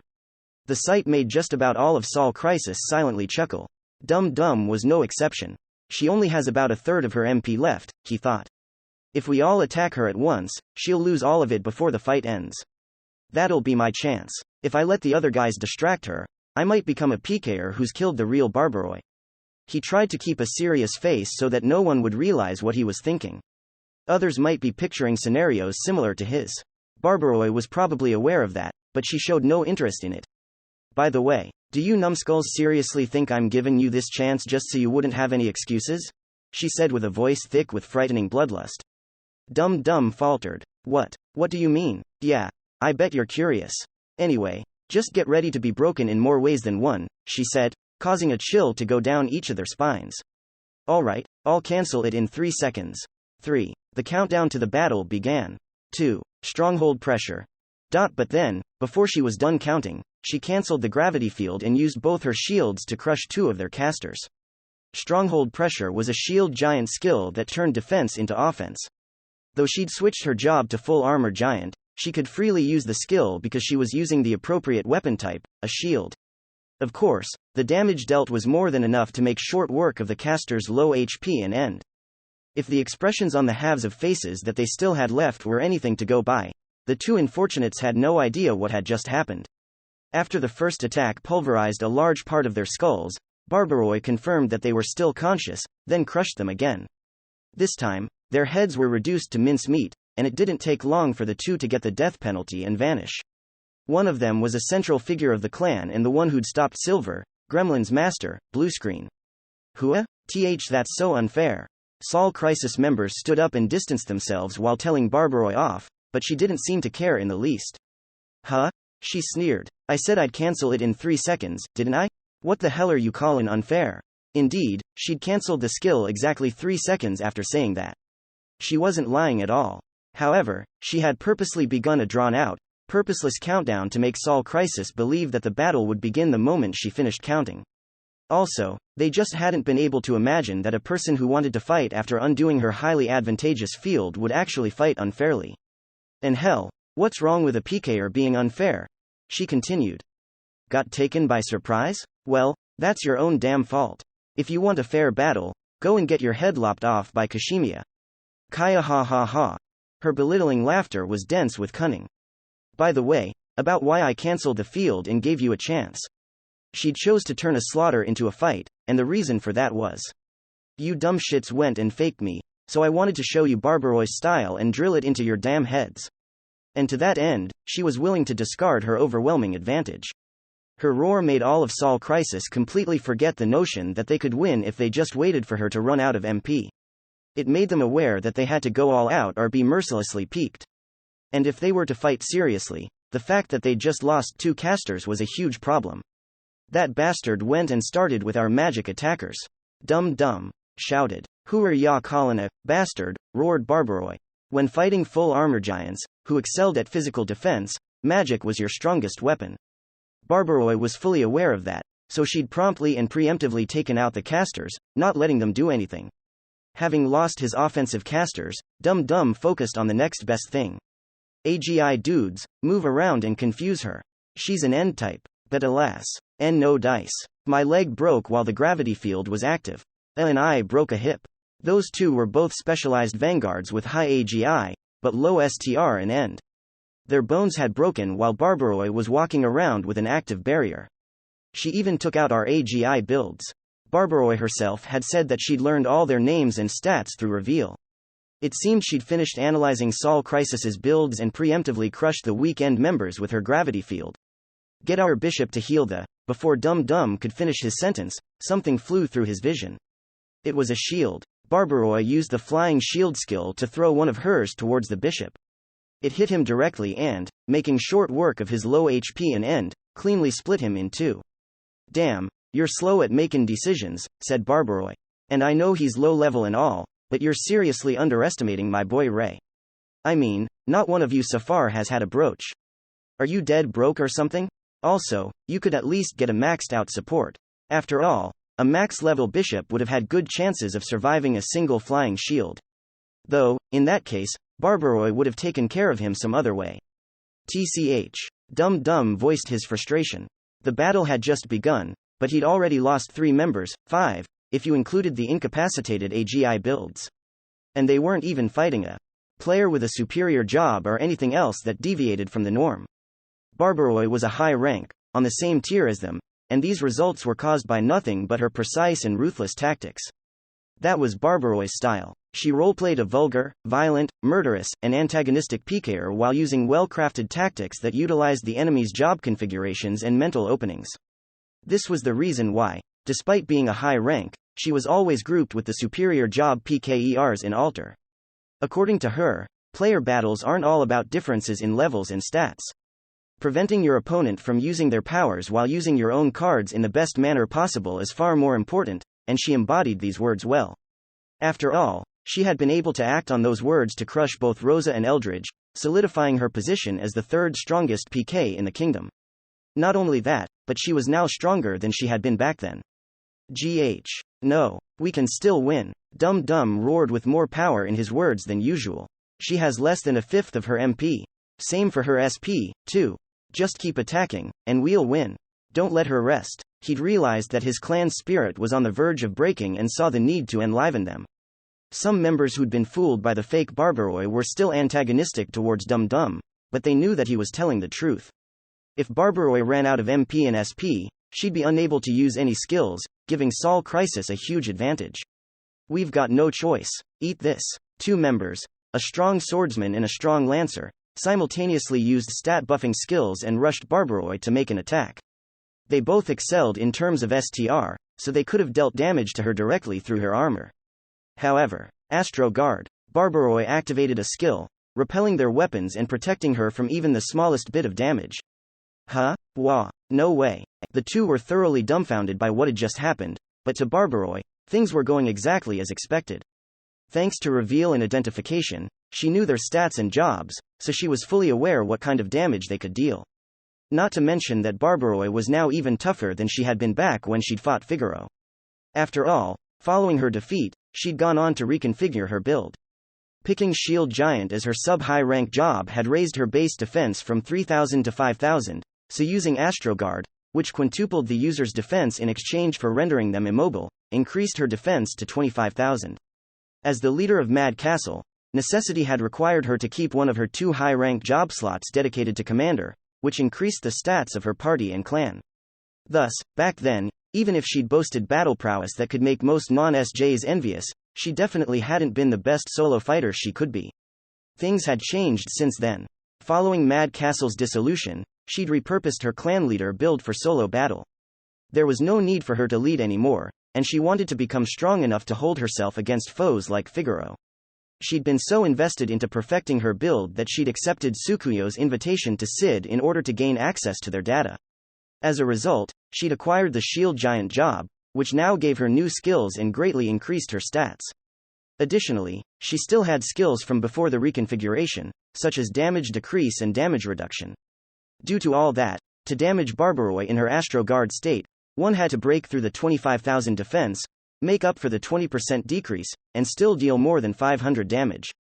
According to her calculations, the only ones who could do that purely with stats and job skills were the 2 level 500 offense casters, the ones she'd crushed when the battle began. Therefore, Sol Crisis could only damage Barbaroi if she ran out of MP and couldn't uphold her Astro Guard anymore, or if they had some sort of embryo capable of that. While considering what they'd do next, Barbaroi decided to continue reducing their numbers. Thus came the ultimate skill. Emancipated Giant, Atlas. It was the ace up her sleeve, an ability that, for 10 seconds, multiplied her defense by 10 and transformed it to attack power. A tenth of a second after using Atlas, she deactivated Astro Guard, and used her immense, greater than 250,000 offense to pulverize both a strong swordsman and strong lancer in one hit each. 8 left, she thought, and it was hard to tell whether she was referring to the enemy count or seconds remaining for her ultimate skill. Once Emancipated Giant's effect was over, it could only be used again after an hour-long cooldown, so Barbaroi didn't want to waste a second of it. She took to repeatedly using the Flying Shield skill and throwing her 250,000 damage shields towards Sol Crisis members. Though it lasted for a mere 10 seconds, her ultimate skill gave her attack power that matched the one and only King of Destruction. Under its effects, Barbaroi was a messenger of ruin. She pulverized her surroundings and ground Sol Crisis members into dust, one after the other. True to her nickname, she crushed them before they could even scream. And by the time the 10 seconds were over, there were only 3 people left on the scene, Barbaroi included. "So one of you survived, huh?" she said. As the dust raised by the destruction began to settle, Barbaroi saw 2 other people.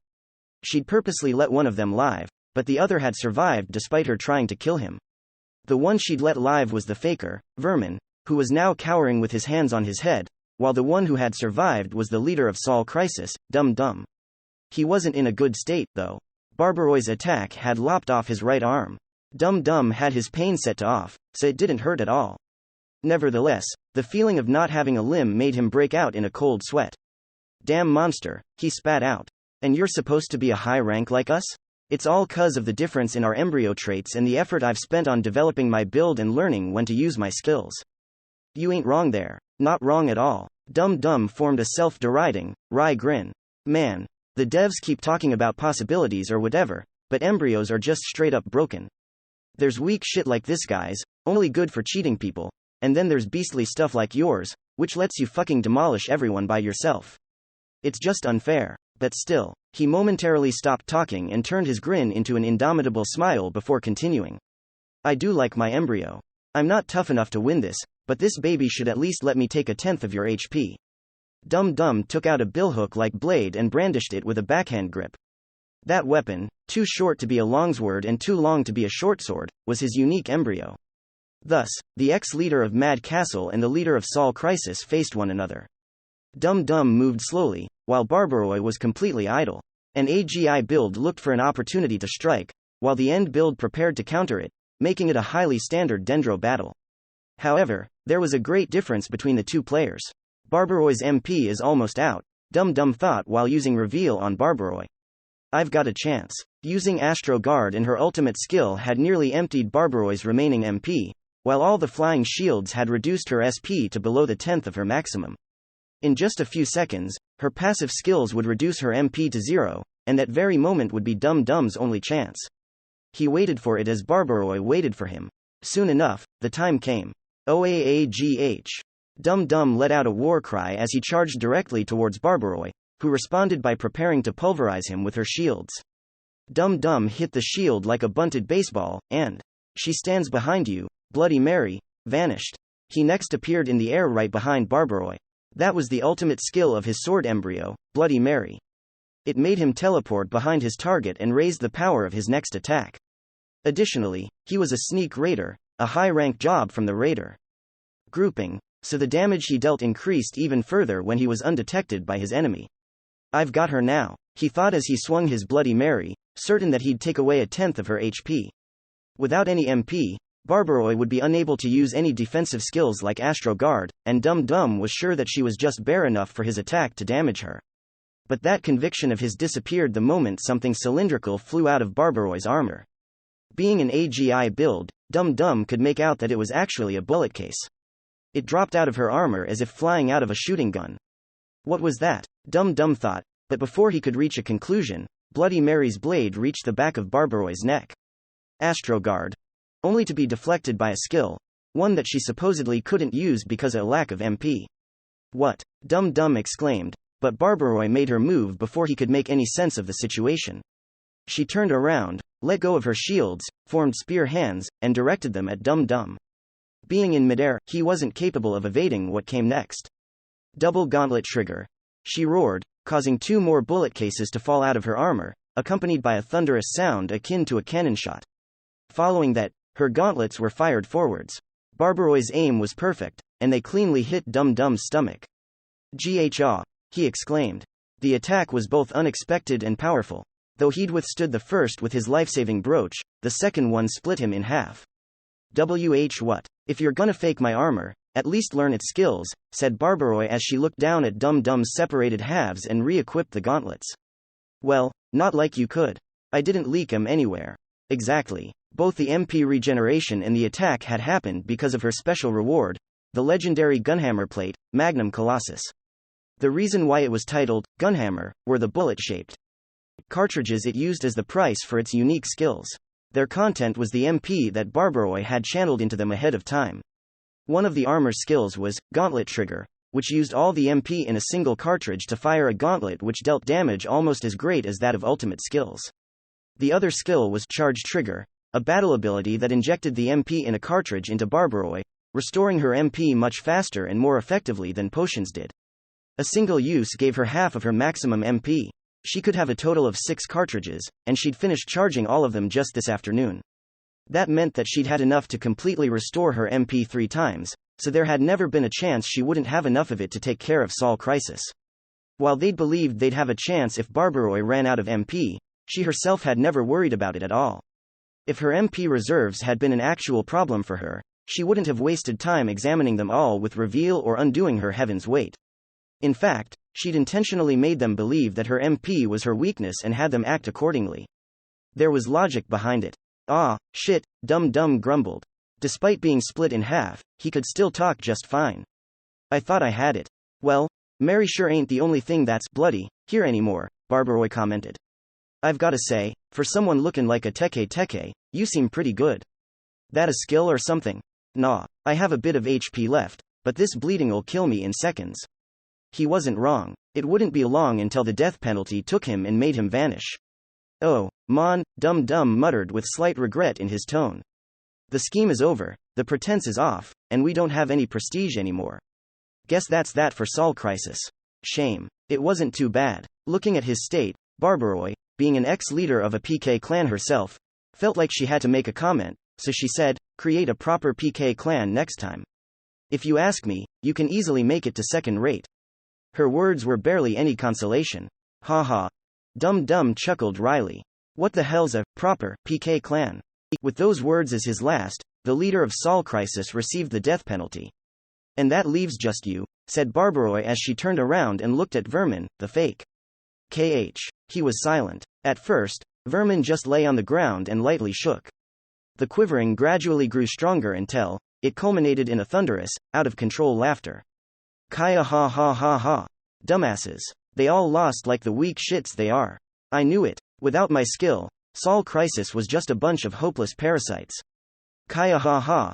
Barbaroi chuckled. You really think you can say that? Shut up. You should have just retired like the loser you are. You just had to show up now, of all times. Fuck you. Vermin stood up as his shattered armor made a clanging sound. Then, he pointed at Barbaroi and said, "And what the hell are you planning?" "What do you mean? You weren't attacking me at all." Barbaroi heaved a sigh before replying, "That's because you were dialing defense skills like there's no tomorrow." Indeed, Barbaroi hadn't left Vermin alive because the fake made her sentimental or anything.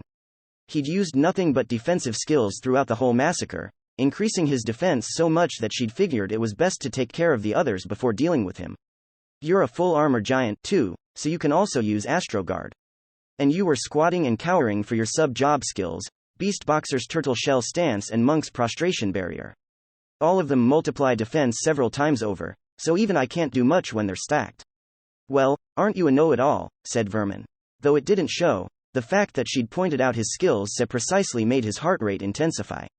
"Well, I just barely redid my build. I considered talking those jobs, so I looked them up. They had been a decent choice if she wanted to buff her defense and maximize the damage of Emancipated Giant. However, she decided against them because they had worse limitations than Astroguard. Turtle Shell Stance would only activate when placing your hands on your head, while Prostration Barrier could only be used when you were prostrated on the ground. So, why'd ya finally decide to stop tanking and stand up?" Barbaroi asked. "'Cause I'm done preparing to kill you," Vermin shouted as his left hand began glowing and something appeared in his palm. It was a pen, a fountain pen made of something that emitted an amethyst-like gleam. That was Vermin's embryo, the false bride, Aminojaku, he exclaimed as he crushed it in his hand. That was the activation of his ultimate skill, the ace up his sleeve that he'd even hidden from the other Sol Crisis members. A moment later, Vermin's body was engulfed in a purple light similar to Amaniaku's. "I'm winning this shit," he shouted. "I see what's going on here," Barbaroi said as she noticed a change in what her reveal skill was showing. Vermin's stats and job config were now the same as Barbaroi's. With the exception of offense and defense, which also gained bonuses from equipment, he had the exact same stats as her. Considering Vermin's track record, it would have been fair to assume that it was just more fakery, but Barbaroi was experienced enough to tell that it wasn't.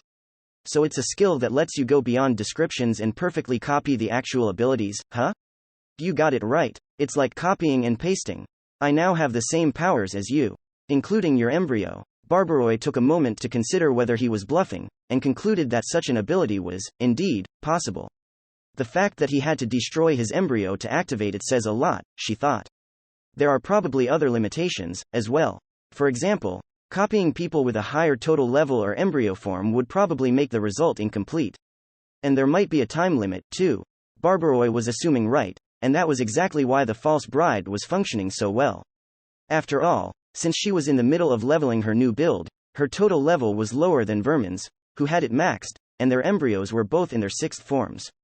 "I watched you fight and now know how to use your skills," Vermin shouted with excitement. "Your crazy powerful ultimate skill, the shield. Giant attack skill, the binding gravity field, I know them all. So you focused on defense to watch me for as long as you could." "Exactly. And that's why I can fight like you now. But there's one difference." He reached into his inventory and took out a shield. "While you're still on your ultimate skill cooldown, I can use it just fine." Heavens, wait. Vermin used the gravity field that he'd been subjected to just minutes ago on the original user herself. The distance was such that the gravity around Barbaroi became 400 times greater. Though it wasn't enough to bring her to her knees, it rendered her immobile. Despite being a copy, the field was about as strong as Barbaroi's. "Astro Guard," Vermin howled as he traced the steps taken by Barbaroi when she'd used her ultimate skill. "You're done. Emancipated Giant, Atlas." Vermin activated it the same way she had. In an instant, the great defense he'd earned through Astroguard became even more immense offense. Not wasting a moment, he charged towards Barbaroi. His extraordinary attack power made every step he took pulverize the ground beneath him. Having gained such great damage potential made him shake with excitement. The stat summary at the edge of his vision said that his current offense was over 100,000.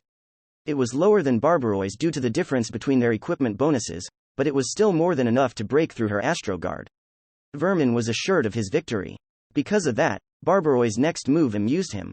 "Avati," she shouted a skill, but he couldn't hear it well. "Looks like you'll need a fourth pointer." Heavens, wait. The fact that she'd activated the gravity field made him laugh. "You, tard. Like that'll be enough to stop this Poe." Vermin had pictured himself pushing through the field like it was nothing and crushing Barbaroi with little effort. However, what actually happened was that he stopped in place before getting to her. Huh? He exclaimed as he became immobile the same way as Barbaroi had just moments ago. How? I've got this much power. This shouldn't stop me. The seemingly impossible situation perplexed him. He struggled to break free, but Emancipated Giant's 10 seconds expired before he could. Why? He muttered, still utterly confused. You know how you said the word, power. Barbaroi said as she sighed. What the hell are you actually talking about? The question puzzled Vermin even further. The attack power. Offense, damn it, it was so high, so why couldn't I move? While under the effects of Emancipated Giant, Vermin had an attack power of over 100,000. Though it was lower than Barbaroi's because he couldn't copy her equipment, it was still more than 10,000 times greater than a normal person's. There was no denying that it was immense. However, yeah, attack power, she replied. Not STR. Eh? Barbaroi showed her stat window and continued, STR increases attack power, but offense doesn't do shit for STR, and Emancipated Giant is a skill that raises attack power directly. No matter how high your offense gets, STR won't increase a bit. Here's a good comparison for ya. She paused briefly and waved her finger. If a guy gets a crazy powerful weapon, does his STR grow any higher? Vermin finally understood it. Though Emancipated Giant greatly increased the user's attack power, their influence on the outside, it did nothing for their own physical strength. Naturally, since STR was the stat necessary to resist the effects of the gravity field, the ultimate skill didn't help dealing with it at all. If the person whose stats Vermin had copied couldn't move, it was only reasonable that he would be immobile, as well. Huh? He suddenly realized that Barbaroi actually was moving in the field. Why how? Yeah, I bet you're curious, Barbaroi laughed. The reason for this mobility was another skill that she had used in conjunction with Heaven's Weight. It was anti-gravity, which, true to its name, reduced the gravity of whatever she used it on. During her battle against K and R, she'd used it to throw a shield, but she could also use it on herself to cancel out the effects of Heaven's Weight. If you can do it, so can I, said Vermin. Well, yeah, you can, she replied. If you know it, I mean. ! Vermin responded with just a gasp. Your ultimate skill lets you copy the abilities, but your windows don't give you the details about them. Woo? Vermin was at a complete loss for words. He had no idea how she'd figured that out. If you'd had descriptions and stuff, you wouldn't have screwed up like you just did, and you would have known how to escape the gravity. She wasn't wrong. Vermin really did have anti-gravity among his copied abilities. However, he had no idea which skill it was. After all, Barbaroi hadn't used it during her fight against Sol Crisis. Vermin could never know it, nor speak its name. It was as difficult as trying to figure out a password with an unknown number of characters. That was the limit of Vermin's copying ability. He'd thought he'd understood what he was copying after seeing just the surface of what Barbaroi could do. It was less about the skill and more about his own nature, and that was exactly why he'd ended up being nothing but a cheap knockoff. Another thing, Barbaroi continued. The defense skills you stacked up are all there to help you take a beating while you figure out what skills the enemy has before you copy them and retaliate, right? He was dead silent. Vermin knew little about Barbaroi's tactics, while she knew all about his. That was a clear difference between them that was in an entirely different realm than mere stats or embryo powers. Alright, time to wrap things up, she said as she walked through the gravity field as if it had no effects on her. The 5 minutes are almost done. Instead of holding shields, she formed spear hands and prepared a gauntlet trigger, the same skill that had ended Dum Dum. It would be enough to break through Vermin's Astro Guard and fatally wound him. Barbaroi's approach made him imagine himself getting split in half, so he gave in to fear, and cancel, turtle shell stance, prostration barrier, Astro Guard. He deactivated the false bride and returned to his original configuration before stacking his 3 defense skills and dropping to the ground. This again? Do you like prostrating that much? Why you can't hurt me when I'm like this? This defense is perfect. It had been enough to prevent Barbaroi from attacking him with her ultimate skill, so Vermin thought that she was now incapable of doing anything to him. You serious? Breaking through this is easy, said Barbaroi, not worried about it at all. Why you're just bluffy. Vermin tried to say something, but Barbaroi cut him off by picking his body up and throwing him into a nearby irrigational aqueduct. The water inside was only up to the waist of an adult man. GHBH, Telrudoang? Vermin tried to get up and shout, the hell are you doing? but he was unable to do so. As if pushed down to the bottom, he couldn't rise up from the water. Needless to say, it was caused by heaven's weight. Vermin was sunk to the bottom and held there by the ultra-powerful gravity. Barbaroi looked down on him and said, "Peking ain't all about duking it out. Even if your defense is huge, you can still lose HP and die by suffocating. And that's why your perfect defense is flawed. You're screwed the moment someone tries to hurt you with something other than physical damage." It was hard to tell whether Vermin was hearing her words. All he did was lie immobile at the bottom of the aqueduct and leak air out of his lungs with an anguished expression on his face. "By the way, I'm speaking from experience here. Suffocation is pretty bad," she said. "Unless you mess with the settings, this game turns all pain into basic impacts, but it can't do the same for suffocation. This does wonders to break people's spirit. That's been confirmed by both me and the Over-Gladiator. Sure, diving without a parachute was pretty damn bad, too, but I can't pull it off as well as that guy. Also, I dunno if you can even hear me, but a faker like you deserves a 5th pointer." As the original, she felt that there was something she just had to say. Whether you're studying, doing tea ceremony, or playing a game, starting by imitating someone else ain't a bad thing. Everyone begins as imitators, but as they put effort into polishing the art, it gradually becomes their own. It was the concept of shuhari. In fact, Barbaroi's own build and tactics included many features from the builds of those who'd come before. She'd imitated them, using her gathered data to polish her config, and eventually made it complete. That was why, even though she'd found it malicious, she wasn't actually mad about Vermin faking her shape. The things that had made her mad were the devaluing of her clan and the fact that they'd gotten in Ray's way and ridiculed him, even though she was aware that she'd probably have said similar things as the leader of Mad Castle. "But get this," she'd said. "Effortless imitation won't get you anywhere. Vermin had the form, but not the substance. He wasn't giving his all to the falsehood, he was satisfied with just using Barbaroi's name and appearance while imitating the target's crudeness. In her eyes, that was exactly why he'd ended up at the bottom of this aqueduct. There was one other thing Barbaroi wanted to add. "Oh, yeah, about the way you fought. Though all your ultimate skill does is imitate, it was clearly an original tactic you made up to make the most of it. There are flaws, sure, but it has good synergy with your embryo. If you polish it a bit, you could." But Vermin wasn't there to hear it anymore. His body had changed into particles of light, leaving behind a significant amount of items. "The suicide function, huh?" she murmured. Indeed, instead of suffering suffocation for a few more minutes, he'd chosen to escape it by suicide. Vermin's spirit had been shattered. With the last one of them having received the death penalty, the battle between the real Barbaroi and the fake Barbaroi's Sol Crisis now reached its conclusion. Despite being outnumbered, the real Barbaroi had achieved an overwhelming victory. The only thing that had damaged her was Dum Dum's ultimate skill, and that hadn't hurt her for as much as a tenth of her HP. Despite it all, Barbaroi came out with the impression that Sol Crisis wasn't a weak bunch. She had no idea how the battle would have gone if she hadn't started by taking out the offensive casters. If she hadn't incapacitated the AGI builds, they might have held a bit longer, too. If Dum Dum had had more attack power or a special reward with strong debuffs, the tides might have been completely turned around. If Vermin had had a better grasp of Barbaroi's powers and had done more research on how to wield them, she might have ended up thoroughly defeated.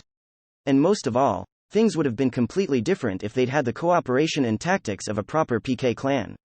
Those, among others, were the reasons why they'd lost. What Vermin and the rest of Sol Crisis had done could all be fixed if they listened her 5th pointer. If they truly wanted to be a big-shot PK clan, they had to put effort into their imitation. Sol Crisis had gotten too big with too little work and ended up being crushed because of it. As the one who'd done it, as a PKer, and as an ex-leader of a clan, Barbaroi felt slightly conflicted about it overall. However, it wasn't the time to think about that. "Well, I'm done here, so I'll just hurry to Ray now." It wouldn't be long until Monochrome's attacks restarted. Barbaroi herself had no means of dealing with the UBM, but she figured that she'd be a good tank for her junior. A man like him, so kind and prone to getting in trouble, could definitely use some protection from his senior, she thought as she rushed into the village to search for him. Chapter 6. The Shield of Miracles torn a village, windmill. It was difficult to tell just how long Louis had been holed up in the windmill. Perhaps the minute hand on the clock hadn't finished a single rotation yet. However, Louis felt like he'd been in there for many hours now. All he saw were stony walls and floor, and all he heard was the laughter from above. Whether it was a coincidence or a side effect of Monochrome's influence upon the environment, no wind was blowing upon the village. So, naturally, the boy couldn't even hear spinning from the windmill he was in. Quote. Question mark quote. Louis became confused as the laughter from above suddenly stopped. The monster's malicious laughter could no longer be heard. Louis wondered what had happened to it. It could have been defeated, or it might have flown off to a different area. Regardless, with the laughter gone, Louis was now sitting in absolute silence. The one thing he could almost hear was his own heartbeat. This reminds me of that time, he murmured, recalling the morning when Shijima disappeared. On that day, Louis happened to wake up before sunrise. It was the first time he'd ever awakened before the cries of the village's roosters. Too early for anyone to be awake, yet too late for nocturnal birds and bugs to make their sounds. This time of the day had a kind of silence to it that made it feel like the whole world was asleep. There were 2 beds in the house's children's room. One was occupied by Louis and the other by Juno, who was still sleeping soundly, wholly unaware that he'd woken up. Outside the window, he saw Gringham asleep, spreading his large body upon the ground. There was nothing strange about that scenery, but a short distance further, on a slightly taller hill near the house, there was a person he knew very well, Shijima. He was standing still, all alone, as he observed the panorama of Torna before dawn. Louis was somewhat concerned, so he walked out of the house, making sure not to wake up Juno or his mother. When he opened the door, Gringham woke up and silently raised his head as if to ask, "What's wrong?" Louis gestured to him to not mind him and keep sleeping, then walked up to the tall hill Shijima was standing on. Once there, he called out to him, "What's the matter, Dad?" "Oh, Louis," Shijima said, slightly surprised. "You're up early. Good morning." "Good morning," Louis replied. "Why are you up so early?" "It's nothing. I just felt like looking at the village." Louis tilted his head in confusion. "I've been living here for more than 2 years, but I've never had the chance to take a good, long look at it. So I felt like burning it into my memory while enjoying the gentle wind here." Shijima looked down at Torna, which was still shrouded in darkness. All Louis could see was the village's outlines, so he said, "But you can't see anything. Shouldn't you wait for morning?" "Ha ha," Shijima laughed. "Don't you worry, I see well in the dark. Once, I even had to ride Gringham through a forest at night. It was the time I fought a UBM that had wandered into Noz forest." "That happened?" Louis asked. "Yes, it did. I was with many other masters back then, but the enemy was very tough. He looked like a normal goblin, but he was faster and stronger than Gringham. And if you lost sight of it, it could attack you after transforming into something else, like a wolf or a bat.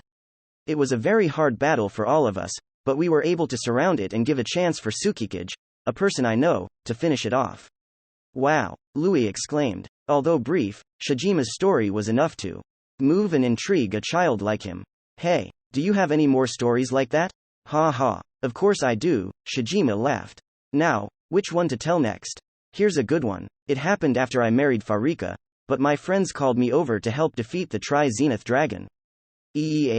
Thus, Shijima and Louis talked. The man spoke of his memories, while the boy listened with wonder, surprise, and a gleam in his eyes. The conversation fully befitted a father and son, and it lasted until the sun began to rise. "Oh, it's the sunrise," said Shijima. He'd just finished speaking one of his tales, and now he merely watched the sun rise from the eastern sky, looking both dazzled and regretful. "Dad, what's wrong?" Louis asked, worried about his father. Shijima looked into Louis's face, seemed to think of something, and tried weaving the words. "Louis, he said, but then fell silent again. "Dad, Louis, Juno, Gringham, and I have to go somewhere for a while. Will you fight another UBM?" the boy asked, still thinking of the tales he'd just heard. Shijima shook his head. "No, but it's an even bigger adventure." "Really? Then do your best." At this moment, Louis felt nothing but admiration for his father. The fact that Shijima was going on an adventure gave the boy relief. After all, being a master, his dad was immortal, so he would come back home, no matter what. He'd even died a few times in the stories he just told, yet he was still standing before the boy, alive and well. There was no reason for Louis to worry. "But, yes, I'll do my best," Shijima said with a weak smile on his face. The man's expression, combined with the sight of Juno riding Gringham up the hill, made Louis feel like something was off. "Gruao," Gringham added. There was nothing strange about the situation itself. It was only natural for Shijima to head out on adventures along with his trusty mount and embryo. Yet, for some reason, watching them prepare made Louis feel uneasy. Spurred by the feeling, he held Shijima by his sleeve, looked up at his face and said, "You'll come back, right?"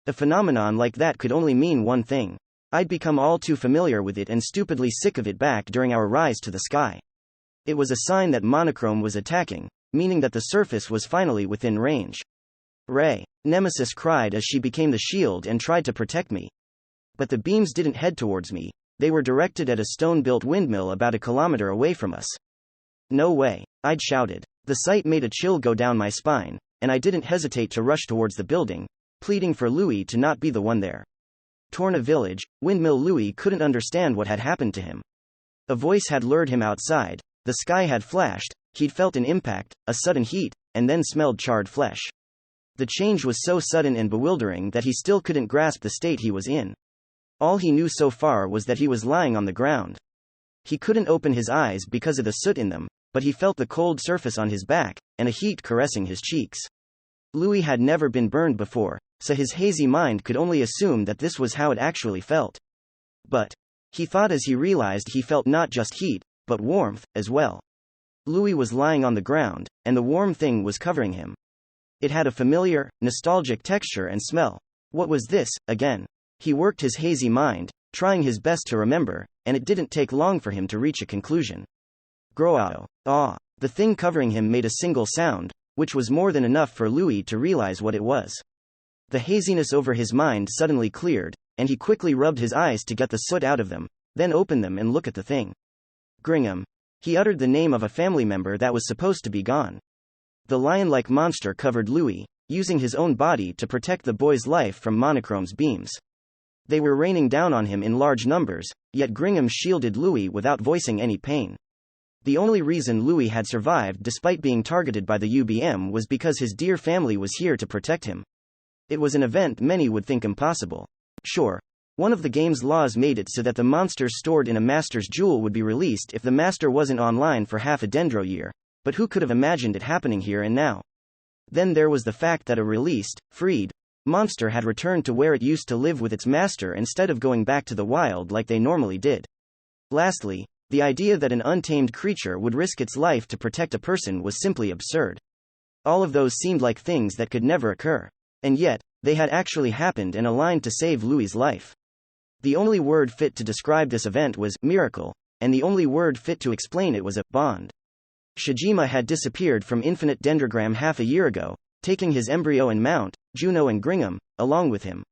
However, their disappearance hadn't been nearly enough to sever the familial bonds between these two. Grin. Gum.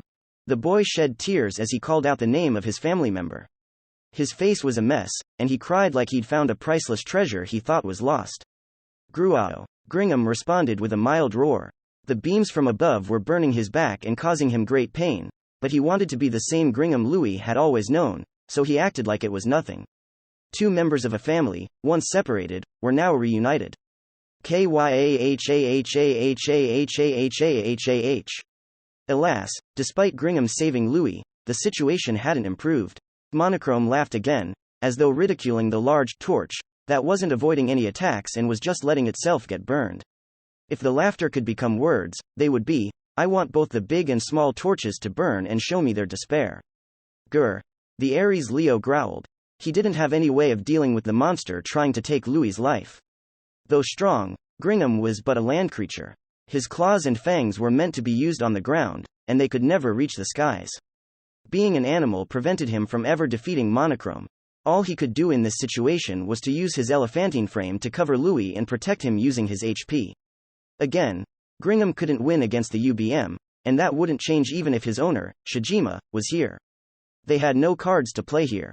Gringham would eventually die and become particles of light, and then the beams would burn Louis.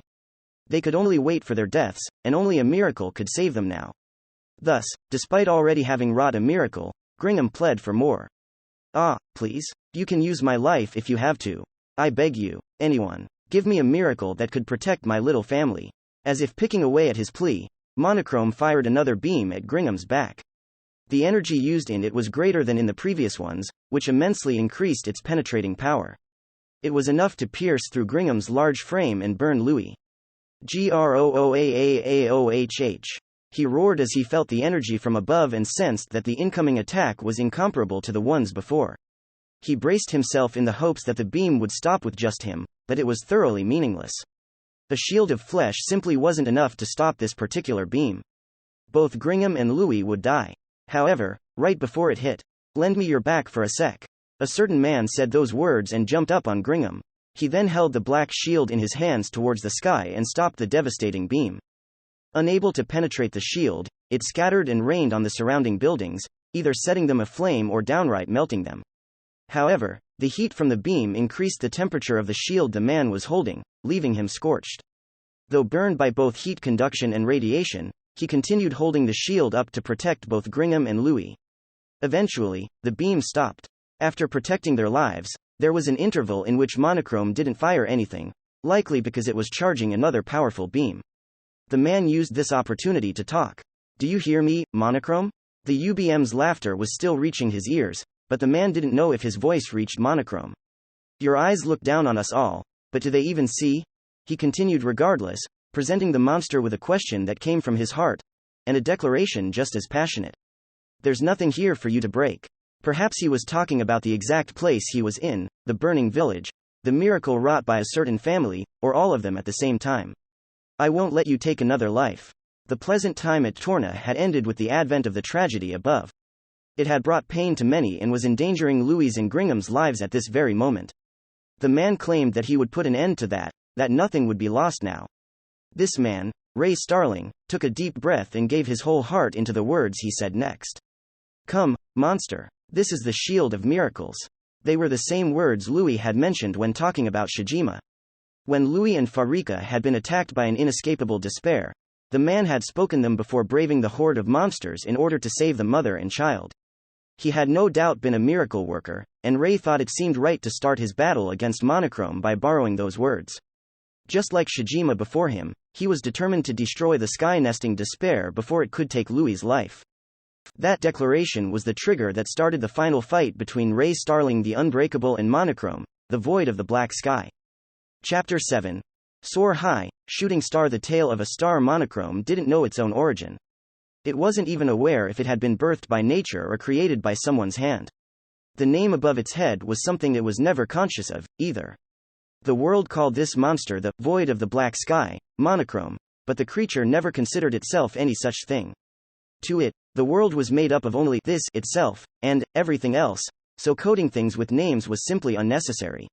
All that was important was the fact that it had a set of powers, and it was complete with nothing more than that. As a being that gained all the energy necessary for its activities by merely absorbing light, Monochrome had no reason to do anything. And thus, ever since its appearance, it had done absolutely nothing. There was no necessity to do anything, so it didn't even think about doing anything. In fact, it didn't think at all. Nothing ever made its mind or heart budge. That was its existence long before it was dubbed the Void of the Black Sky, Monochrome. It merely floated high up in the sky and did nearly nothing but exist, just being there, so to speak. It ate all the light it needed to survive, and radiated any excesses come nighttime. Those looking up at the sky would see it as just another star. All that made it different from the rest was the fact that it was slightly brighter than most and that it wasn't fixed. That was the extent of its existence, presence, and effect on the world. It would have been entirely possible for it to mindlessly float in the sky as a faux star for eons and beyond, but somewhere along the line, it became monochrome. The thing that caused the change inside it was a light it saw on the surface several hundreds of years ago. A fire burning throughout a city-state below.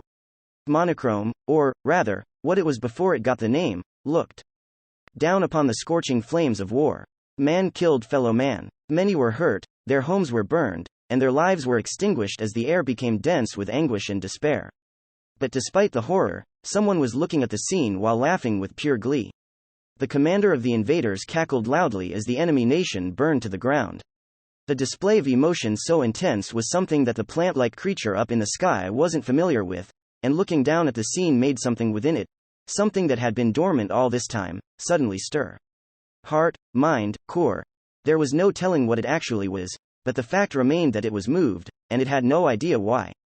Regardless, it was the first change the creature had ever experienced since the beginning of its plain, almost rock-like existence.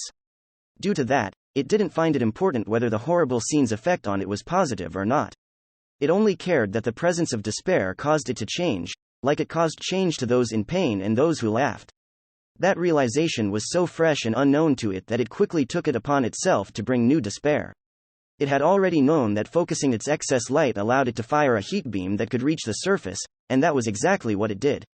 Mimicking those fighting in the war below, it used its own power to hurt and burn, starting with the one who laughed at others' despair. The result? The person anguished, showed despair. Kya. Ha. Watching the sight, the creature felt its core stir once more. Even its voice function, never used before, began to play a sound. Kya. Ha. Ha. It fired more beams, creating even more people who drowned in anguish and despair, and they died without even realizing what was happening to them. As the suffering grew, the creature felt something be born within its core, which had once been akin to rock. Kyahahahahahahahahahahah. Eventually, its voice function began releasing a loud laughter. Pure and innocent, it laughed like an infant it had once heard while looking down at the world, making its joy known far and wide. It found pleasure in its changes and reassessed its consciousness. Let's burn more and more. Those are torches. When they burn, they light up this heart. Somewhere down the line, it was given the name, void of the black sky, monochrome, but it didn't care about that in the least. Monochrome simply continued floating in the sky and burning animals to see them despair. Every now and then, there would be those who'd challenge the creature, but they would all end up burned to death before they could even reach it. Monochrome realized that its core was stirred the most when the determined faces of those who struggled against it became overcome with despair, and due to that, the entity eventually decided to stay in one place. If this stays here and waits, this will get to see torches with determined faces show despair, right? With that thought, it began nesting in the sky above the place that would come to be called Torna Village. That eventually led to it being hit by a meteor and getting buried underground for 300 years, but those centuries would do nothing to change its nature and modus operandi. Monochrome continued to stay in place and wait for determined torches to challenge it, and it didn't take long for its wish to come true. After all, right now, right below it, there was a man who was struggling against it with more determination than anyone ever had before. Torna Village. That man, Ray, was using Nemesis in her third form to defend against Monochrome's beams. The shield prevented all direct attacks, but part of the heat they carried reached Ray's hand by conduction and left it hideously burned. Even so, he did not yield or even consider letting go of his shield. He merely spammed his healing magic while intently listening to Nemesis's words. 27,210. 30,635. They were nothing but numerical values. Nemesis voiced a greater number with every beam that came. It was much like her usual damage counter, but there were a few differences. Ray assumed the damage already accumulated was more than enough to defeat Monochrome, but even so, he continued taking the attacks. Even when reduced by the shield and Paladin's Aegis, the raining beams still dealt more damage than Ray healed with his magic and BR armor's bloody regeneration, but the difference wasn't particularly great, so Ray's HP was being scorched away only gradually. Mr. Ray, Louis cried, looking at him, still protected by Gringham. Ray was no longer on the beast's back, for Monochrome had already switched its focus away from Gringham over to the master fighting it. That was clear because the beams weren't raining down on the unshielded parts of the beast, but instead following after Ray. Thus, he'd jumped off Gringham and faced the rain all by himself. At this point, the beast was damaged so badly that he could barely move, but even so, he continued protecting his dear Louis, who was looking at Ray as he struggled against Monochrome and its beams. Kyahahahahahahahahah. The entity laughed. Its field of vision captured countless things on the surface. It saw the armored torch running towards the windmill. It saw the many torches hiding at the shelter built against it. It saw the beast torch and the little boy torch it was protecting. It saw the men and women torches hiding within the dark. It saw a few torches preparing to attack it again from the surface. It saw the Mohawk torch preparing to take to the sky, only to be stopped by another torch. But none of those torches mattered to it anymore. Monochrome was now interested in and cared about only one torch, the one that was directing the strongest feelings towards it. Indeed, that torch had captivated it, and that was something that had never happened before. Until now, the creature had never paid much attention to torches. Separately, to Monochrome, the world was just this itself, and everything else, where the latter were mere torches that burned in anguish and despair, and thus never had to be differentiated in any way. This torch was on the verge of being the only exception. From the surface, it looked up at Monochrome with not a hint of fear or despair, only pure rage. The creature gazed back at the torch that was Ray Starling, and pondered. Yes. That's him. He's the one who came closest to this. What's different about him? It recognized the man as one of those who'd tried to approach it not too long ago, and despite having been brought down once, the man still looked at Monochrome with a challenging expression, which the creature found highly peculiar. All of those struggling against it in the past had had something they wholeheartedly relied on. Some had been skilled with the sword, some had had excellent archery skills, while some had fought alongside dragons. Oftentimes, upon realizing that their favored arts, tricks, and beasts had no effect, their daring expressions would change into those of despair, and those faces were the ones that shook Monochrome's core more than anything else. Ray, however, was still struggling. His heart hadn't yielded after failing to reach it by flight, after having his flesh seared by its beams, and even after having seemingly no moves he could play against it. He just didn't break. Thus, he made Monochrome think, then let's go all out. This would be its first time using its full power since its appearance hundreds of years ago. It converted light into MP, changed the MP into beam energy, and continuously gathered it within itself. After repeat converting and charging, Monochrome eventually had the maximum amount of energy it could sustain, and condensed it all in its crystalline body, rather than the tips of its tentacles. The crack on the crystal began leaking waves of energy that evaporated the surrounding clouds and created a space of clear sky around the creature. Monochrome's body began to shine so brightly that it was hard to believe how dark it had been just moments ago.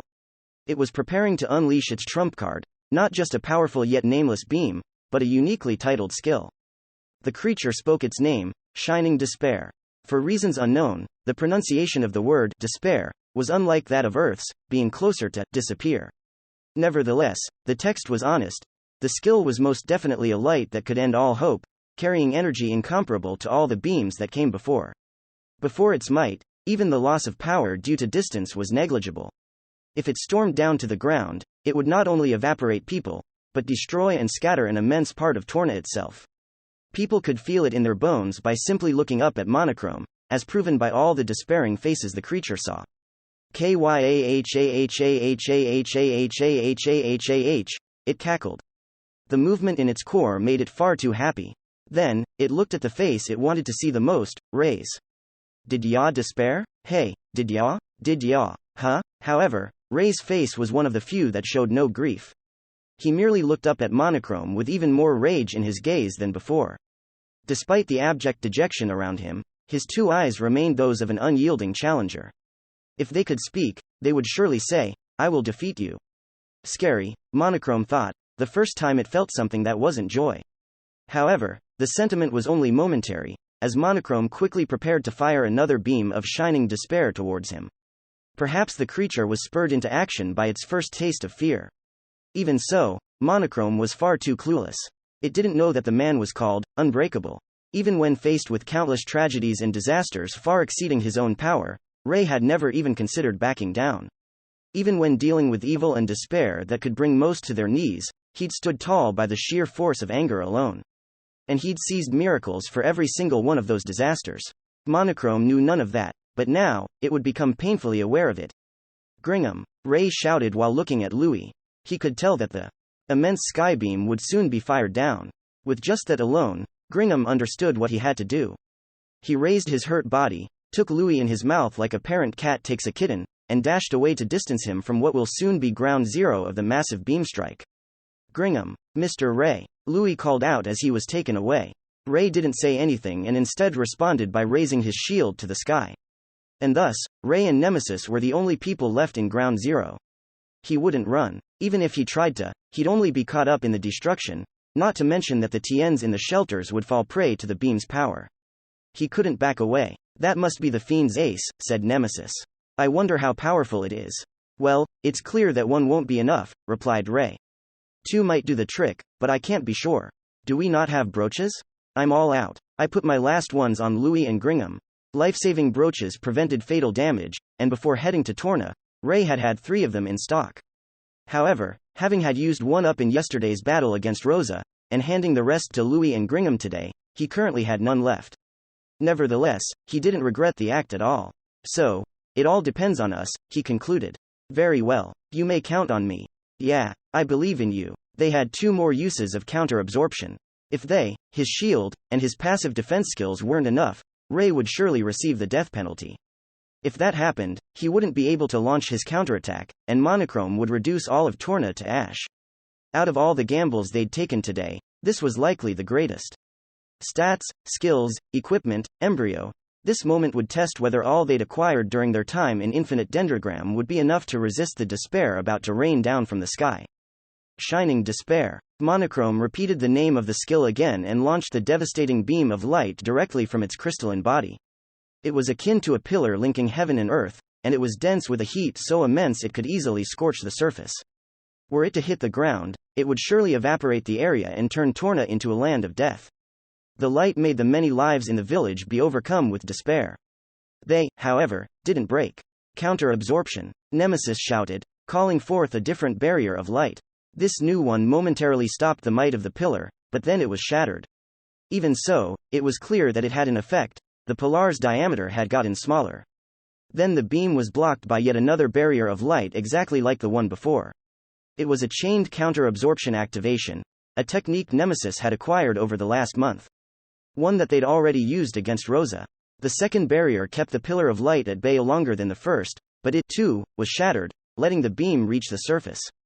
The beam that was supposed to scorch a vast amount of land around it had lost most of its power to the barriers. What could have potentially annihilated the whole village had been reduced so much that it only affected an extremely small area. Even so, the energy that made it past Ray was nothing to dismiss. The ground zero of the explosion caused included the nearby windmill, which melted and all but vanished, while the surrounding ground became covered by an insufferable heat and turned red with fire. It looked akin to the depths of hell, and it was hard to imagine that someone could stand there alive. And yet, there was one. We did it, Ray muttered, still alive in spite of it all. His state was such that words like hurt or injured seemed too lax to describe it. It was a wonder he was even alive. A person didn't have enough fingers to count the debuffs he was affected by, while the heat was such that it colored his skin red or even black. Some pieces of his equipment, too, shattered and fell into the lava below. These included his accessories and the prosthetic on his left arm. His BR armor was melting, but it still held well enough to continue bestowing its bloody regeneration. Ray's hellish state was not enviable in the least. Hey, Nemesis chuckled. Its trajectory got knocked slightly off when it passed the second barrier. Most fortuitous. You probably wouldn't be standing right now if it had hit you directly. Yeah. Ray forced a reply. What a stroke of luck. Even if the strike hadn't been direct, Ray was still exposed to its aftereffects. He was currently surrounded by a molten, heated hell. Of course, being a master, he felt no pain, but he could still feel the searing heat touching his skin and taste the throat-scorching air entering his body. The red-hot hell burned his legs, but even then, his knees didn't give in, and neither did his heart. We're using it, Nemesis, he uttered, and you could almost picture Nemesis nod in response. We have accumulated about 650,000, she said. That would be 65,000 medals. Will it reach? I shall make sure it does. I'll leave it to you, then. Following that exchange, Ray began holding the shield in a different manner. Instead of making its surface face the enemy above, he held it in front, like a weapon. Nemesis. Third form beta. A moment later, the shield changed its shape. The handle he was holding slid and extended to turn Nemesis into a strange long-handled weapon with a shield at the tip. The shield itself changed, as well. The five-sided silver pattern on its surface emitted a light and opened up, effectively unfolding the shield. It looked akin to a flower bud beginning to bloom, no, like a pinwheel spreading its blades. And with 5 blades in total, it was much like what those from Torna called a windstar. Indeed, this was a convertible weapon that changed from a shield to a star-like pinwheel. Form shift. Thus, they declared the name of their new power, the title of Nemesis's third form. Shooting wheel. Fittingly, it was a mix of shooting star and pinwheel. A few minutes before Ray jumped in to protect Louis and Gringham and went on to face Monochrome. In short, this skill is basically a ranged, homing vengeance, Nemesis said. Ray was still searching for Louis, and as he did so, Nemesis told him the details of the new skill. Ranged and homing, Ray asked. The damage taken in shield form is stored as propulsive power, Nemesis continued. Then, once activated, it chases after even the most distant of enemies, hunting them down and dealing double, no, triple damage. It was clearly a strong skill. Not only did it make up for their weaknesses against distant and fast-moving opponents, it also carried more power than the standard Vengeance's mine. In fact, it was far too strong, even when you considered the fact that it could only be used once per day. Due to this, Ray instantly assumed that it had other conditions, and he was correct.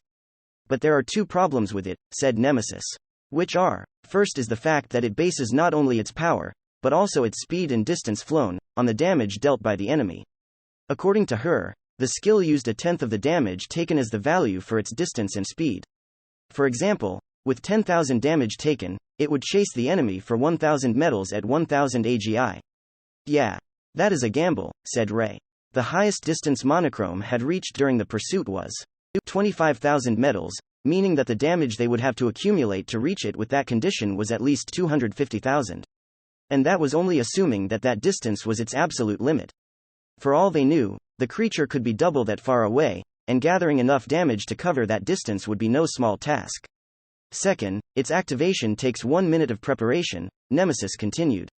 Seriously? During this time, you obviously won't be able to use the shield, nor will you have counter-absorption as an option. We will have to survive the time in some other way. In other words, once they were done gathering the damage, they would be fully exposed to Monochrome's beams for a whole minute. Ray instantly remembered the moment of Lang's head vanishing right before his eyes, but even that wasn't enough to affect his choice. Even if the minute would severely endanger him, he would still use the skill, so that definitely wasn't the main issue here. Regardless, that's the only thing we have that can get through to the damn thing, right? He said. Indeed, Nemesis nodded. So, what mattered the most was whether the skill would reach it or not. This would be a battle between two decisive numbers, the maximum amount of damage Ray could gather without dying and the maximum altitude Monochrome could arrive at. And now, after weathering many beams in the monstrous shining despair, the shooting wheel accumulated the greatest damage they could possibly expect in the situation. Start up, said Nemesis, causing the damage gathered when she was in third form alpha, the shield, to become propulsive power for third form beta. The 5 black blades on the shooting wheel slowly began to turn and spin, gradually accelerating as though dancing with the wind. Despite the air being still just moments ago, a fierce wind began to blow as though summoned or caused by the spinning wheel. 10 seconds after the start, the blades were turning so fast that it was hard to see them with the naked eye, and Ray used his sole right arm to tighten his grip around the handle, as if to prevent the centrifugal force from taking it away. The spinning was the very process of converting the accumulated damage into the power needed to reach the target. Ray's tooth and nail struggle had led to him gathering somewhere over 650,000 damage, meaning that the attack would be a supersonic seeker boasting a 65,000 metal flight distance and AGI of the exact same number. And upon landing on Monochrome, it would unleash nearly 2 million points of damage. No doubt, if released, it would be a decisive blow that would surely end the fight.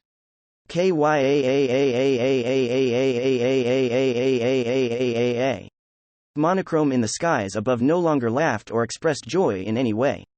After all, Ray had survived the greatest beam it had ever released. Not only that, but the man was facing the creature with an even stronger spirit while wielding a weapon bearing energy so immense that even Monochrome felt it. It was overcome by an ominous certainty. That cannot exist. If that exists, this will be broken.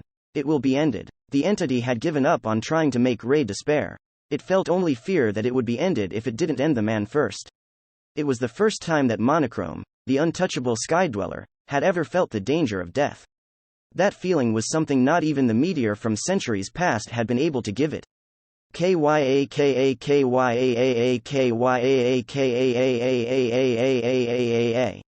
The creature charged energy for more beams. Having attacked him many times by now, it assumed that weak beams, no matter how many, wouldn't be enough to defeat Ray. Regardless of what the truth really was, it just didn't think that the beams it used to light the torches would be enough against someone who hadn't broken after all the attacks so far. However, Monochrome didn't have the time to fire another shining despair, so it opted to use the piercing beams it had fired at Gringham. They were quite powerful in their own right and charged much more quickly, so it thought to end the fight by firing them a few times. The fiend isn't firing, but it's gathering power, yelled Nemesis. 20 seconds had passed since the spinning began. Not a single beam had dropped during this time, but that definitely wasn't something to be glad about. Just like Nemesis had realized, Monochrome was preparing to instantly kill Ray. She was also aware that her master didn't have the power to avoid it anymore. Even if they were all out of defensive options, he might have been able to survive if he could just move well enough. But alas, Ray was far too heavily injured. It wouldn't be strange if he fainted right then and there, and the fact that he'd even activated the skill was nothing short of miraculous. What do we do? Nemesis panicked. The charging will take 40 more seconds. We don't have a means to defend against the beam.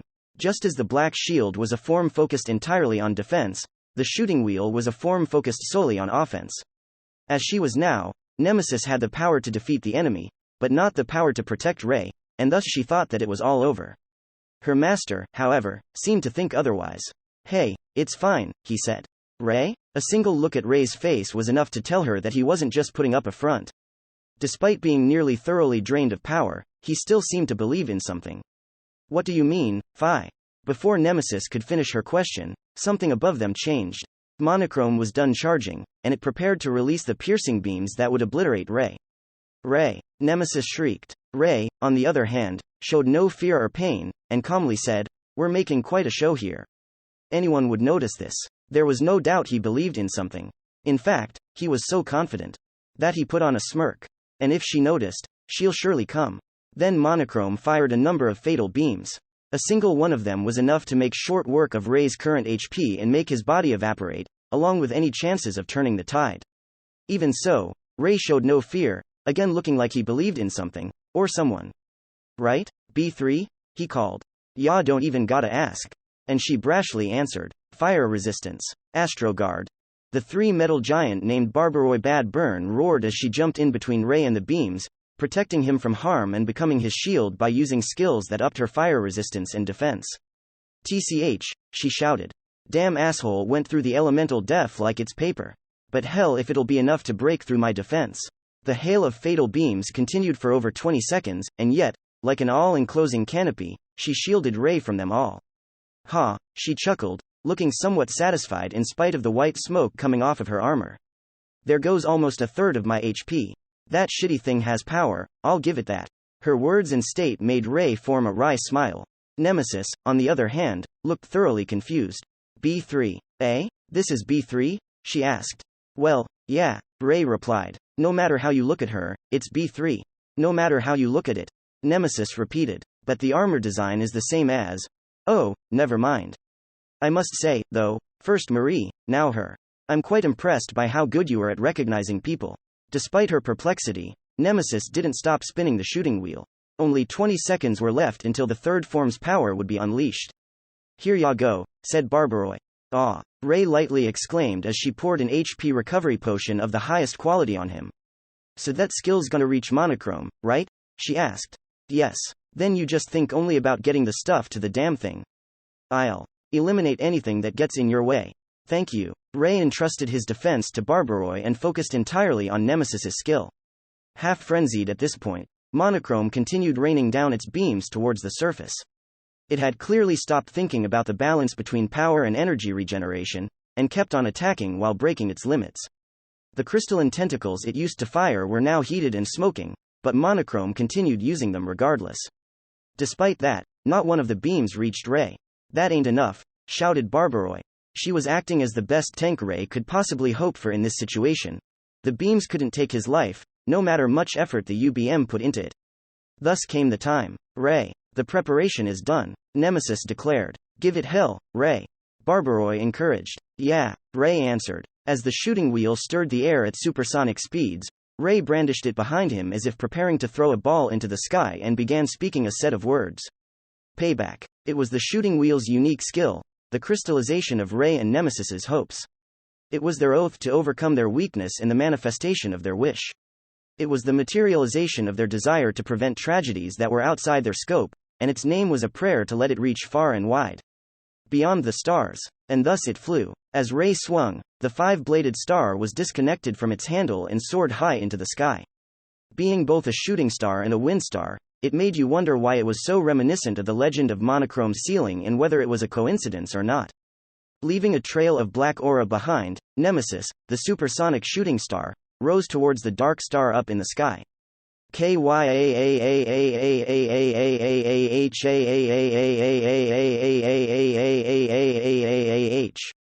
Upon seeing the shooting star flying at it at speeds several times greater than sound, Monochrome shrieked and began soaring higher.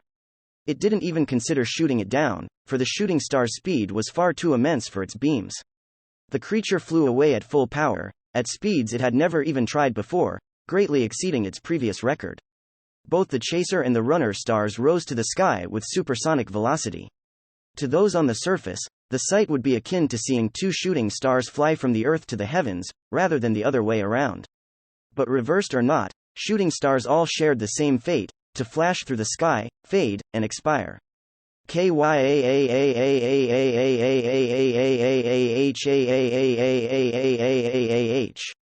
Monochrome flew upward, soared higher and higher.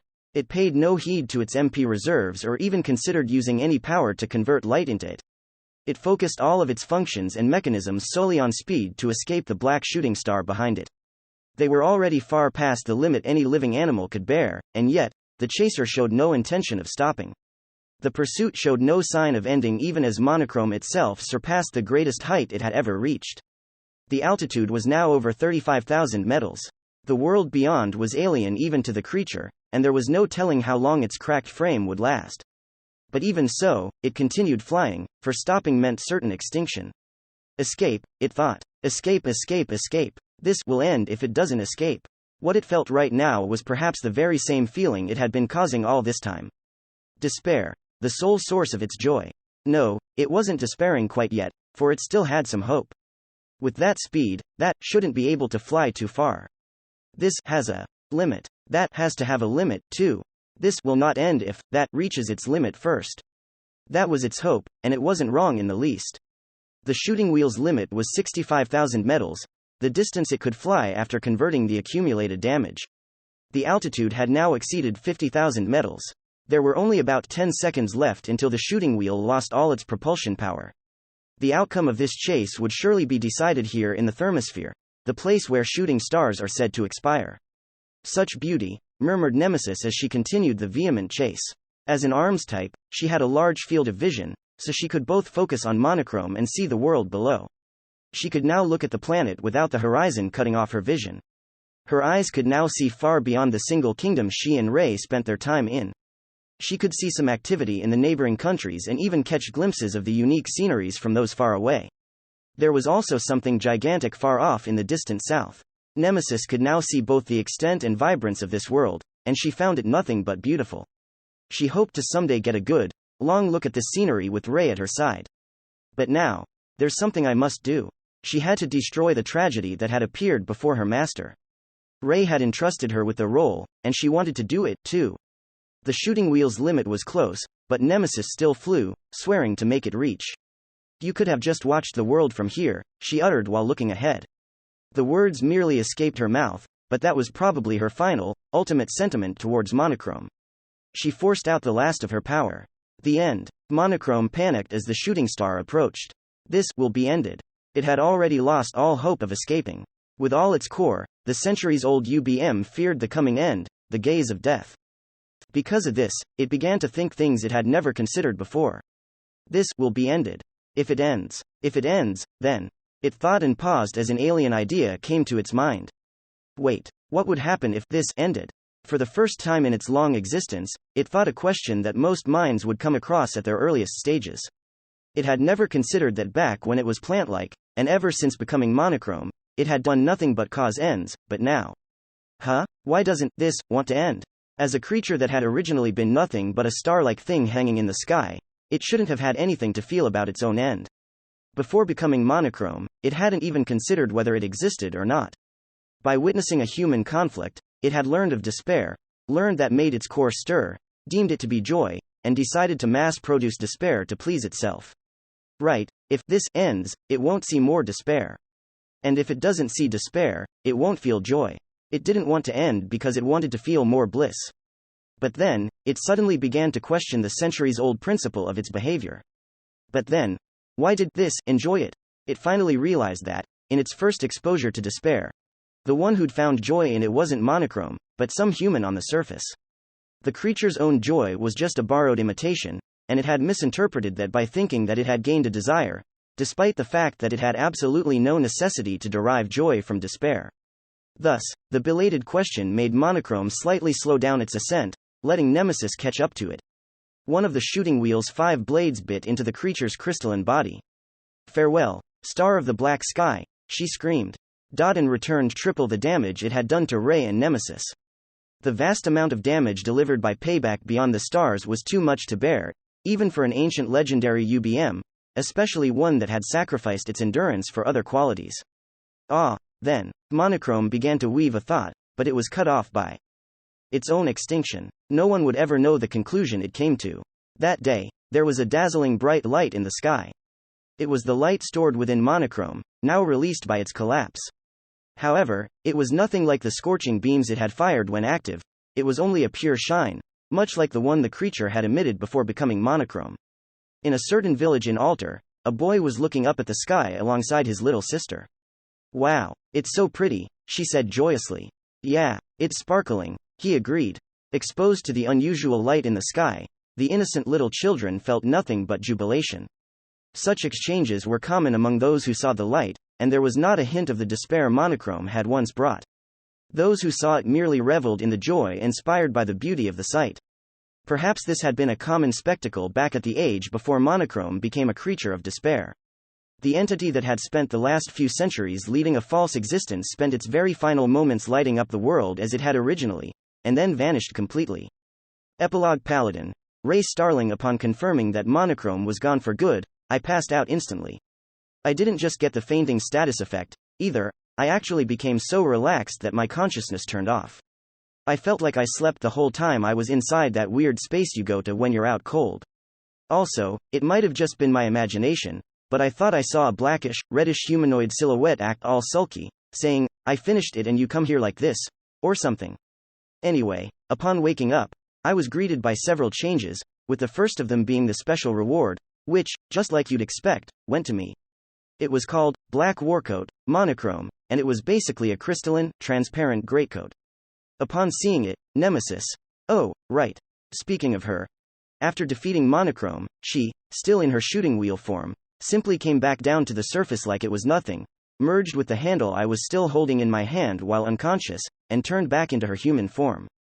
Now, upon seeing Monochrome's special reward, she muttered something like, "How unexpected. Knowing you, I assumed it would be black and appear far more sinister, which I found very rude.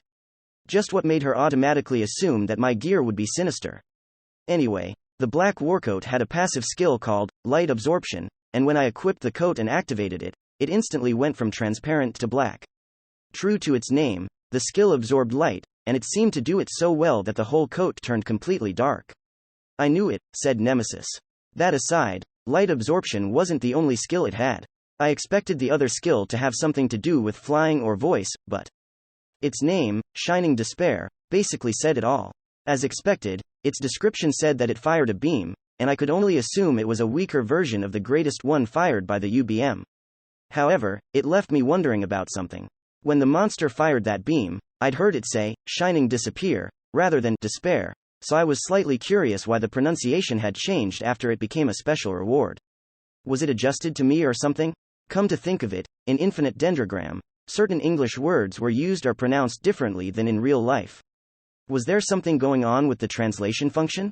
Regardless, on to the next change. While I was out cold, everyone in Torna had been fully healed. Even those with severe scorches all over their bodies, and even those who'd lost limbs were now in perfectly good health, and I was among them. Most of the wounds I'd gained in my battle against Monochrome had vanished, and not only that, but the left arm I'd lost before this incident had grown back. The arm worked as smoothly as it did in reality, and it honestly felt like it had never been gone. According to Nemesis and B3, the healing had happened while they weren't looking. I'd call this a mystery, but I had a strong guess about who was responsible. After all, the kingdom had only a single person who wielded healing magic powerful enough to cure loss of body parts. So you were here, too. Miss Aberration, I muttered. A certain pair of people, oh, dear, am I tired. Weird, considering I didn't do anything. Most excellent work, Lady Tsukuyo. The spiritual leader of the Lunar Society, Tsukuyo Fuso, was in an empty part of Torna village, lying down on and rolling around the low grass as though it was the floor in her home. Her mythical Junahito was now covered in grass stains, but she didn't seem to care one bit. Hey, I didn't do anything, she said. They just became healed for some reason. Oh dear, what a shame, and I was planning to have Ray join us in exchange for healing his AAAARM. Just what in the world healed them all? I fail to see the need to feign ignorance when I was there to see it, he responded. And I feel you are overdoing it with the monotone. I have no idea what you're talking about. Very well, then. Despite being there to witness his mistress walk around the village and heal everyone, Eiichiro Tsukikage was the first to give up. Anyway, to answer the question of how long the Lunar Society's top had been in Torna, they'd actually arrived here long before Monochrome had appeared. Yesterday, Eiichiro had told Tsukuyo that Rei was heading there alongside Shijima's son-in-law. At first, her reaction was just a lukewarm, "Really now?" She didn't seem to care at all. But come morning, she said, "I want to go see the Windstar Fest." Oh, but it's got nothing to do with Rei, and then went out to Torna. This seemed to be something she'd decided on after a whole evening's worth of consideration. Perhaps she wanted to see what kind of choice Rei would make when faced with the Shijima family's problem. Tsukuyo was accompanied by Eiichiro, and for their means of transport, they invited a member of the Lunar Society, a master who used a pure dragon tier skydragon. Thanks to that, they arrived at Torna in no time. But right after they did, B3 called Eiichiro on his real-life mobile. Yes, the same call in which she and Rei asked about Shijima's relationship to the Lunar Society. Eiichiro had to log out to answer, while the Pure Dragon's master had to look after his creature, so Tsukuyo ended up walking around the stalls all by herself. Of course, with her being an infamous, standout beauty known to wear a Junihito, there could have been many people noticing her and realizing who she was, but that was countered by the disguise Eiichiro had given her before logging out. Tsukuyo went on to have a decently good time walking around the stalls, and upon Eiichiro's return, he told her about the situation. Then, once Rei logged in again, they went on to watch him from the shadows, quite literally, and Tsukuyo was somewhat satisfied to see him resolve to tell Farika and Louis about Shijima. But then she said, "Oh, dear. We should stop this. Cage, what did you even tell him?" and tried to call out to Rei, but that was exactly when Monochrome appeared. Rei instantly took to the sky, and even their pure dragon rider joined him and challenged the UBM. Tsukuyo had heaved a sigh, but then, she and Eiichiro had begun walking around the attacked places in order to heal the ones who'd been critically hurt. "Oh dear. I could make a really good deal with the first princess if she was here, but now I'm working for free," she whined despite indiscriminately healing all those injured while still hiding in the shadows. Thanks to her efforts, not a single Tien died. And during it all, she watched over Rei's struggle and didn't do more than that. "Shouldn't we have been the ones to defeat the UBM?" Eiichiro asked. Though she'd helped the Tiens, Tsukuyo had done absolutely nothing to influence Rei's battle. This was despite having the options to assist Rei directly or to defeat Monochrome by themselves and taking the special reward. The reason why she didn't do that was simple. But that would have been boring. And there was nothing more to it. She'd watched Rei the whole time, saw his resolve in the actions he'd taken, but not even once had she considered assisting him. She believed it would have sullied the purity of his behavior. Tsukuyo wanted to see Rei at his most natural. In a way, she was continuing the observation that had been ruined by Figaro's intrusion back at their HQ. The conclusion? Tsukuyo ended up liking Rei even more than she had after their conversation when she'd kidnapped him. So much so that she'd cast Mercy of the Holy on him, giving up on using it as a card in a deal. "Oh dear. Rei's healed and I didn't even do anything, so now I'll have to put off inviting him to Sid until the next time he's almost dying," she whined. Eiichiro gave her a flat look, not saying a word. When it came to deals, Tsukuyo's style was to present the other party with severe conditions and wait until they had no choice but to accept them. In this case, however, she'd betrayed her style twice, first by lowering her condition to him joining Sid, rather than the Lunar Society, and then by actually giving him the treatment for absolutely no reward. Her strong, continuous, repeated assertion to Eiichiro that she hadn't done anything back there was just her way of denying the reality that she'd departed from her principle and helped Rei for nothing. "She reminds me of herself when she was a child," Eiichiro thought in response to the highly unconvincing and ineffective denial. He chose to say nothing more. But, well, Tsukuyo continued, "At least Shijima's family is saved, and Rei gave me a good show. I guess that was his way of seizing miracles." "Miracles, you say?" Eiichiro commented. "I believe people consider wounds that cure themselves to be miraculous, as well." "I don't know what you mean." "Oh yes, of course, of course. I must say, though." Tsukikage sighed at his mistress's obstinance before letting out a whisper. "Miracles are certainly commonplace nowadays. Paladin, Rei Starling, one more thing seemed to have happened while I was asleep. Louis and Farika received a letter from Mr. Shijima. It was from before he'd taken the surgery. Apparently, Mr. Shijima had put it in a metal pipe and given it to Gringham ahead of time so the lion could deliver it to them just in case he himself wasn't back after half a year had passed. The man had entrusted it to Gringham, believing that his loyal beast would listen to his desire even after returning to the wild. Mr. Shijima's letter said that he was fighting his illness and that the fact he wasn't back yet meant that it was lasting longer than he'd expected. However, he also added that he would definitely come back. Aside from that, it contained his most heartfelt feelings for Louis and Farika. Upon hearing that, I decided to call off telling them what I'd found out before Monochrome's appearance. The letter contained Mr. Shijima's own words, so I had no business getting involved in this anymore. Not to mention that there was a decisive misconception on our part regarding this whole situation. When I'd asked Tsukikage how the man had ended up, the goddamn king of secretaries had put on a depressed tone and said, "Miracles are called miracles because they're unbelievably rare." Those words had seriously shocked me, but now that I thought about it, that sneaky bastard hadn't said anything about the miracle not happening or the man dying. And to top it all off, when I'd logged out just a moment ago and ran a search for Fuso Hospital terminal illness, I'd instantly got a result for a medical article from 2 months ago, titled, "Surgery for Globally Infamous Disease Successful in Japan for the First Time Ever." It said that the patient would have to spend a few months in an ICU for follow-up medical care, and that the patient's condition was stable. Out of respect for his privacy, the man wasn't named, but it was more than likely that it was our guy.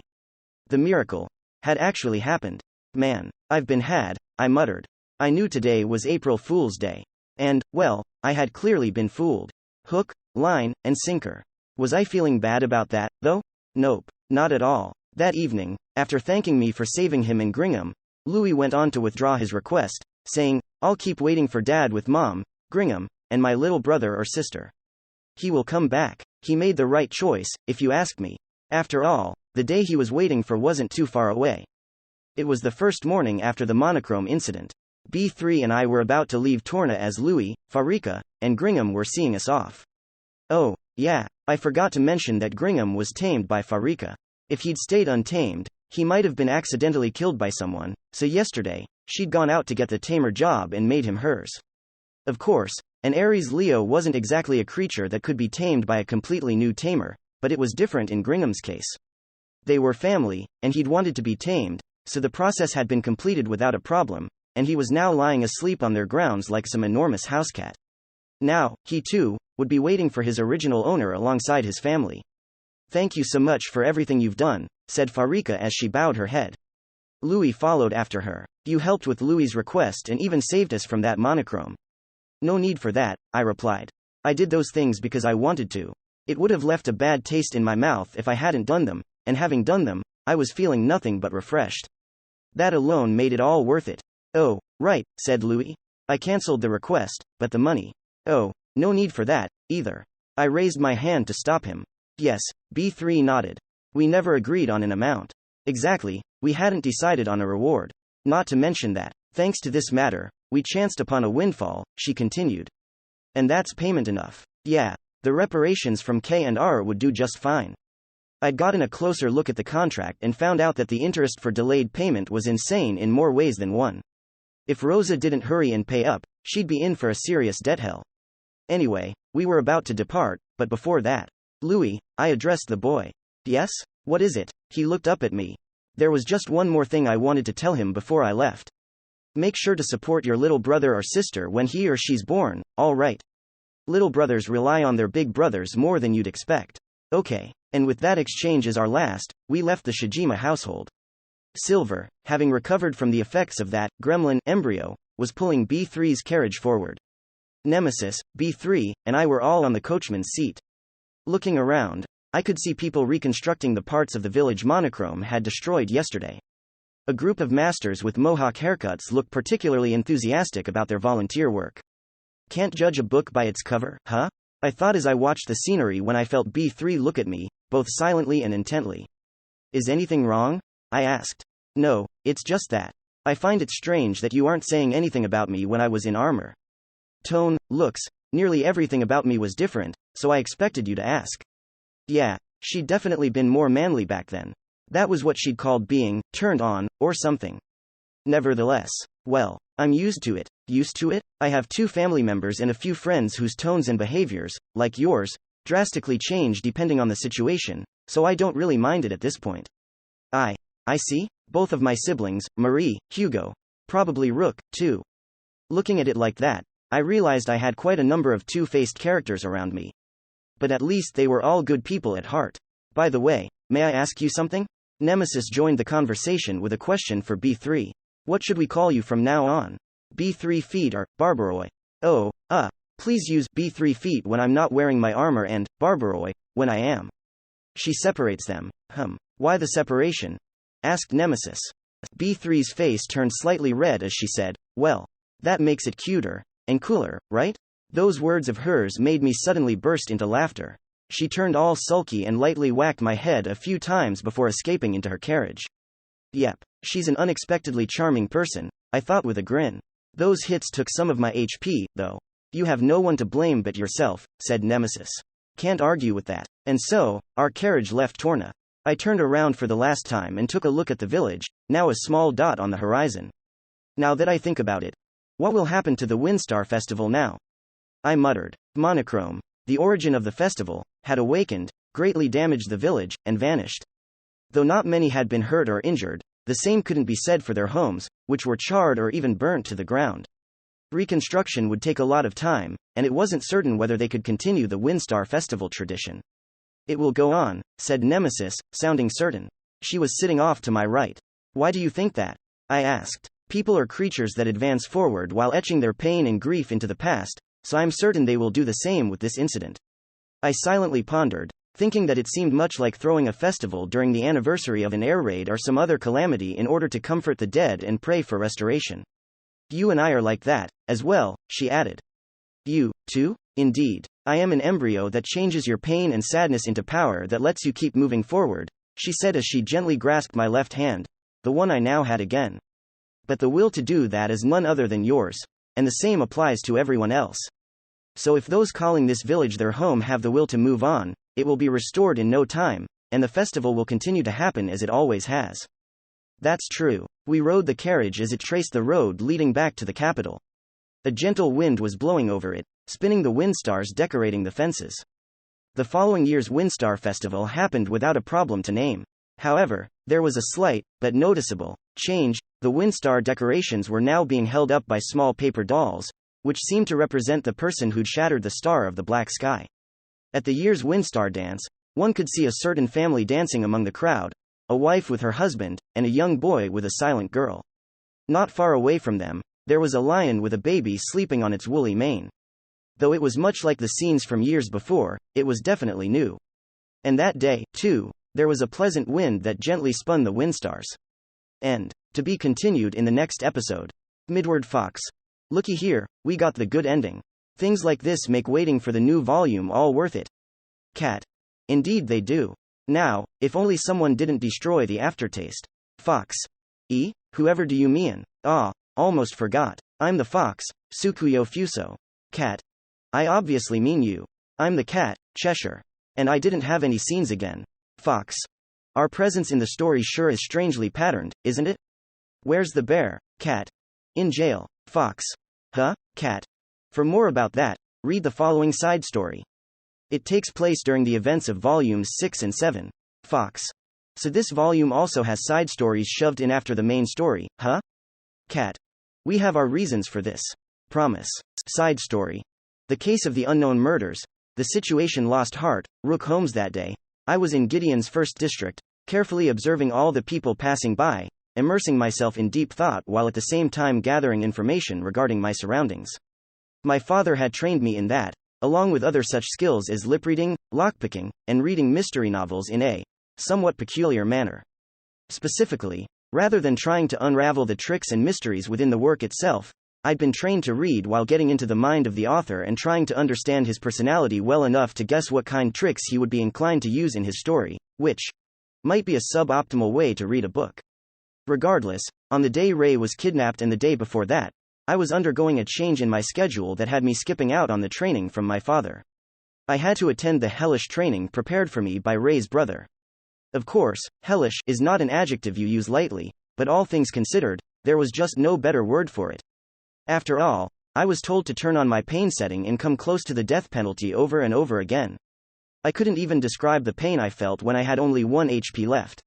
Most would surely think that anyone providing or accepting this training had issues with their sanity, but Shu had said, "You're the type of guy who's fine with this, aren't ya?" And yes, indeed I was. According to him, it's not guaranteed, but people like embryos sometimes have their evolutions influenced by the master's needs or intense feelings. The more hardship you face, the more likely it is that your embryo will be able to counter difficult situations. And looking at Ray, I could fully understand what he meant. Nevertheless, Shu's training had been so hellish that Marilyn and the other girls became cross with him, and I couldn't quite fault them for that. I was supposed to be undergoing that training today, as well, but there had been an issue on Shu's end, so now I was just sitting here in front of the night offices, thinking about his arrest.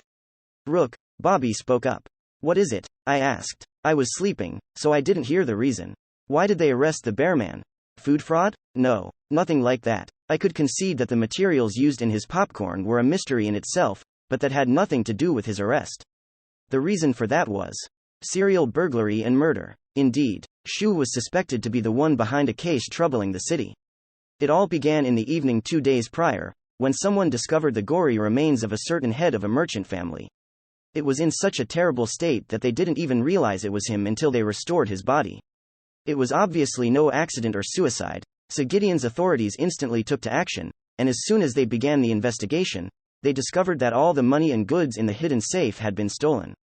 The evidence suggested that they'd been taken before the murder, but they hadn't been able to find a single trace of the culprit even after mobilizing all those with investigative sense skills.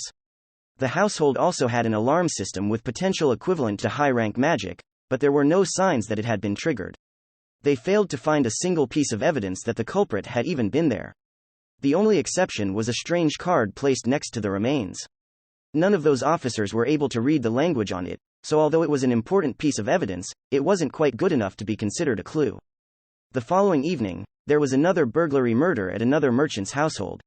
Like in the previous event, the remains were in a dreadful state, the money and goods had been stolen, the alarm had failed to activate, and there was a card left nearby. That was more than enough for the officers to become certain that the culprit for both incidents was the same. The details of the investigation hadn't been made public, so it was impossible for it to be a copycat killer. Now, about the cards. They both had the exact same text on their front, but different text on their backs. However, the text of both the front and back were written in languages unknown to the investigators, so they weren't able to read them. They created copies and spread them out to the relevant institutions, but no TN working at them recognized the letters or characters. But then there was a ray of light.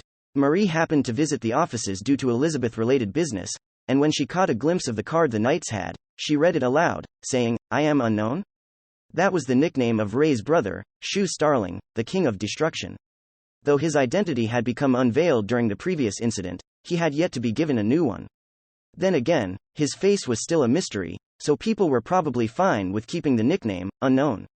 "Oh," Marie continued, "and this weird character on the other side looks like a bear. Did the furball write this?" With that new piece of information, the case moved from its standstill, resulting in Shu's arrest. He protested verbally, saying, "I've been fur-ammed." But he didn't resist his arrest, possibly because he wanted to be considerate of the investigators who'd been given the absurd, unreasonable task of taking him, a superior, in. Their expressions as they did were both venerably resolute and heroically tragic. Apparently Shu logged out every now and then, but he respected his situation and always returned to the night offices. Currently, he was being subjected to investigation and questioning using various skills. Naturally, one of them was truth discernment, but its results weren't considered all that important because they assumed that a superior could have a means to fool the skill. Ironically, the man's status and the unknown extent of the power that came with it actually worked against him, keeping him as the prime suspect. Truth discernment was one of the most important factors in this world's judicial system, yet even that was considered inadequate against a superior. Additionally, there was circumstantial evidence that suggested that he was the culprit. First, of course, the card implied the connection. Second, his mythical special reward, Kim Unkamwi, had camouflage and presence manipulation skills powerful enough to fool the alarm systems. As for motive, he was currently short on money, so it was not unreasonable to believe he would commit burglary. Due to all that together, he continued to be held as a suspect. I had received all that information directly from Ray's brother by using telepathy cuffs. Thankfully, they hadn't confiscated his possessions. Considering the motive, means, and opportunity, Shu happens to be the only suspect the investigators have, I muttered. Which makes him the prime suspect. But Mr. Bear wouldn't do that, right? Bobby asked. Don't you think so, Bobby? Detectives are human, too, and yes, we do have our share of preferences when it comes to people, but those shouldn't be incorporated into our investigative deductions. In both reality and fiction, there had been countless cases of detectives believing that a suspect was too good a person to be the culprit, and then gone on to have that belief betrayed. Then, what's your deduction? She asked. Shu isn't the culprit, I said. That's far too obvious. Indeed, I could take it for granted that him being the one who did it was downright impossible. If all he needed was money, then there was no need for him to kill anyone, I explained. Not to mention that he wouldn't leave a card saying that he did it. He is not some phantom thief you'd find in fiction. In fact, not even my mother would do work this trifling, I thought. This is definitely a crime committed by a person who's trying to make it seem like it's Shu. The true culprit is someone else. The unknown murderer was still at large, laughing after having transferred the blame to someone else. It was in my nature, in my genes from my father, to want to expose his identity and close this case for good. I knew exactly what I had to do now. Shu might have had told me all that information because he'd guessed what course of action I would take. In that case, this might be part of the training. Regardless, for the first time in a while, I once again had an objective. When it came to using my parents' lessons, the only thing I'd been doing recently was teaching Elizabeth my mother's thieving techniques. But now, I would put into practice what my father had taught me. I'll expose the culprit, and bring him to light. I swear that upon my father's honor.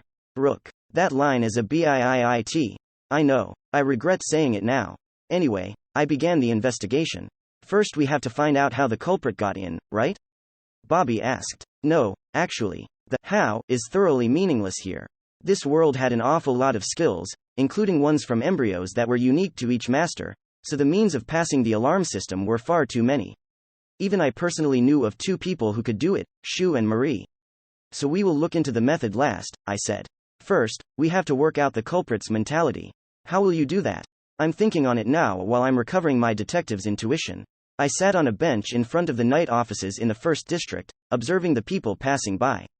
It was both preparation for my first detective work in a long time, and part of the investigation. On the nearby notice board, the authorities had left a brief explanation regarding the murders. This was true for many other incidents, and the text on them followed the format of this and that happened, and this and that person was caught. I was observing the reactions of the people looking at the board. If the culprit was interested in how the case was proceeding, he might come to take a gander at it, and depending on his reaction, I might find my target early in the investigation. Still, it wasn't too likely that the culprit would come here, so my hopes weren't high, and most of my focus was on recovering my intuition and gathering my thoughts. Male suspect, eh? I muttered, still on the bench, looking at the notice board several meters ahead. The explanation for the murders described what had happened and ended it with just a, we arrested a male suspect. Shu's name was nowhere to be seen, partly because it wasn't certain that he was the culprit yet, but mostly because the news of one of the kingdom's superiors getting arrested would be far too shocking.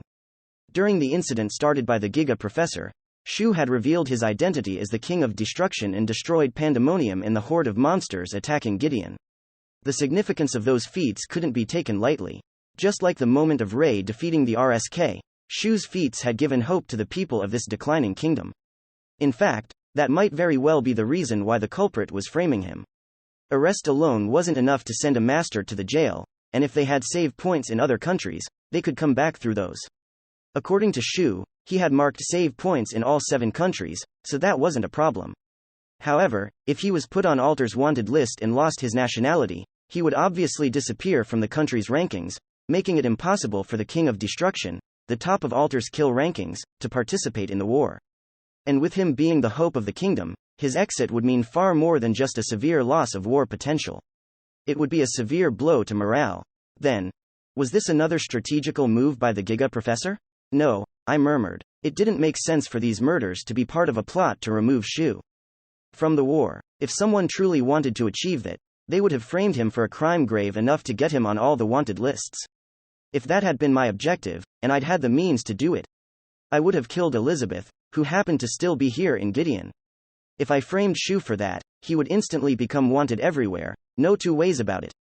His next death penalty would send him to the jail, and the fact that their own superior had killed their princess would drop Altarian morale to an all-time low, giving Dryfe a great advantage in the war.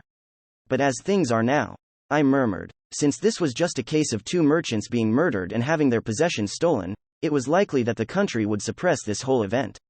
The crime was certainly severe, but it was nothing compared to the future that would come if they lost their greatest force in the upcoming war. As the idiom goes, desperate times call for desperate measures. From Shu's standpoint, it would be quite disgraceful to be released despite not being proven innocent, but even if it made him feel bad, he would become free nonetheless. I found it hard to believe that the true culprit would be unaware of that, so I still couldn't tell what the culprit's goal was. I needed more information, and quite a lot of it, as well, so I made my way to a place that could give me what I wanted, the local Din branch. I went inside and bought copies of the documents relating to the murders and the cards found on the crime scenes. The fact that the Din had documents for an ongoing investigation as though it was nothing made me somewhat wary of their organization, but for now, I decided to use it to my advantage. Besides, not even they seemed to know who the real culprit was, and they said they would pay a lot for that information. It was pretty evident that they didn't believe Shu was the culprit, and according to the documents, many of the knights seemed to feel the same way. Due to the incident's prime suspect being a superior, and due to the crime having happened in Gideon, which was currently hosting the second princess, the royal guard were also taking part in the investigation. Liliana and a number of other paladins in the group were strongly asserting that Shu wasn't the culprit. Is this an example of that? Bobby asked. That thing you said was bad? Yes and no, Bobby, I replied. What I said was bad was for detectives to let their preferences warp their deductions.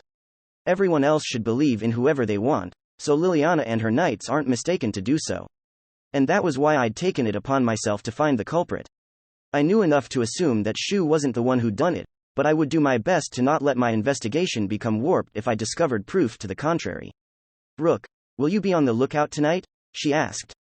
No, I haven't the slightest clue where to go on the lookout. Not to mention that no murder would happen with things as they are now. Why, shouldn't it happen tonight, too? No, because Shu is currently in jail. If I was the culprit, I would never do anything while he was still arrested, for that would greatly reinforce his innocence. The next murder would surely happen the next time he was released, or if he logged out and disappeared from jail. Shu was almost certainly staying inside because he was thoroughly aware of that. Instead, tonight, I will focus entirely on deciphering these cryptograms, I said as I looked at the cards in my hand, the copies of the ones left behind by the culprit. They had cryptograms on their backs, and I would spend the night solving them to see if they had any hints. Let's see what secrets you hold, I thought while eyeing the characters. And so came the next morning. Just as I'd expected, nothing special had happened during the night. I'd spent the whole time deciphering the cryptograms on the cards and, well, my silence as I looked at the results said all that had to be said. Rook, you look so displeased, Bobby commented. How rare. Of course I'm displeased, I thought. The cryptograms were basically sets of words written with their characters, randomly switching between different languages. While the one making it had only needed to type it down into some dictionary app, I, as the solver, had to use all the possible combinations for every character. The base was clearly the alphabet, and he replaced a lot of the letters with the corresponding characters from other writing systems, but every now and then, the rules of conversion changed, and there were some actual mistakes. For example, despite using readings or order until that point, he eventually equated E with the Japanese hiragana for I. Going by the rules used for the other letters, it had to be either the Japanese E, the E in their transliteration of Latin characters, O, their fifth character overall, or Ho, the fifth character in the Iroha. It had taken me far too long to understand that part was nothing but a mistake by the culprit. It wasn't the only mistake, either, and I'd spent a lot of time racking my brain trying to figure out if there was any meaning to those things, only to finally realize that they were nothing but pointless errors. Honestly, it made me more vexed than I had been facing that young lady back during the incident. This person was highly insincere when it came to making cryptograms. He'd clearly intended to have someone solve them, but he'd also neglected to check how solvable they were, and that, in my eyes, made them some of the most abysmal cryptograms I'd ever encountered. Insincere as these cryptograms were, however, I'd still solved them, which made me aware of an even more annoying fact. The culprit didn't care about them at all. That was the reason for both the mistakes and for the actual content. Card 1. Today's lunch is a Hamburg steak at Tricella's. Card 2. Today's dessert is a pudding parfait at Café White Sugar Peach. And that was it. Those establishments did exist here in Gideon, but the lines were clearly just some basic social network posts, turned into cryptograms for seemingly no reason at all. They had nothing to do with the incident, and all they did was irritate the one who solved them. But that was exactly what made me realize something. Since these cryptograms used Earth's languages, a Tien could never, ever solve them, and if there was any non-Tien who might lay his eyes on the cards, it would be none other than Shu. The criminal had figured he might try to prove his innocence by solving them, only to get these meaningless words, and that would surely get on his nerves. If there was any sort of purpose for these cryptograms, that was exactly it, to anger Shu after having framed him. That was the only real damage being done to him by this whole situation. And, assuming that was the culprit's intent, it led me to another realization. The fact that Shu was the prime suspect was being kept hidden from the public, and the only ones who knew that he was in jail were he himself, the authorities, personal acquaintances such as me and Marie, the Din, and the real culprit. That knowledge would never have stayed contained if the reason for it was a personal grudge. For example, if Franklin had successfully framed one of the Starling brothers, who were his sworn enemies, he would have made sure that all of Gideon and Alter knew about it. Then he would have followed it up by spreading vile rumors about them, both here and on the internet, in order to make sure they never recovered. If this was personal, the culprit would have done at least that much, and yet he hadn't. The framing, the disgraceful release that was sure to come, and the cryptogram wasn't quite enough to ruin Shu. It seemed as though all the culprit was doing was playing around with society and Shu in order to upset them. But what does he gain from all this? I murmured. Money was the first thing that came to mind, but if that was all the culprit wanted, he wouldn't have left the cards. They'd made Shu into the prime suspect, but if he hadn't left anything, there wouldn't have been any suspects at all, and the case would never have been solved. Due to that, it was safe to assume that there was meaning in the very act of playing around with Shu, that the culprit's desire was to toy with the King of Destruction. It's as if he wants to show that the Code is an entity so meager that he can get him to dance on his palm, I muttered. Or perhaps it's the other way around? This whole plot would never come into fruition if Shu hadn't been powerful and famous. The framing itself would have failed. In that case, this could be the culprit's way of asserting that he was above Shu. Is he merely trying to show someone who knows that he's the culprit that he can lead the Code around by the nose? Is it a strange sort of sales promotion? I thought. It wasn't certain if this assumption of mine was correct. With all the mental leaps I was making here, that deduction wasn't all too reliable. However, it fit all the details I knew so far. Not to mention that my intuition was telling me that I was on the right track, so I decided to search for the culprit from that particular perspective. Currently, the only clues I have are these cards, I said, looking at them. The cryptograms on them had been written by the culprit, no two ways about it. I momentarily considered that he could have made a Tien write this and then killed them to hide the evidence, but I quickly dismissed that idea. The cryptograms used many Earth languages, so Tiens would find it extremely difficult to copy them properly, and I didn't see a single bit of hesitation in the writing. Despite the errors, this had been written with confidence. Then perhaps the culprit had another master partner in crime? No, that couldn't be the case, either. After all, this culprit seemed to feel a dark sort of exhilaration due to playing around with someone as strong as Shu, so I found it unlikely that he would share this great deed with another master. Not to mention that masters couldn't be silenced, and due to the risk of them revealing the truth on the internet and the like, the culprit was most possibly a solo criminal. Additionally, with these cryptograms, the culprit was both hiding and asserting his existence. That might seem contradictory, but it was evident due to the fact that the hidden text revealed what he was doing. It seemed to me that he wanted to show that he was here while at the same time avoid being exposed. Honestly, I could probably find him by waiting for a few more cryptograms and deciphering them, but it wouldn't be good to let the number of victims increase, so I needed to find the culprit before that happened. Sue, will you analyze his handwriting? Asked Bobby. Bobby, that's only effective if you have handwriting you can compare it to. Without any writing by the culprit, I couldn't match it to what I had on the cards. People had to give signatures whenever they took quests from the Adventurers Guild, but if the person in question hadn't taken any quests here in Alter, that wouldn't mean much to us. All I knew at the moment was that the handwriting on both cards was a perfect match. This would be far easier if there was an embryo that could trace a person just by looking at their handwriting, I said. But Rook, wouldn't that be boring? Bobby, making things interesting is the domain of the Phantom Thief, I said. The detective's sole interest is in unraveling the truth. To that end, I would do many plain, difficult, and yes, even outright boring things. I wouldn't hesitate to request the help of a person with the aforementioned embryo. Sadly, I wasn't aware of anyone like that. Wait, I murmured. I actually did become acquainted with someone similar recently, I thought. Her embryo's power might prove to be a great help. I'll have to contact her. To find anything that could lead us to the culprit, we should first take another look at what he did, I said. During the murder burglaries, he'd stolen the goods and money from the hidden safes before going on to kill the heads of the households. The murder had come after the theft to make it easier for the culprit to escape once the smell of the blood and the like led to the incident's discovery. This implied another fact about the culprit. Instead of uncovering the locations of the safes by interrogating the victims, he'd known where they were ahead of time and had removed the contents before the murder. Now that I think about it, I haven't yet investigated anything about the residences besides the hidden safes in the alarm systems, so let's try approaching this case from that angle. I paid another visit to the den and bought the additional information regarding the 2 crime scenes. The organization knew so much that it felt as though its sole purpose was to make detectives' jobs easier. So both of the hidden safes were coupled with something in the houses, eh? I noted. Apparently the walls slid open and exposed the treasure only upon pushing a bookcase or inserting a gem into the eye of a statue. Being a fan of retro games, Shu would probably call it a Capcom-like design. Such mechanisms seemed to be quite popular among Gideon's wealthy, and it was imperative that they were installed during the construction phase, and both the households that had suffered the murders had been built by the exact same contractor. I see, I thought as I considered the 3 possibilities of why the culprit had found the safes so easily. 1. He had an embryo with such abilities. Since this theory left little room for a detective to work in, I skipped it for now. 2. He decided which houses he would commit the crimes in ahead of time, and then gone in to secretly take a look at the blueprints in the contractor's offices. Considering how skillfully he'd snuck into the residences, that wasn't too far-fetched. 3. He was an employee of the contractor who designed the houses. Also, I asked the DIN, and they confirmed that the culprit couldn't have bought the info, like I'd done. I was the first one to ever show interest in it.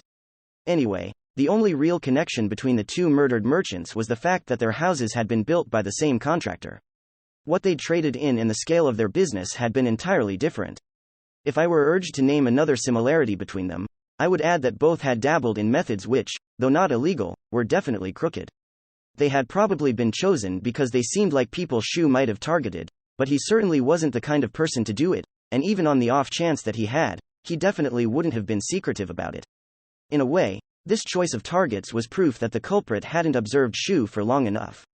Additionally, according to the DIN, there hadn't been any recent assassination contracts in Gideon lately, so it was highly unlikely that the murders themselves were the goal.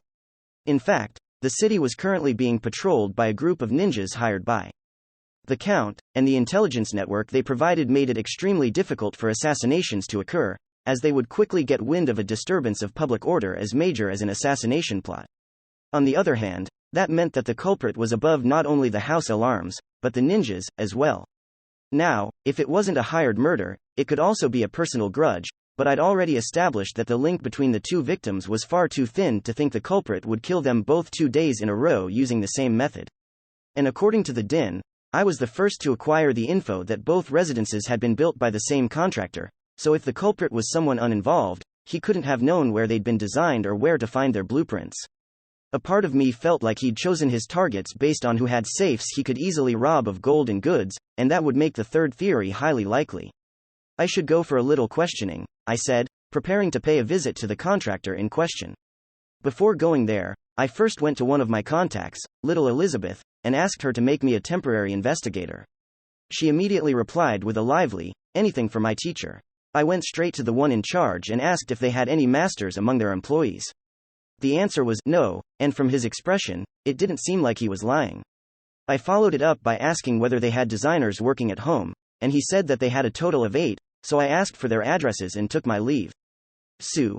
There was no culprit, huh? Asked Bobby. We can't be certain of that yet, Bobby. But there aren't any masters working for the contractor, right? Indeed, I thought back.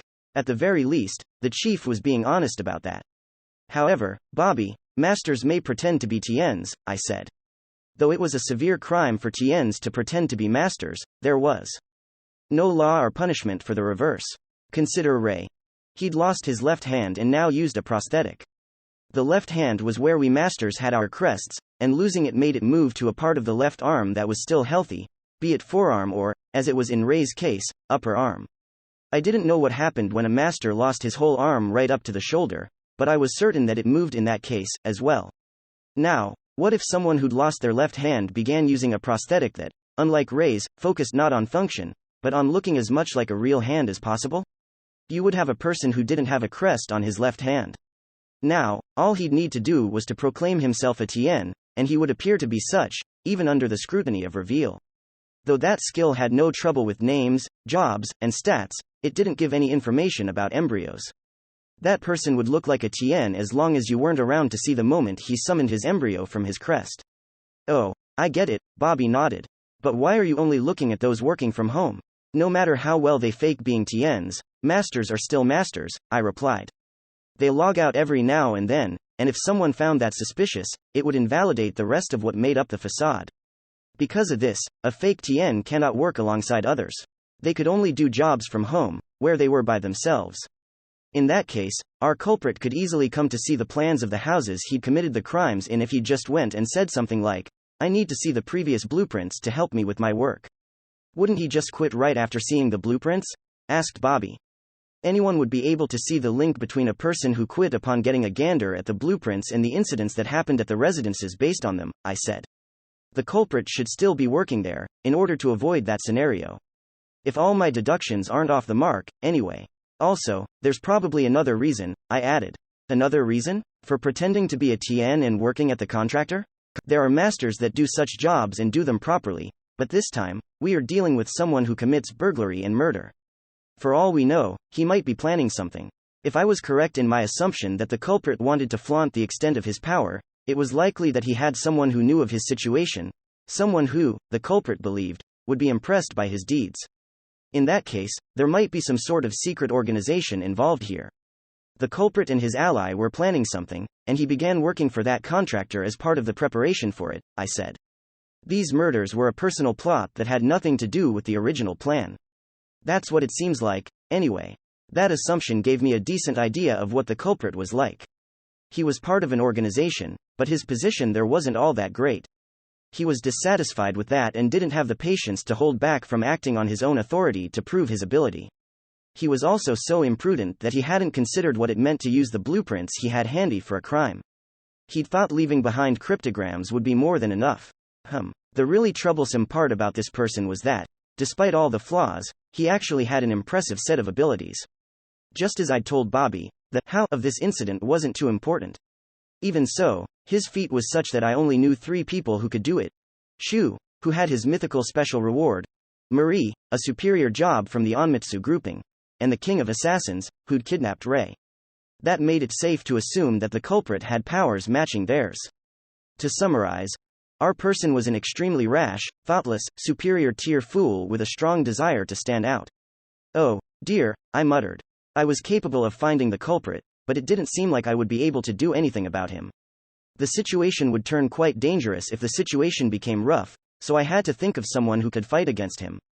Marie, Figaro, and little Zunu came to mind, but they were all outside of Gideon right now, so the only one I could rely on was him. At first I would have to handle the situation all by myself, but I was sure I could do it long enough for him to finish the culprit off.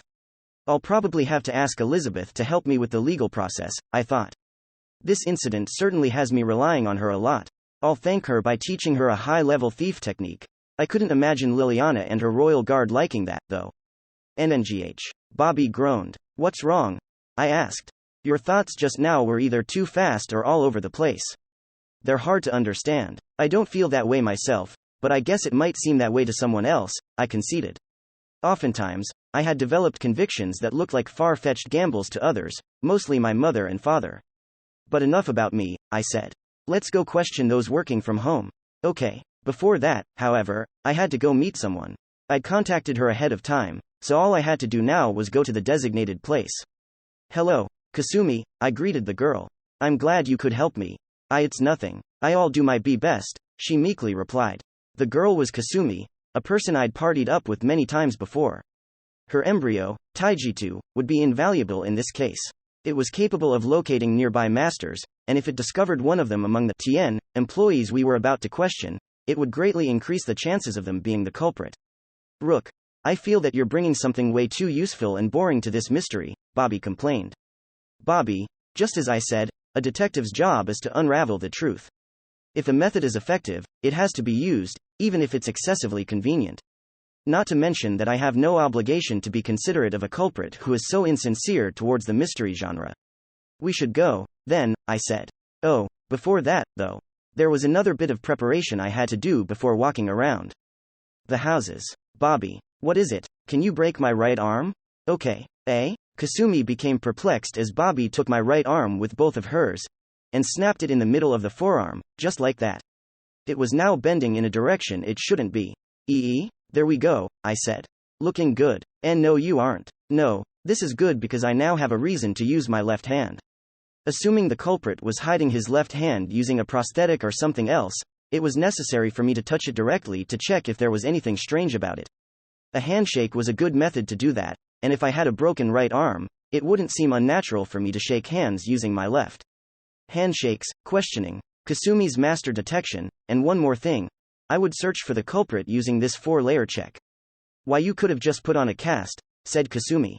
If the person has reveal and takes a look at my stats, it would be off if I wear a cast while not having the broken right arm status effect, I explained. Don't worry, I will definitely heal it after all of this is over. Kasumi looked at me like she didn't know what to say. I guess seeing an acquaintance break another acquaintance's arm was a bit of a shock to her, I thought. That's no good. I'll have to make it up to her, somehow. Both for her help and for giving her a scare. And so came the time to walk around the houses of those working at home. I started by showing my investigator badge and exchanging a left-handed handshake with each person. Not hiding anything, I revealed that both of the buildings in which the serial murders had happened had been designed by the contractor they were working for and that I was investigating the case from that angle. I then gave them a few questions made with the assumption that they weren't the suspects and keenly observed their reactions. Along with asking Kasumi if the person ever showed up as a master, I repeated this process on 7 out of 8 of the employees. Some among them hadn't known that the residences had been designed by their own, while some hadn't even known about the murders altogether. None of them seemed to be lying, and I never saw anything strange in their reactions to my questions. Missing the mark this many times makes me think that my deductions were mistaken, I muttered. Or perhaps, like I'd once considered, the culprit might have an embryo that could discover safes. But since I had only one more employee to check, I decided to redo my deductions after finishing this. And so, we arrived at the 8th person's apartment building. I looked at Kasumi, and she silently shook her head. So she's not detecting any masters here, too, eh? I thought. Nevertheless, I wanted to be absolutely certain, so I left Bobby and Kasumi behind and made my way towards the employee's apartment. I rang the bell, heard a coming from inside, and a moment later, the door was opened. Yes? Who are you? The person behind the door was a young woman, probably in her late teens. Assuming she was a TN, she was clearly an adult by this country's standards, and she didn't have a crest on her left hand, either. Good day. I am Rook Holmes, I introduced myself. I am a temporary investigator on a quest to investigate the series of burglaries and murders that began 3 days ago. Oh, my. Despite the lack of crest, I didn't see the need to shake her hand to confirm whether it was a prosthetic. It was obviously flesh and bone. However, this person was clearly the culprit. Upon first seeing me, there had been a brief moment of surprise on her face. Then she'd quickly put up an expression of confusion. It was obviously a reaction one would make if they recognized me, but tried to hide it. And it wasn't far-fetched to believe she would know me. She'd tried to frame Shu, so it was only natural for her to look into those around him, and since I was being trained by him, I would definitely be among them. As indelicate as it would be for me to say it myself, I didn't exactly have a face so plain it could be easily forgotten, and that was exactly why the last part of the 4-layer check was my own face. Her reaction to it had been far stronger than that of someone who'd merely caught a glimpse of it before, and she'd instantly tried to hide it. That was more than enough to make her seem suspicious. Still, since I didn't have any positive proof, I had to dig deeper. The 2 residences that have been targeted were both designed by Frody Construction, your place of employment, I said. I am currently visiting the employees to see if you might have any useful information. Oh, I see, she replied. We shouldn't stand around while talking. Care to come in? If you don't mind. I walked through the door to her apartment, feeling like I was entering the lion's den. The young lady introduced herself as Gerbera. As I sat down on the sofa, she presented me with tea and donuts, saying, "Here you go." "Oh, thank you very much," I replied. "Ha ha, those are the new donuts from White Sugar Peach Cafe. They're delicious. Eh? But that was the name of the shop in one of the cryptograms. Why would she present me with pastries she'd bought there? Well, they certainly look like they are, I said. They're more than just looks, I assure you. The cafe had some great pudding parfaits, too, but their donuts are just amazing. Was she aware that I was suspicious of her? Was she trying to confuse and trick me? Her expression didn't make it seem like it was so. Still, there was a hint of ulterior motive towards me.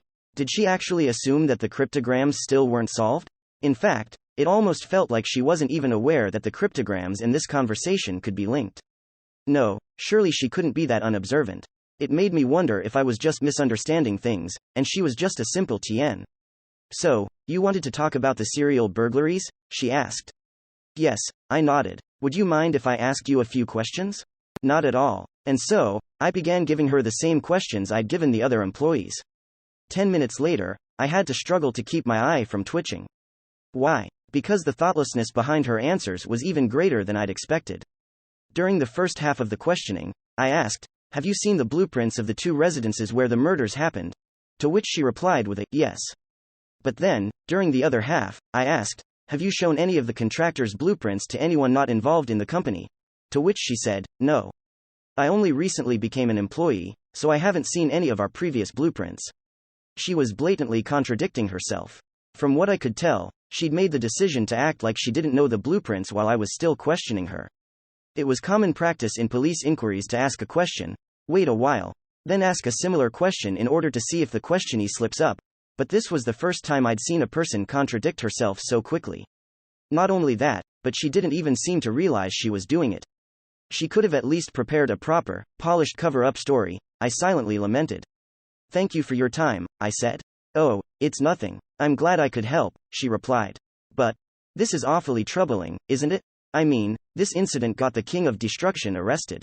"Truly," I said. Lo and behold, what a finishing blow. Once again, I momentarily thought that she was trying to trick me, but that didn't show on her face.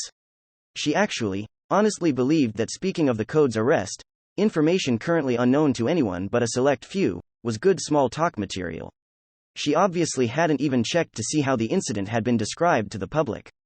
This woman was thoroughly convinced that, because she framed and had him arrested, society surely knew about it already. It was only natural to expect the public to show a far stronger reaction if that had actually happened, yet she'd failed to even check, feeling absolutely nothing strange about the unchanged state of the city. I already knew from the cryptograms that the culprit lacked sincerity towards the mystery genre, but not even I could predict that the extent was this immense. My deductions were mistaken. I'd pictured the culprit as an extremely rash, thoughtless, superior-tier fool with a strong desire to stand out, but it also turned out to be a person so exceedingly careless that she constantly piled up mistake upon mistake, yet never recognized them as such. Father, the situations you put me in during my detective training never had a criminal as hopeless as this. She's a bit beyond the boundaries of my hypothesizing. Nevertheless, it was settled. This person going by the name, Gerbera, was definitely the culprit. She didn't have a crest and couldn't be detected by Kasumi's taijutsu, but that was probably just because her embryo was specialized in concealment. All I had to do now was leave her flat and prepare to corner her, but to think that the King of Destruction would do such a thing, she said. Those words compelled me to respond. He's not the culprit, I said. Though my tone was plain, I probably wasn't so composed on the inside. After all, I wasn't ignoring what I probably should be. Careless as she was, this woman had definitely killed 2 TNs and framed Shu for the crime, and the fact that she'd said such a thing as though she had nothing to do with it made me so vexed that I simply had to retort. As evidenced by her twitching cheek, she was displeased with my response, which probably didn't fit her plot, so she asked, "Then, in your opinion, what kind of person is the culprit?" "An idiot." There was no hesitation in my response. It came out reflexively, not giving me a single moment to consider my words. Apparently, this criminal's insincerity towards the mystery genre had made me more irritated than I thought. My response was so unexpected that her eyes were wide in shock. However, I wasn't able to take back what I'd said, so I chose to continue. Instead, an idiot with a poor grasp of the personality of the person he's trying to frame. An idiot whose whole, steal, murder, leave a card, shtick is nothing but a ridiculous mess. An idiot who doesn't even realize that even a child could understand that this is merely a plot to frame Shu. An idiot who ciphered some of the most immature text on the cards. An idiot who made mistakes in his ciphering, but didn't even bother to check. An idiot whose crimes are so basic that even leaving cards doesn't make him seem like any less of an idiot. An idiot who might actually be idiotic enough to believe that this was enough to successfully frame Shu. An idiot who considers other people idiots to a downright unbelievable extent. An idiot who thinks other people are idiots despite he himself being such an idiot that he doesn't even notice his own mistakes. An idiot who, and this is just conjecture, by the way, despite having such strong convictions regarding other people, doesn't understand why he's being thought of as an idiot, is thoroughly convinced that none of it is his own fault, and thus ends up going around in circles like the idiot he is. To summarize, he's an idiot. With that, I released all of the frustration that had been building up since I'd solved the cryptograms. And yes, not even I had realized I was this upset. Still, it was too late for me to take back what I said, so I just prepared to take my leave, leaving behind the culprit, who looked shocked beyond words. Apologies for the intrusion, I said. I have to continue the investigation, so I will be leaving now. Thank you for the donuts and tea. And so, I walked out of Gerbera's flat. Right after I left, I heard an enraged scream and the sound of porcelain being shattered in a fit of rage. Hearing that made me assume that, if I'd taken just a few moments longer to leave, she'd have attacked me regardless of the fact that it would have exposed her.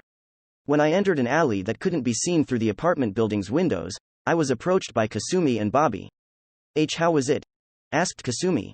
If that's not the culprit, I'll give up on being a detective. She was just that undeserving of any sort of investigative deduction. Also, I'll probably be attacked tonight, I added. Will you be alright? I should prepare for it, at least. She might prove to be troublesome. Bobby voiced her confusion. But she's so hopeless that you easily found out that she's the criminal, right? Indeed, Gerbera truly wasn't suited for crime. Not because of her disposition as a person, but because she was just that inept. Even so, she made it past the alarm systems unnoticed and fooled the sense skills of many investigators, I said. She herself isn't fit for crime in the least, but I think that her embryo is an entirely different story. Its category was most likely in the Guardian series. Other categories would have probably had her going out to the scenes herself, so there would have been even more mistakes on her part. And assuming it was a Guardian, its current form would be. The situation could become even more dangerous than the night Franklin's game happened. Worst case scenario, we might have been dealing with someone on the level of a superior, or an actual superior. Still, it isn't like we don't have ways of dealing with her, I muttered. Bobby, what is it? She replied with a smile. I couldn't tell why, but it looked like she was having fun. There's something I'd like you to do, I said, and I named 2 things I wanted done. Dead hand, Gerbera, that shitty weakling. I shouted as I threw the cup with tea in it towards the wall. That non-superior weakling thinks he can say whatever he wants just because he has a pretty face. I really liked that part of him. He was a total freaking cutie pie, but everything else was a no from me. I'd tried to soften him up with donuts and tea to casually seduce him, but no, he was no good. I'd wanted to make him fall for me, but now, I just wanted to tear his insides apart. Ha, I giggled. He said he's investigating it, but he still doesn't know that it's me. If he had, he never could have said all those insults straight to my face. But he could still get in my way and stop me from cornering the king of destruction. I would be done with that in just a few more days, so I'll give him the death penalty to take him out long enough for that. I'll make him regret saying those baseless insults about the true culprit, me. Of course, he would never know why he'd even gotten the death penalty. No one knew what my embryo was, and no one could kill it. My embryo is the strongest, I said before looking to my side. Common people wouldn't see anything there, but I did. It had a body covered in hard leather, a set of bull-like horns, the teeth of carnivorous beasts, a head without any eyes, an arm similar to that of a praying mantis, a human-like, bipedal lower body. It looked like a monster from a horror film, but that was very fitting for what it was. This was my superior embryo. Only I could see it. Only I could hear it. Only I could smell it. Only I could taste it. Only I could feel it.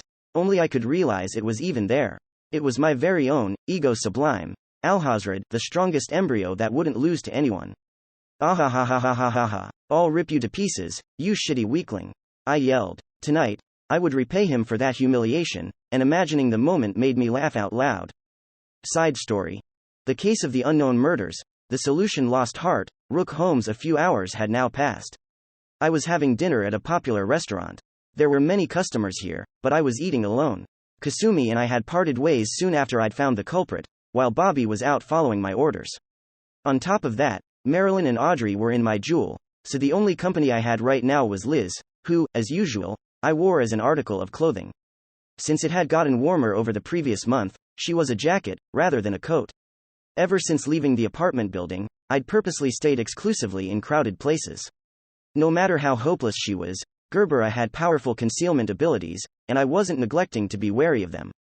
Given that, I figured she wouldn't attack me if I was in an area with many masters. After all, things would become quite dire for her if someone had an embryo that could trace her. I assumed she'd wait for when I was all by myself, and since I hadn't been attacked yet, I was probably correct about that. Of course, she might currently be observing me with her guardian, but nevertheless, I was glad to know she wasn't careless enough to attack with so many people around. And the thought that Gerbera wasn't careless enough to had just passed my mind, and now that I'd actually talked to her directly, it made me consider a question that had never came to mind before. Just how much an idiot is she? Though it sounded like a casual insult, it was an actual question. I wanted to know the extent of her stupidity. What I'd said before leaving was the equivalent of telling her, I already know that you're the criminal. And yet, although my words had greatly enraged her, she hadn't chased after me when I left. It wouldn't have been surprising for her to attack me in order to silence me, abate her anger, or because she believed I was already preparing to get her on the wanted list and to either arrest or defeat her. The fact that she hadn't done that could only mean that she was trying to keep her identity as the culprit a secret. Indeed, she actually believed that she was still unexposed. It wasn't logical for her to stay unaware despite all I'd said, but in all honesty, she certainly did seem like an idiot foolish enough to stay clueless. But now that I knew she had enough discretion to not attack me in public, it left me with a new question. Did the extent of her stupidity change? She was certainly a careless idiot, and I was more than confident that the disgraceful behavior she'd shown me in person was no lie or act. However, that wasn't quite enough to explain her excessive naivete when it came to perceiving the situation as it was. There was also her embryo to consider. The crimes committed made it safe to assume it was a guardian specialized in concealment, and that was most likely based on the master's personality, as was the case with most embryo abilities. Could the embryo have truly developed into what it was if she was just an excessively careless idiot? Of course, the relationship between a master's personality and an embryo's powers wasn't absolute, but considering the immense strength of her craving to stand out, it was pretty curious for her embryo to have ended up having abilities that seemed like a direct opposite of that. The result is the same, but the equation is different, I muttered. That's the impression this is giving me. Both 2 divided by 2 inches and 2 times 0.5 result in 1, but the nuance of those equations is entirely different. Her actions were careless and foolish, no doubt about that, and they brought about fitting results. However, I might have made a mistake while deducing her thought process leading to them. Let's think about this a little. The case had already been solved. There was no need for me to make any further deductions about that, so this was nothing but a superfluous extra, a deduction for the sole purpose of understanding her character. Thankfully, I still had time until the moment she would attack me, so I immersed myself in thought and used all the information I'd gathered to reassess the nature of the master known as Gerbera. Dead hand, Gerbera. It was a few hours after sunset. Through Alhazred, I watched that guy slowly walk over from the other end of the street. He was the dumb, shitty weakling whose only plus was his pretty face. He probably didn't even realize it, but I'd known him before our meeting today. I'd seen him when I was investigating the Code before starting the murders, so I knew the inn he was staying at, and could easily ambush him, like I was about to do right now. Through Alhazred, I looked at him while standing in the middle of the road, and that shitty weakling didn't even realize I was here. My Alhazred was the strongest embryo, after all. Completely focused on concealment, he couldn't be noticed by any of the 5 senses, and even skills like danger sense and killing intent perception had no effect on him. He couldn't be caught by machine or magic sensors, either. No one could ever know that Alhazred was there. He could sneak in anywhere and kill anyone, so, obviously, if he wasn't the strongest, no one was. But for some reason, my clan members couldn't see that. They really needed to have their eyes checked. Remembering them made me a bit angry, but whatever. I had a plan to get back at them. For now, I just had to wait for when the Code left jail and then commit another murder. I'd keep framing him and lowering his reputation over and over until he became so angry that he'd stop caring about appearances and go out to search for the true culprit. And then, I'd gladly battle him. He'd be crazy with rage, so he wouldn't care and would fight me here in the city, where he couldn't use his full power. If my Alhazred had a flaw, it would be his weakness to random attacks. That covered an area so wide that it didn't matter if they knew where he was or not, and those were the code's specialty. So, if I wanted my Alhazred to kill him, I had to limit his firepower. He couldn't use his wide area attacks in the city, because if he did, he'd get on the wanted list. I wouldn't mind if that happened, it'd still be clear that I was the one who'd pushed him to that point. Anyway, if he wouldn't use his firepower, he'd only have his stupidly high strength. He'd be useless, and I could easily kill him with my Alhazred. No matter which one of those happened, the fact would remain that the Code would be defeated by my planning and my embryo's power. That would surely make my clan members rethink their opinion of me. Before that, I have to crush this annoying, shitty weakling, I muttered. My unnoticeable Alhazred started walking towards him. First, I'd slowly tear off his limbs, and when he started to bawl, I'd cut his face into pieces. My heart danced as I imagined that moment, and then I made my embryo run forward. But when he was only about 50 meters away, the shitty weakling jumped away from Alhazred. He was wearing the same metal slime he'd wore while training with the Code. It grew tentacles that hit the ground and launched him to the other direction. It almost felt like he knew my imperceptible Alhazred was here and was trying to escape him. It's just a coincidence, I snarled. He just couldn't have avoided what he didn't know was there. I went after him again and attacked from a completely different angle. Alhazred's resources were focused on stealth, so his speed stayed below the speed of sound, but it was good enough to catch up to this shitty weakling. I quickly got close, and he jumped in the opposite direction right before I could attack, just like he'd done the first time. Again, it wasn't just a coincidence. He was actually perceiving my imperceptible embryo. But how? I thought. And even if he knows my Alhazred is there, how did he expect to be attacked by an invisible enemy? Suddenly, my vision changed from Alhazred's to my own avatars back in my apartment. I came back to find the room on fire. The window was broken, and next to it, there was a red-haired devil, the shitty weakling's embryo. Little flare, petrifying breath, grand dash. She launched skill after skill, not holding back at all. She was clearly treating me as an enemy. Wait. Does he actually know that I'm the culprit? How could he have realized that just from our talk? The way I'd answered the questions and controlled the conversation was perfect. Is the shitty weakling actually some sort of genius? A few minutes ago, lost heart, Rook Holmes. It was a few hours after sundown. The sun's warmth had already faded from both the air and the ground. I finished gathering my thoughts about Gerbera and made my way back to the inn I was staying at. There was no one nearby, so I was walking this nightly street all by my lonesome. I murmured. I presumed that Gerbera would only attack me when I was all alone, and this seemed like a great opportunity. Liz, I whispered my slime's name inside my mouth, making sure to not make it audible, and she responded with a single tap on my arm inside my sleeve. So there's nothing yet, then. I'd prefer it if she attacked me before I reached the inn. Breaking it would trouble those working there. As that thought ran through my mind, Liz tapped my arm twice. It was a code we decided on ahead of time, and it meant something invisible is closing in. A moment later, Liz jumped to the side opposite of whatever was approaching us. She was moving the same way she had when fighting that young lady during Franklin's game, by hitting the ground with tentacles she extended from her jacket-like form. However, they weren't the only thing that were reaching out from her. She'd also used the part of her that didn't make up the jacket to spread out countless thin and shiny threads all over the surrounding area. Mithril arms slimes like Liz were capable of turning themselves into armor as well as weapons, and in this case, she'd turned herself into threads. Of course, the focus on thinness and length came at the cost of attack power and endurance, making them break upon the slightest touch. However, that was intentional. Their purpose was to detect, and breaking was how they did it. I determined that Gerbera's embryo was a guardian focused on concealment, and based on the better parts of her performance as a murderer, I'd made a guess that it was also invisible, soundless, and odorless. Considering the absurdity of superiors, it was also likely that you couldn't be aware of it even if you touched it. That was why I'd made Liz spread out a number of weak, easy-to-cut threads. Even if she couldn't see it or feel it by touch, Liz could still notice when she lost parts of herself. This could only be done because Liz was a slime, a creature that could change shape and didn't seem to feel pain. But the fact that I was able to counter that wasn't the actual crux of the matter. The very fact that I was even capable of thinking of such a countermeasure made it clear that Gerbera had already made a grave mistake.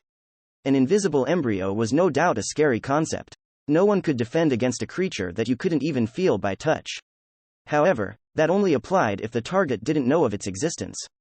Gerbera had committed crimes that were thoroughly based on an extremely high concealing and stealth abilities, and that was exactly what had allowed me to guess her embryo's powers. By giving me the information that I was fighting against an enemy with a perfect stealth ability, she'd made it possible for me to develop a functioning counter. Such a power would lose half of its value if the target merely knew that it was there, and that was Gerbera's greatest error, even greater than leaving all the evidence I'd found. She so confidently believed in her embryo's unknowability that she'd effectively made me aware that an unknown entity actually existed. It was as though she'd colored everything surrounding something colorless, making its shape stand out. If she'd tried to assassinate someone without trying to stir any sort of murder mystery drama, her embryo would have been able to accomplish that without a flaw to name. Even the likes of royalty would have been easy targets. But now, the colorless existence was no longer imperceivable. Bobby should be attacking her right now, I muttered. After the questioning, I'd asked her to do two things. One of them was to observe Gerbera, which was easily done with the optic camouflage skill she'd gotten from a monster by using Drain learning. Bobby was to observe the apartment building, follow Gerbera if she left, and be on standby to attack her if she attacked me using her embryo. Even if it was superior, the fact that it was a guardian meant that it had a certain unavoidable weakness, its master. No matter how tough and strong the guardian, it couldn't protect its owner if it wasn't at its side. Due to this, Gerbera and I were tied now. However, I had the advantage in the fact that I'd predicted her attack, while she hadn't even considered that could happen. Now, it's just a matter of which embryo defeats which master first. Naturally, in terms of overall battle potential, their side was far above ours, but due to the excessive focus on concealment, her guardian's speed and power weren't particularly great. By running away as I was, I could keep buying time for a decent while longer. The only thing we actually had to worry about now was whether or not Bobby can take care of Gerbera in time, I murmured. She, too, wasn't a particularly powerful guardian. Due to dedicating her resources to charm, drain, learning, and the merging power, her base stats were lower than that of other guardians in their fourth forms. As an incognito employee, Gerbera might currently have jobs such as carpenter, architect, and swindler, but even so, she was a superior, and it was highly likely that she was max level. It was a gamble whether Bobby would be able to defeat her. In fact, it was best not to expect that to happen. Bobby's attack wasn't the main part of the plan. I was suddenly overcome by a mild shock. Liz had just touched me in a way that said, "It's not coming after us." The guardian had probably returned upon realizing its master was in danger. That reaction was only natural, and I'd hypothesized that it could happen. So now, to switch to the main part of the plan, I made my way to Gerbera's apartment.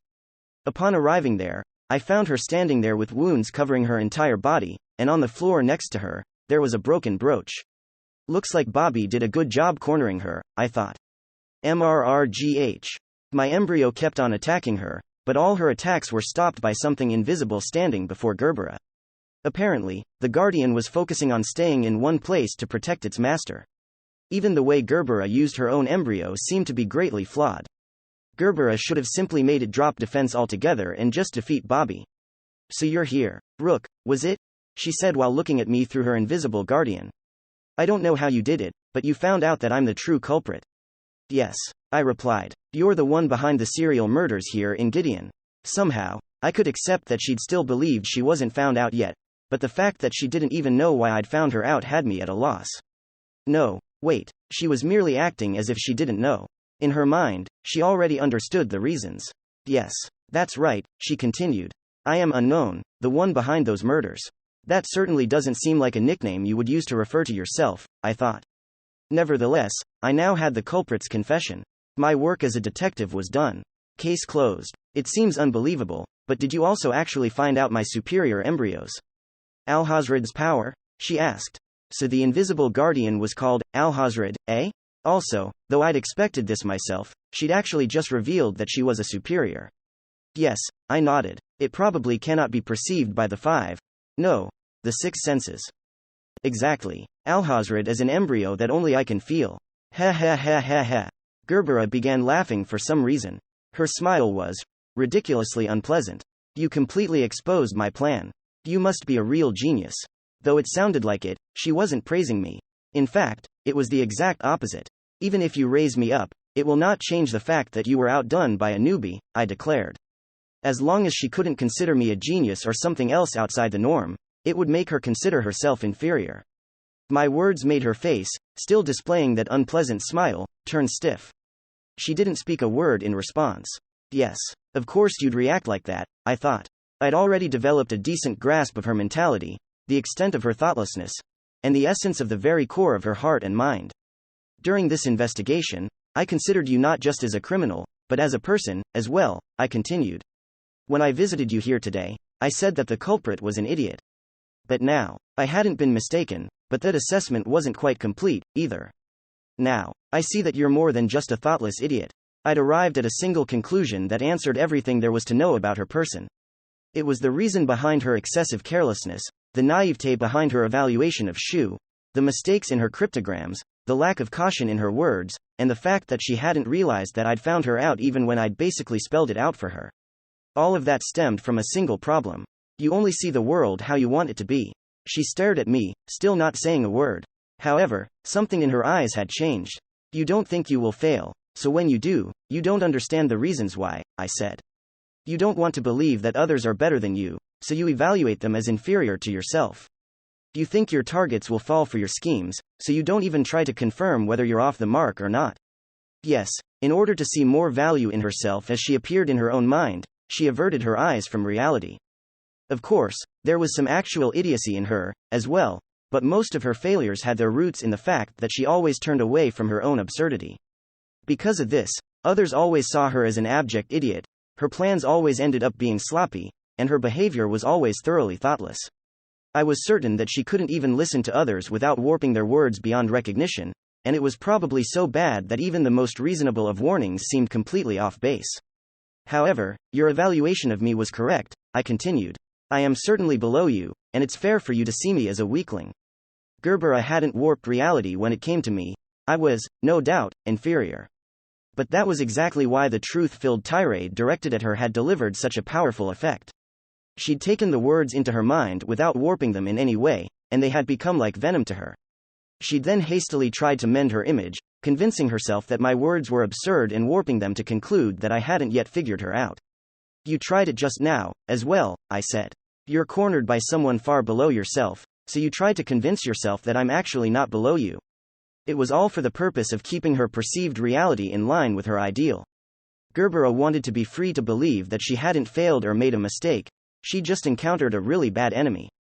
That was how she functioned, and it even showed in her Alhazred, which was based on her personality. That's why you are the only one who can see your embryo. You only see the world as you want it to be, so your embryo became a creature that can only be seen by you alone. It was a being that only lived in the vision of one person, much like an imaginary friend. And yet it followed her whims and influenced the world like a sort of phantasmal beast. That was what her guardian was, and there was much to be said about a mind that could birth it. That is the truth behind your embryo, and you yourself, I declared. You're no unknown. You're merely someone who avoids her own truth, senses, and even the nature of her mind.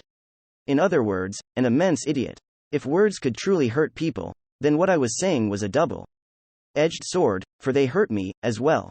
I, too, was avoiding my own truth and path in life. But even so, I spoke those words to her. No, that's not. Gerbera was unable to refute what I'd said. She swallowed all the responses she tried to speak. Although she was trying her hardest to ignore the inconvenient reality as she'd always done, my words were like a wedge keeping her from escaping it. Unveiling the truth behind her heart made it impossible for her to subconsciously avert her gaze from her failure, stopping her every time she tried it. The words had now been carved into her mind, and she would remember them every time her escapism made an attempt to take over, forcing her back to reality. Having heard my words, her brain was correcting her every time she tried to avert her gaze. For all I knew, she might even be remembering the many failures she'd committed throughout her life. Those were surely memories she'd rather have forgotten. Gerbera wailed as she strongly covered her eyes with her palms, as though to say that she didn't want to see this reality. But alas, her mind had already seen it, her heart had witnessed the truth. She could no longer convince herself that she was the greatest, or that she'd never failed. Gerbera suddenly moved her hands from her face, and her eyes looked directly at me. They showed no emotions I could easily read, all I saw was an amalgam of countless feelings. However, they all converged into a single emotional vector, which was best translated into, I have to erase him. She now had a strong will to eliminate me. Who am I? she asked. The words had a meaning, but it didn't feel like was actually talking to me, or anyone else, for that matter. You're Gerbera, no? No, she shook her head. IAMUNKNOWN. A moment later, she began losing parts of herself. Not bleeding a single drop, she gradually vanished as though eaten by the air itself. No, she was actually becoming impossible to see. Like the mad wizard her embryo was based on, she disappeared as though she was eaten by an invisible monster. Total eclipse of the flesh, Alhazred. She spoke the name of her ultimate skill. The process was now complete, and Gerbera was nowhere to be seen. I silently gasped as I realized the skill's effects. It was akin to Bobby's Union Jack, the merging of guardian and master. It made Alhazred take in Gerbera's only weakness, herself, and make them both imperceptible. Bobby, Liz, I shouted, giving them the order to attack the place where she'd just been. Liz's threads had already been spread out around the room. None had been cut yet, meaning that Gerbera was still there. If she tried to evade, I would simply refocus the attacks to where she moved. She had no means of escaping this.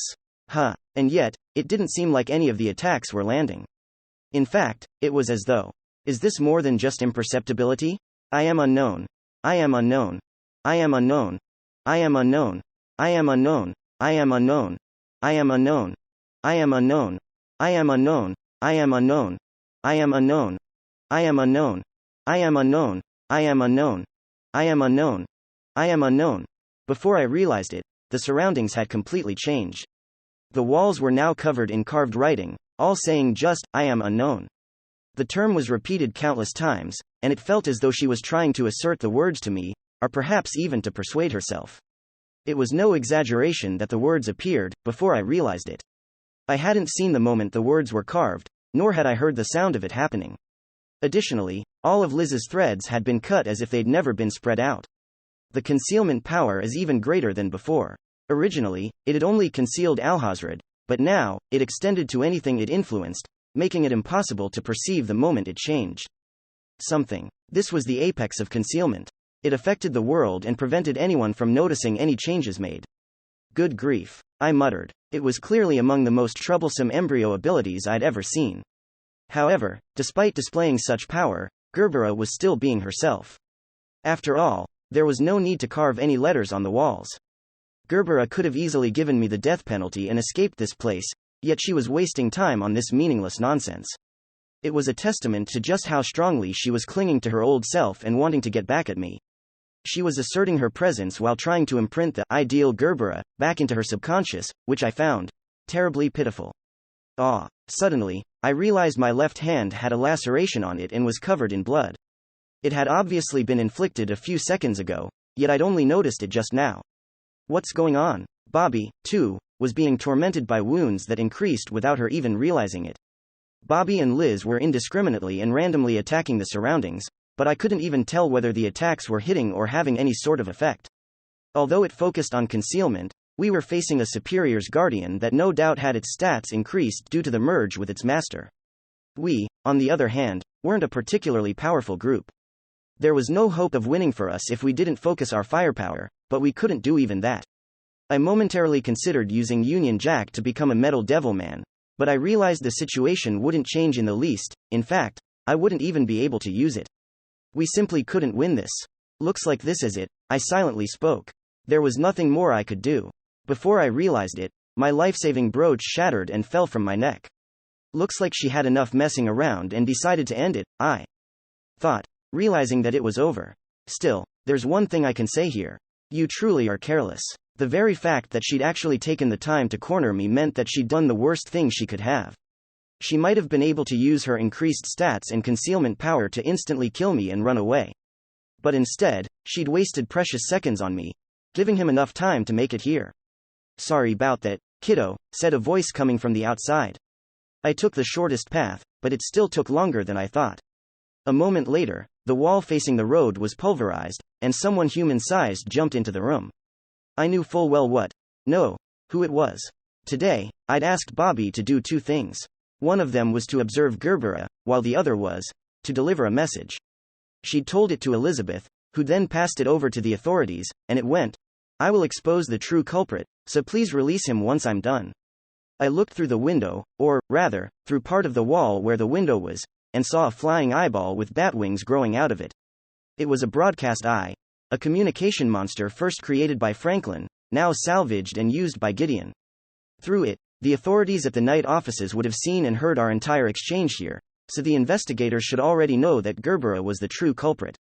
She was probably already on the wanted list, and more importantly, Shu had been released and was now here. And so, the star of the show enters the stage, I said. Yep, he replied. Kept you waiting, huh? The moment I'd considered the possibility that Gerbera might be a superior, I'd entrusted this incident's resolution to him. For that, it had been necessary to prove that Gerbera was the true culprit, so I'd gotten her to confess to it. The preparations were now complete. The detective's job is to expose the truth, not to arrest or defeat the culprit. That role belonged to Shu, the real unknown. I heard about Ya through both the eyes feed and the telepathy cuffs, he said. You're still here, aren't ya, Miss Unknown? He was not in his bear costume, but in the godcloth he'd worn when fighting Franklin back on that day. It was proof that he was ready to fight with his full power, as both a superior and the king of destruction. Thus, this would be exactly what had happened during Franklin's game, a clash of the superiors. As you clearly know, I'm the ex-unknown, Shu Starling. There was no response to those words, and I couldn't tell whether it was because we couldn't notice it or if she actually wasn't doing anything. Still, it was obvious that she was listening. If she'd been the type of person to escape with Shu's appearance, things wouldn't have gotten to this point in the first place. I got tons of things to say to you, but it doesn't look like we can have a conversation here, so I'll just say one thing. He pointed at his neck with his thumb. I won't run or hide, and I'll fight you right here, so just bring it on, will ya? It was no mere provocation, he was completely honest. And those words signaled the start of the battle. Since Gerbera's ability was perfect stealth, the thing she had to be most wary of from Shu's arsenal was the battleship focused on wide-scale attacks. Because he couldn't use it here in the city, this was probably the very situation she'd been yearning for. However, she didn't attack him once even after a whole minute had passed after his words. Did she escape? I thought. No, that can't be it. Oh, right, I said. She's actually being cautious. Gerbera was wary of how Shu could counter her attack. Although he was focused on STR, a single attack from her wouldn't be fatal, and even if it would be, he still had his brooch.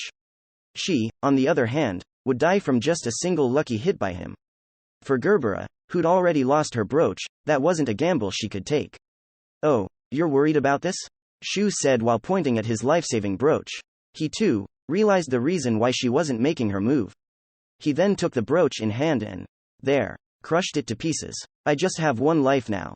So come on, don't be shy. Kill me and take the unknown title. The destroyed brooch couldn't be replaced for the next 24 hours.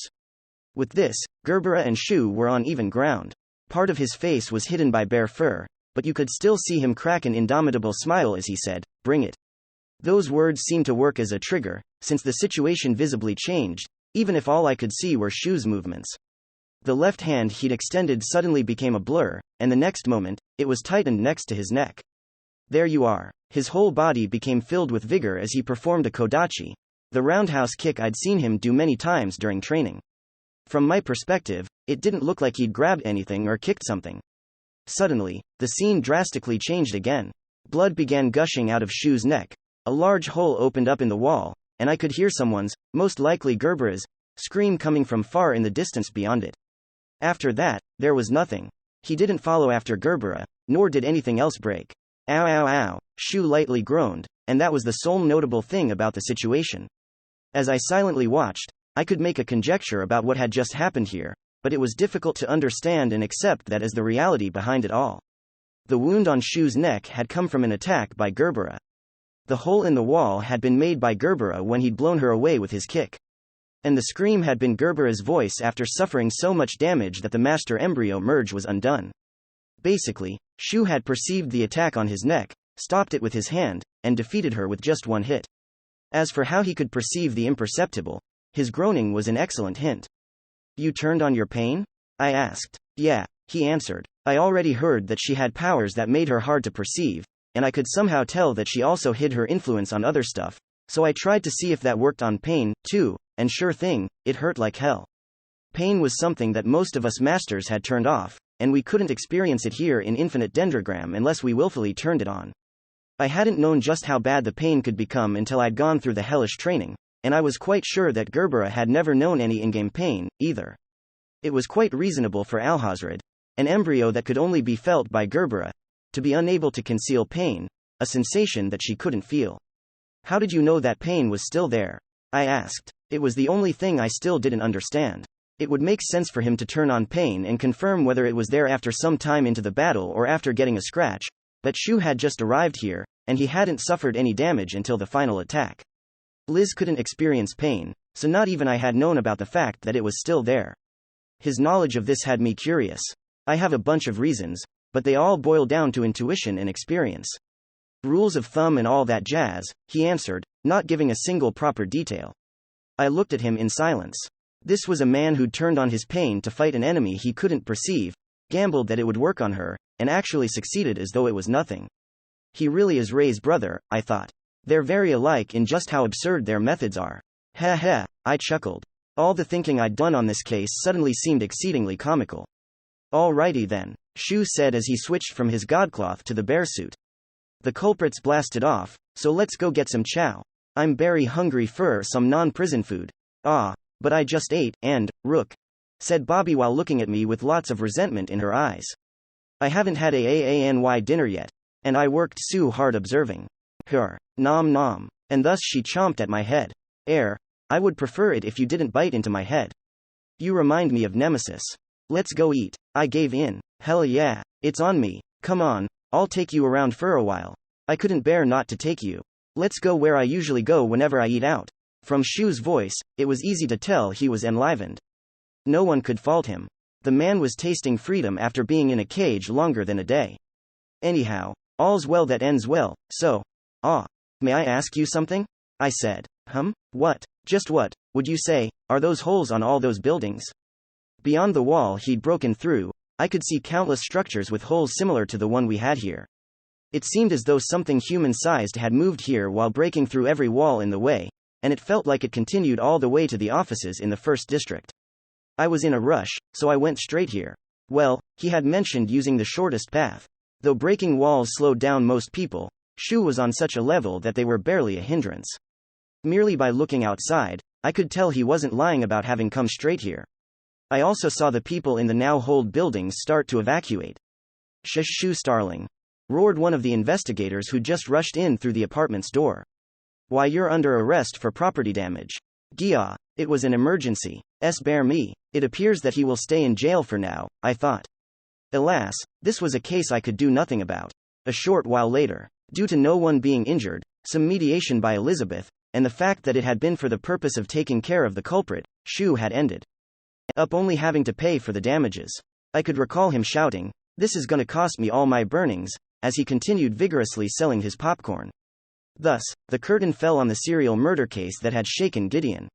Although, it was still a mystery who, exactly, Gerbera had been trying to show off to by creating this incident. Side story. Epilogue. Outlaw the jail, dead hand. Gerbera. I logged in after 50 hours of being offline and found myself somewhere that wasn't Gideon.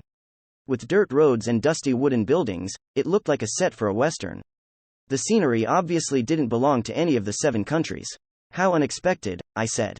I thought the jail would be more jaily, like an indoor institution with thick walls. I looked up and saw a blue sky, but then I realized that there weren't any birds or clouds. It was also bright, but I couldn't see the sun anywhere. Maybe this actually is indoors? I wondered. Well, at least it looks like a nicer place to live in than I thought it'd be. Then again, I'm breaking out soon, anyway. Yep, I've been sent to the jail, but I'd be leaving in no time. I could just use my Alhazred's ultimate skill and escape this stupid place, as easy as pie. And then I'd be the first master to ever break out of the jail. That's my countermeasure to this situation. Which is probably just another thought he'd consider to be warping reality into what I want it to be, I muttered. This was the first time I'd even had the idea of a countermeasure. I'd never thought I'd ever mess up, so I'd never even bothered to think of anything like that. I now knew that I'd been warping reality to make it convenient to myself, and it was all because of him. Arg, I'm such a mess, I shouted. Ever since hearing Rook's words on that day, I'd started worrying all the time. When I tried to think something that made me feel good, I always questioned myself. It wasn't just for what was happening now, either. Even my fun memories and the old moments of thinking I was great were falling apart. This had been happening ever since that moment. It was why I hadn't been able to log in right after the death penalty ended. I'd needed time to get a grip. I won't forgive him for this. I swore. I'd make Rook pay for digging into my mind and making a mess out of it. I also had a bone to pick with the Cody for destroying me in my Alhazred, which should have been invincible even without my warping, but that grudge was nothing compared to what I felt for Rook. Now that he'd said those words to me, I couldn't have even a bit of fun. I couldn't even become my ideal self back in reality. His sharp words prickled and bit me like a curse. That was why I decided to do everything to escape this jail and get my revenge. It's the reason why I even logged in. First, I'll make Alhazred check up on the jail's structure. But wait, if the rumors are true and it's a different server, then escape is impo. No, I should still be able to. Cough. As I thought aloud, I suddenly started to choke on the dust in the air. I can see that this place is based on westerns, but the amount of dust is awful, I complained. I want to rest in a clean place somewhere. They do exist here, right? I've heard that prisons that charge you are like hotels, not to mention that this is part of Infinite Dendrogram, so there should be more proper places here. If there weren't, I'd find and force someone with a building-related embryo or job to make me one. I had taken some construction jobs for my infiltration, so I could make designs. All I needed to build something was labor and materials. Yes, though it would only be a temporary home, I was a superior, so I could obviously stand at the top of this place.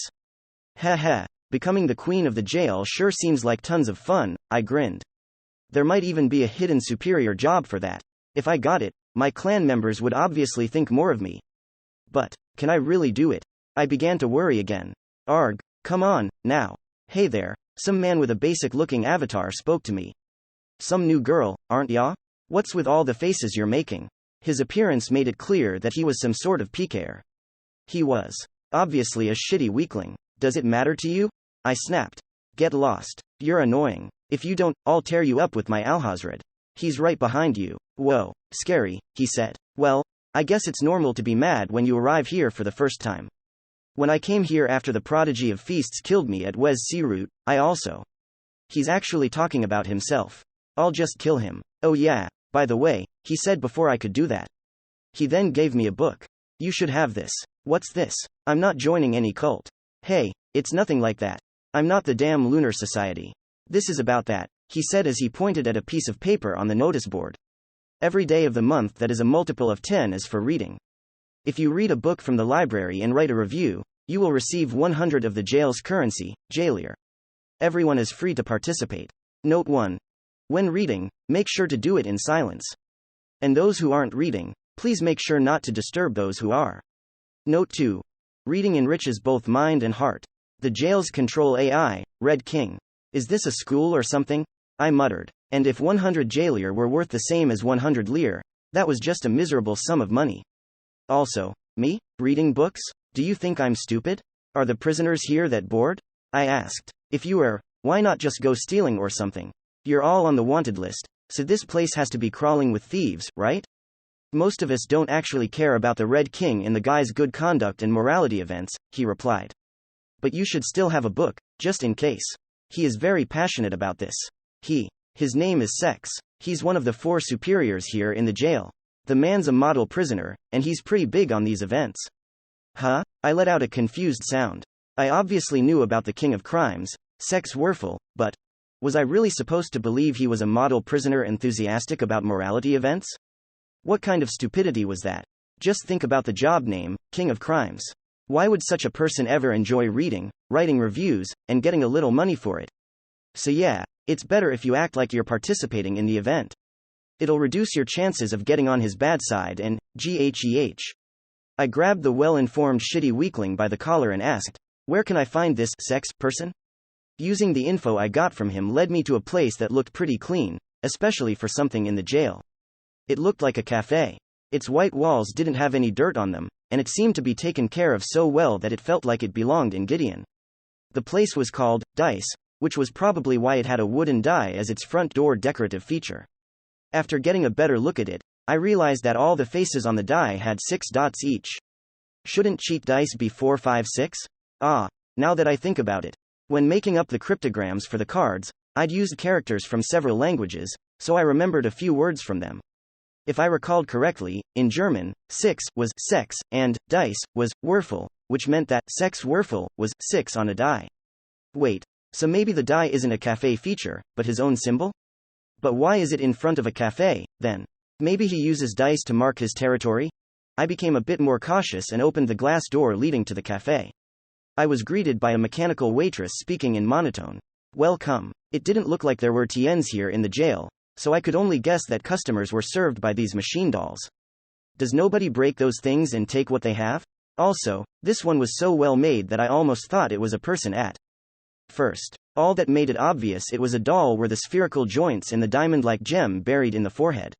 I became curious, so I used identification on it and found out that its name was Diamond Slayer, and that, according to the description, it was a prism person. I realized, wait, forget about stealing what it has, the thing itself might be a crazy luxury good. Trying to imagine the market price of the doll made me all dizzy. Is a NY thing the mat tear, miss? The doll asked. Huh? I quickly went back to my senses and did what I'd come here to do. Sex Würfel, I shouted as I stopped the doll from trying to take me to a table. Is the king of crimes here? The customers sitting here and there looked at me like I was some weirdo, but I didn't care. I didn't know what Sex Würfel looked like, so I couldn't find him if I didn't call for him. He should be here somewhere. I'm Gerbera, I shouted, a member of Illegal Frontier. The clan you made. I came because I want to talk to you. Are you here? Yes. Sex Würfel was the leader of IF, the secret organization I was part of. It was a clan that only allowed superiors who were on wanted lists. I'd been picked up by the clan after he was jailed, but I'd heard lots of things about him from other members. That was why I'd targeted the King of Destruction. If I'd killed the one who'd sent our leader to the jail, it would have proved to everyone else in the clan that I wasn't to be taken lightly. Well, that hadn't worked out and I'd ended up here myself, but I thought I should at least show myself to him. None of the customers came out to claim they were him. For some reason, they just sighed like they were relieved and began reading books. Yes, all of them were reading books. What's going on? Is he even here? None of the customers were reacting, but right as I was about to assume he wasn't here, someone spoke to me, saying, may I have a moment? It was a plain-looking young man wearing an apron and black-rimmed glasses. He was probably the shopkeeper. And here I thought the jail didn't have any TNs. What? I shouted. I'm not ordering anything. I just came here, so I don't have a single jailier. Got a problem with that? No, I did not want to ask for your order. What I want to know is, are you really a member of IF? I just said I am. So just bring the King of Crimes to me, and that would be me. For a second, I couldn't understand what he just said. But then I looked at the back of his left hand and saw an embryo crest, making it obvious he wasn't a TN. I am the King of Crimes, Sex Würfel, he said. A pleasure to meet you. May I call you, Gerbera? The plain-looking young man was nothing like what I'd imagined the King of Crimes to be. A few minutes later, I was sitting at the counter and drinking coffee he'd prepared for me. It kinda angered me that it was actually good. For some reason, the snack he gave me with the coffee was popcorn, and when I asked about that, he said, a friend of mine has been absorbed in popcorn recently, so I tried my own hand at it, as well. The Co-D had a popcorn stand, too. Was it trendy or something? Honestly, though, I would have liked donuts way more. Remembering popcorn and donuts made me angry again. Damn you, Rook and Co-D. Once he showed me his stat summary, I finally accepted the truth. Wow. You really are our leader. His name was clearly Sex Würfel, and his job was definitely King of Crimes. His total level has to be some sort of glitch, though. Yes, I am, he said. But I find it rather questionable whether I am truly the leader. What do you mean? I only filled the position because Zeta and Rascal asked me to, so you might consider me to be a leader in name only. Also, I was sent to the jail soon after the creation, so they are the ones doing most of the clan administration now. Rascal was the superior who'd invited me to the clan, and yes, he was the one operating it now. This man really is our leader, I thought. He didn't act like it, and didn't look anything like a King of Crimes, but it was definitely him. I'd honestly expected him to be someone violent and wild-looking, or like a mafia boss with a cat on his lap. Why are you the shopkeeper of a cafe? I asked. I had a lot of free time, so I thought I'd get a hobby. I've become quite good at preparing coffee over the past half a year. If you're this good without any skills, you should open a cafe in real life. Oh my, I didn't expect such praise. Thank you very much. He's so modest and soft. Is he really the King of Crimes? By the way, all the customers here are reading books, I said. Indeed they are. This is a reading day, after all. They're quite enthusiastic about it.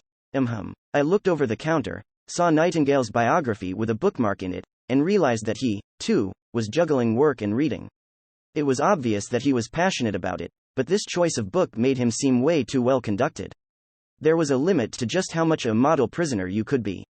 Once again, I could hardly believe he was the king of crimes. I'll just ask about it. I heard you are a model prisoner, I spoke up. Why? What do you mean? You're the king of crimes, so I thought you'd be controlling the jail from the shadows and raising hell. Oh no, that's quite wrong, he replied. Criminals that serve their time are supposed to follow the prison's rules. That is why I am doing just that. I see. It seemed like his words were strangely nuanced. Was I just imagining it? Because of Rook, I was starting to overthink a lot of stuff like this. By the way, you talked to Rascal and Zeta by mail, right? I said as I recalled reading something like that in a clan notice. Yes. I have to rely on translation software a lot though. Next time you send something, make sure to tell them about me. That I'm escaping this place soon. Do you intend to attempt escape? Of course. My embryo is probably not the strongest, but it's suited for this kind of thing. It hurt that I couldn't say that my embryo was the strongest. Damn you, Rook. Then you should consider waiting a short while more, he said. Why, Candy? The King of Plagues is currently trying to defeat the disaster bioweapon. Once the preparations are done on that front, the three of us will definitely be able to escape. I'd heard of the King of Plagues. That was the criminal who'd killed the most Tiens ever and come here after being defeated by the superior killer. I was pretty worried about that one because our compatibility seemed really bad, and... Wait. The three of us? I asked. Yes, he nodded. Hanya's term will soon be over, and we couldn't make Fu to cooperate with us, so that only leaves us three. Those were probably the names of the other superiors here, but that wasn't what I wanted to ask. You're escaping, too? Aren't you enjoying your life here? I mean, he even had his own cafe. Yes. After all, felons obediently serve their time while at the same time trying to escape. That is why I will do just that. There it was again. Something about his words felt weird, but I couldn't really tell what it was. Oh, speaking of escaping, why are you here in the first place? He asked. Well, it was hard for me to speak the reasons and details about that, because it meant speaking about my failures using my own mouth. Me, from before I heard those words would probably speak a tale of success, but as I was now, I really couldn't do that, so I gave up and spoke objectively. From start to end, I told the leader about everything that had happened in Gideon. He silently nodded while refilling my coffee every now and then. Also, when we started talking about this, all the other customers read the mood and left the cafe. It seemed like they were used to this. Then, I fought the Code to prove my power, and lost miserably, I mumbled. Talking about my failures made me very tired. That must have been hard, the leader said while nodding. I understand how you feel. I, too, am here because I lost to Shu. Lost. But I heard it was a draw. No. I lost, fair and square. I received my death penalty because he gave it to me, while he got his death penalty because of a side effect to doing that to me. It's definitely my loss. He spoke calmly while admitting his own defeat. It didn't look like he was the least bit frustrated about it, and I couldn't tell whether it was because he'd made peace with it while being here, or whether he had never been bothered by it at all. But, for some reason, it felt like he was talking about the Code with affinity instead of hostility. I must say, I do wonder how Shu noticed your embryo, the leader went on, pondering something for a moment. He perceived Alhazred despite it being impossible to perceive, yes?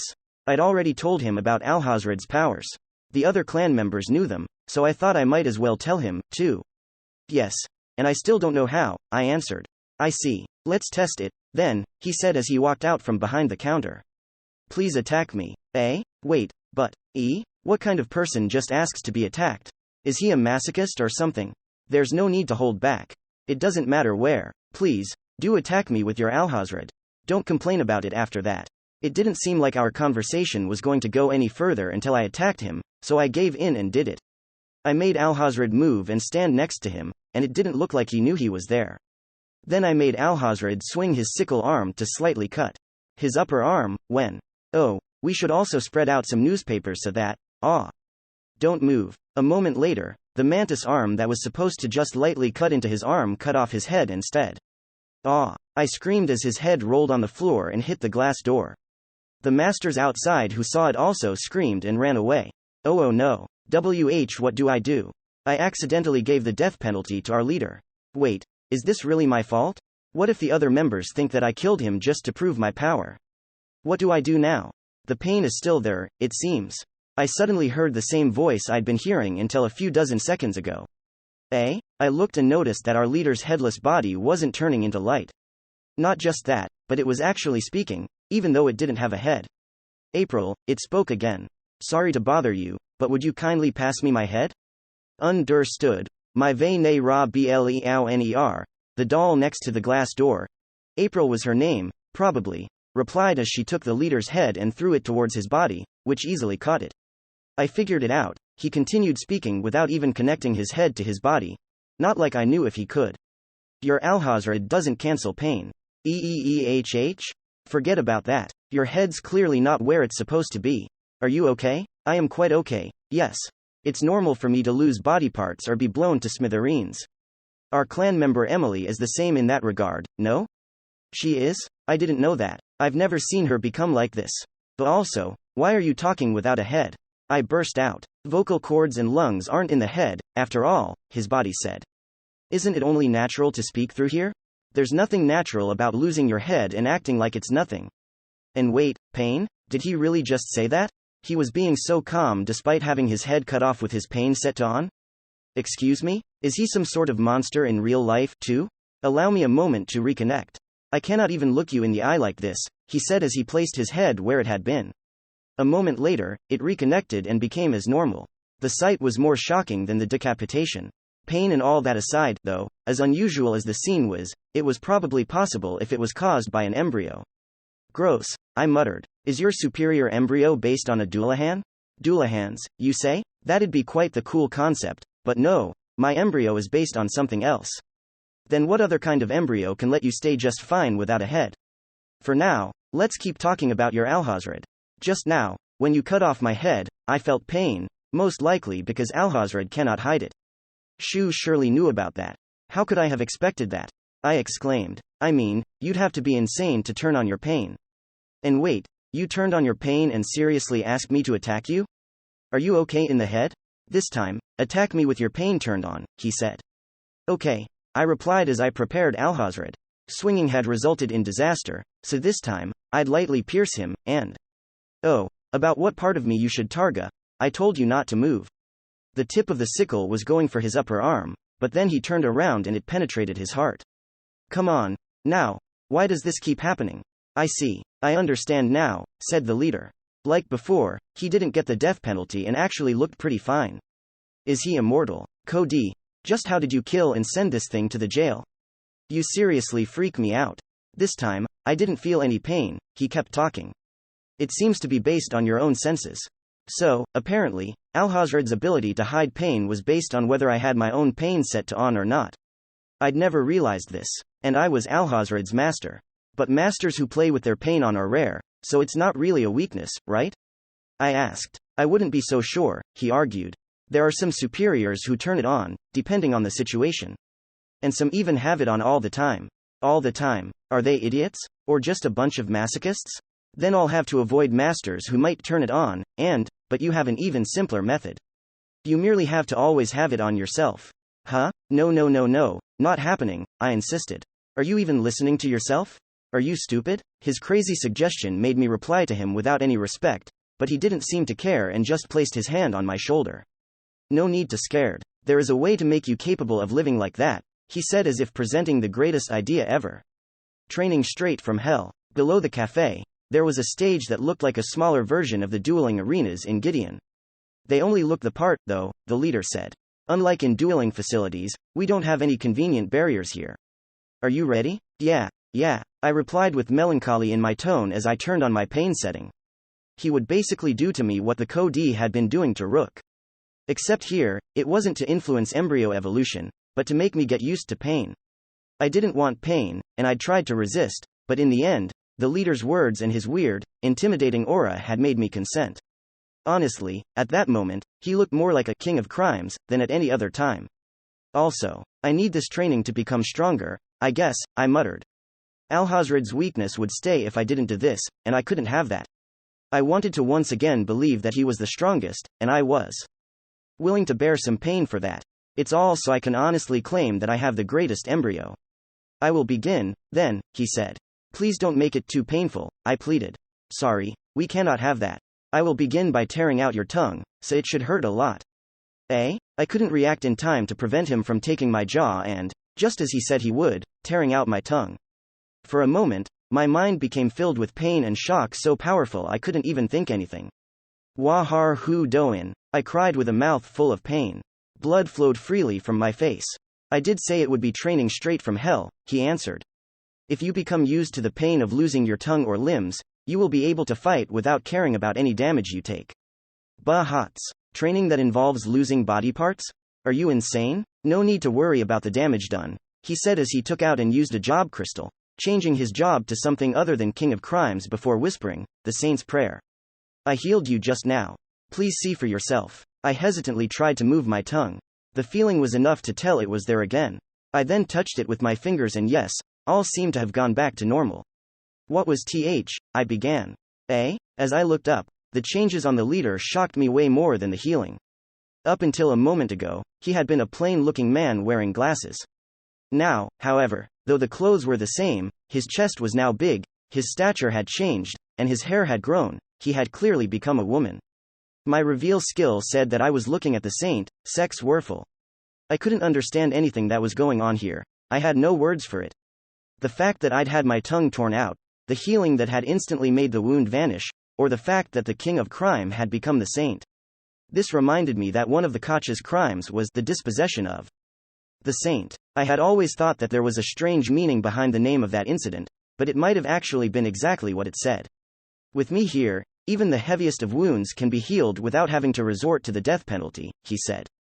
So please, be at peace and lose yourself in this training. Also, it made me come to understand another thing about our leader. His demeanor was soft and he was definitely a calm person. But every single one of his screws were loose. Today is your first day, so let us start off with something lighter. Loss of all 4 limbs. 10 times. Ah ha ha ha ha. A dry laugh escaped my mouth. Suddenly, I realized something.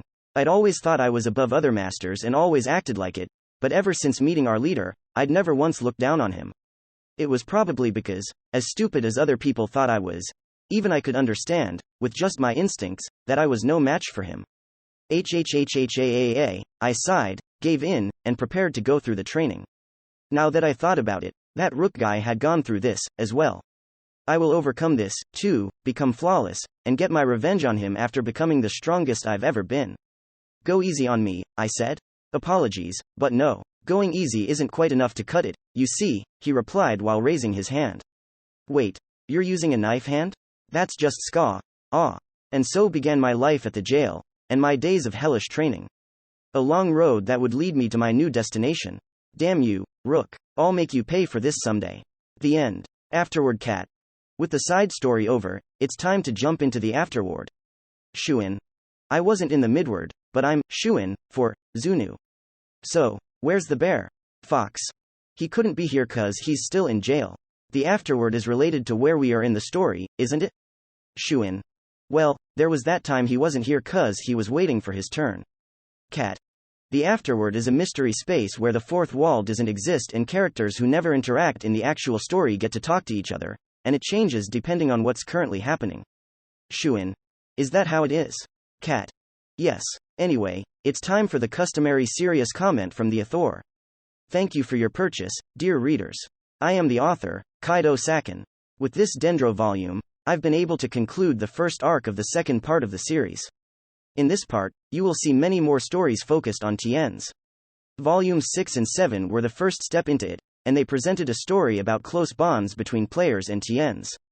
In Dendro, players are split into worlders and ludos, and I believe the same applies to the readers, as well.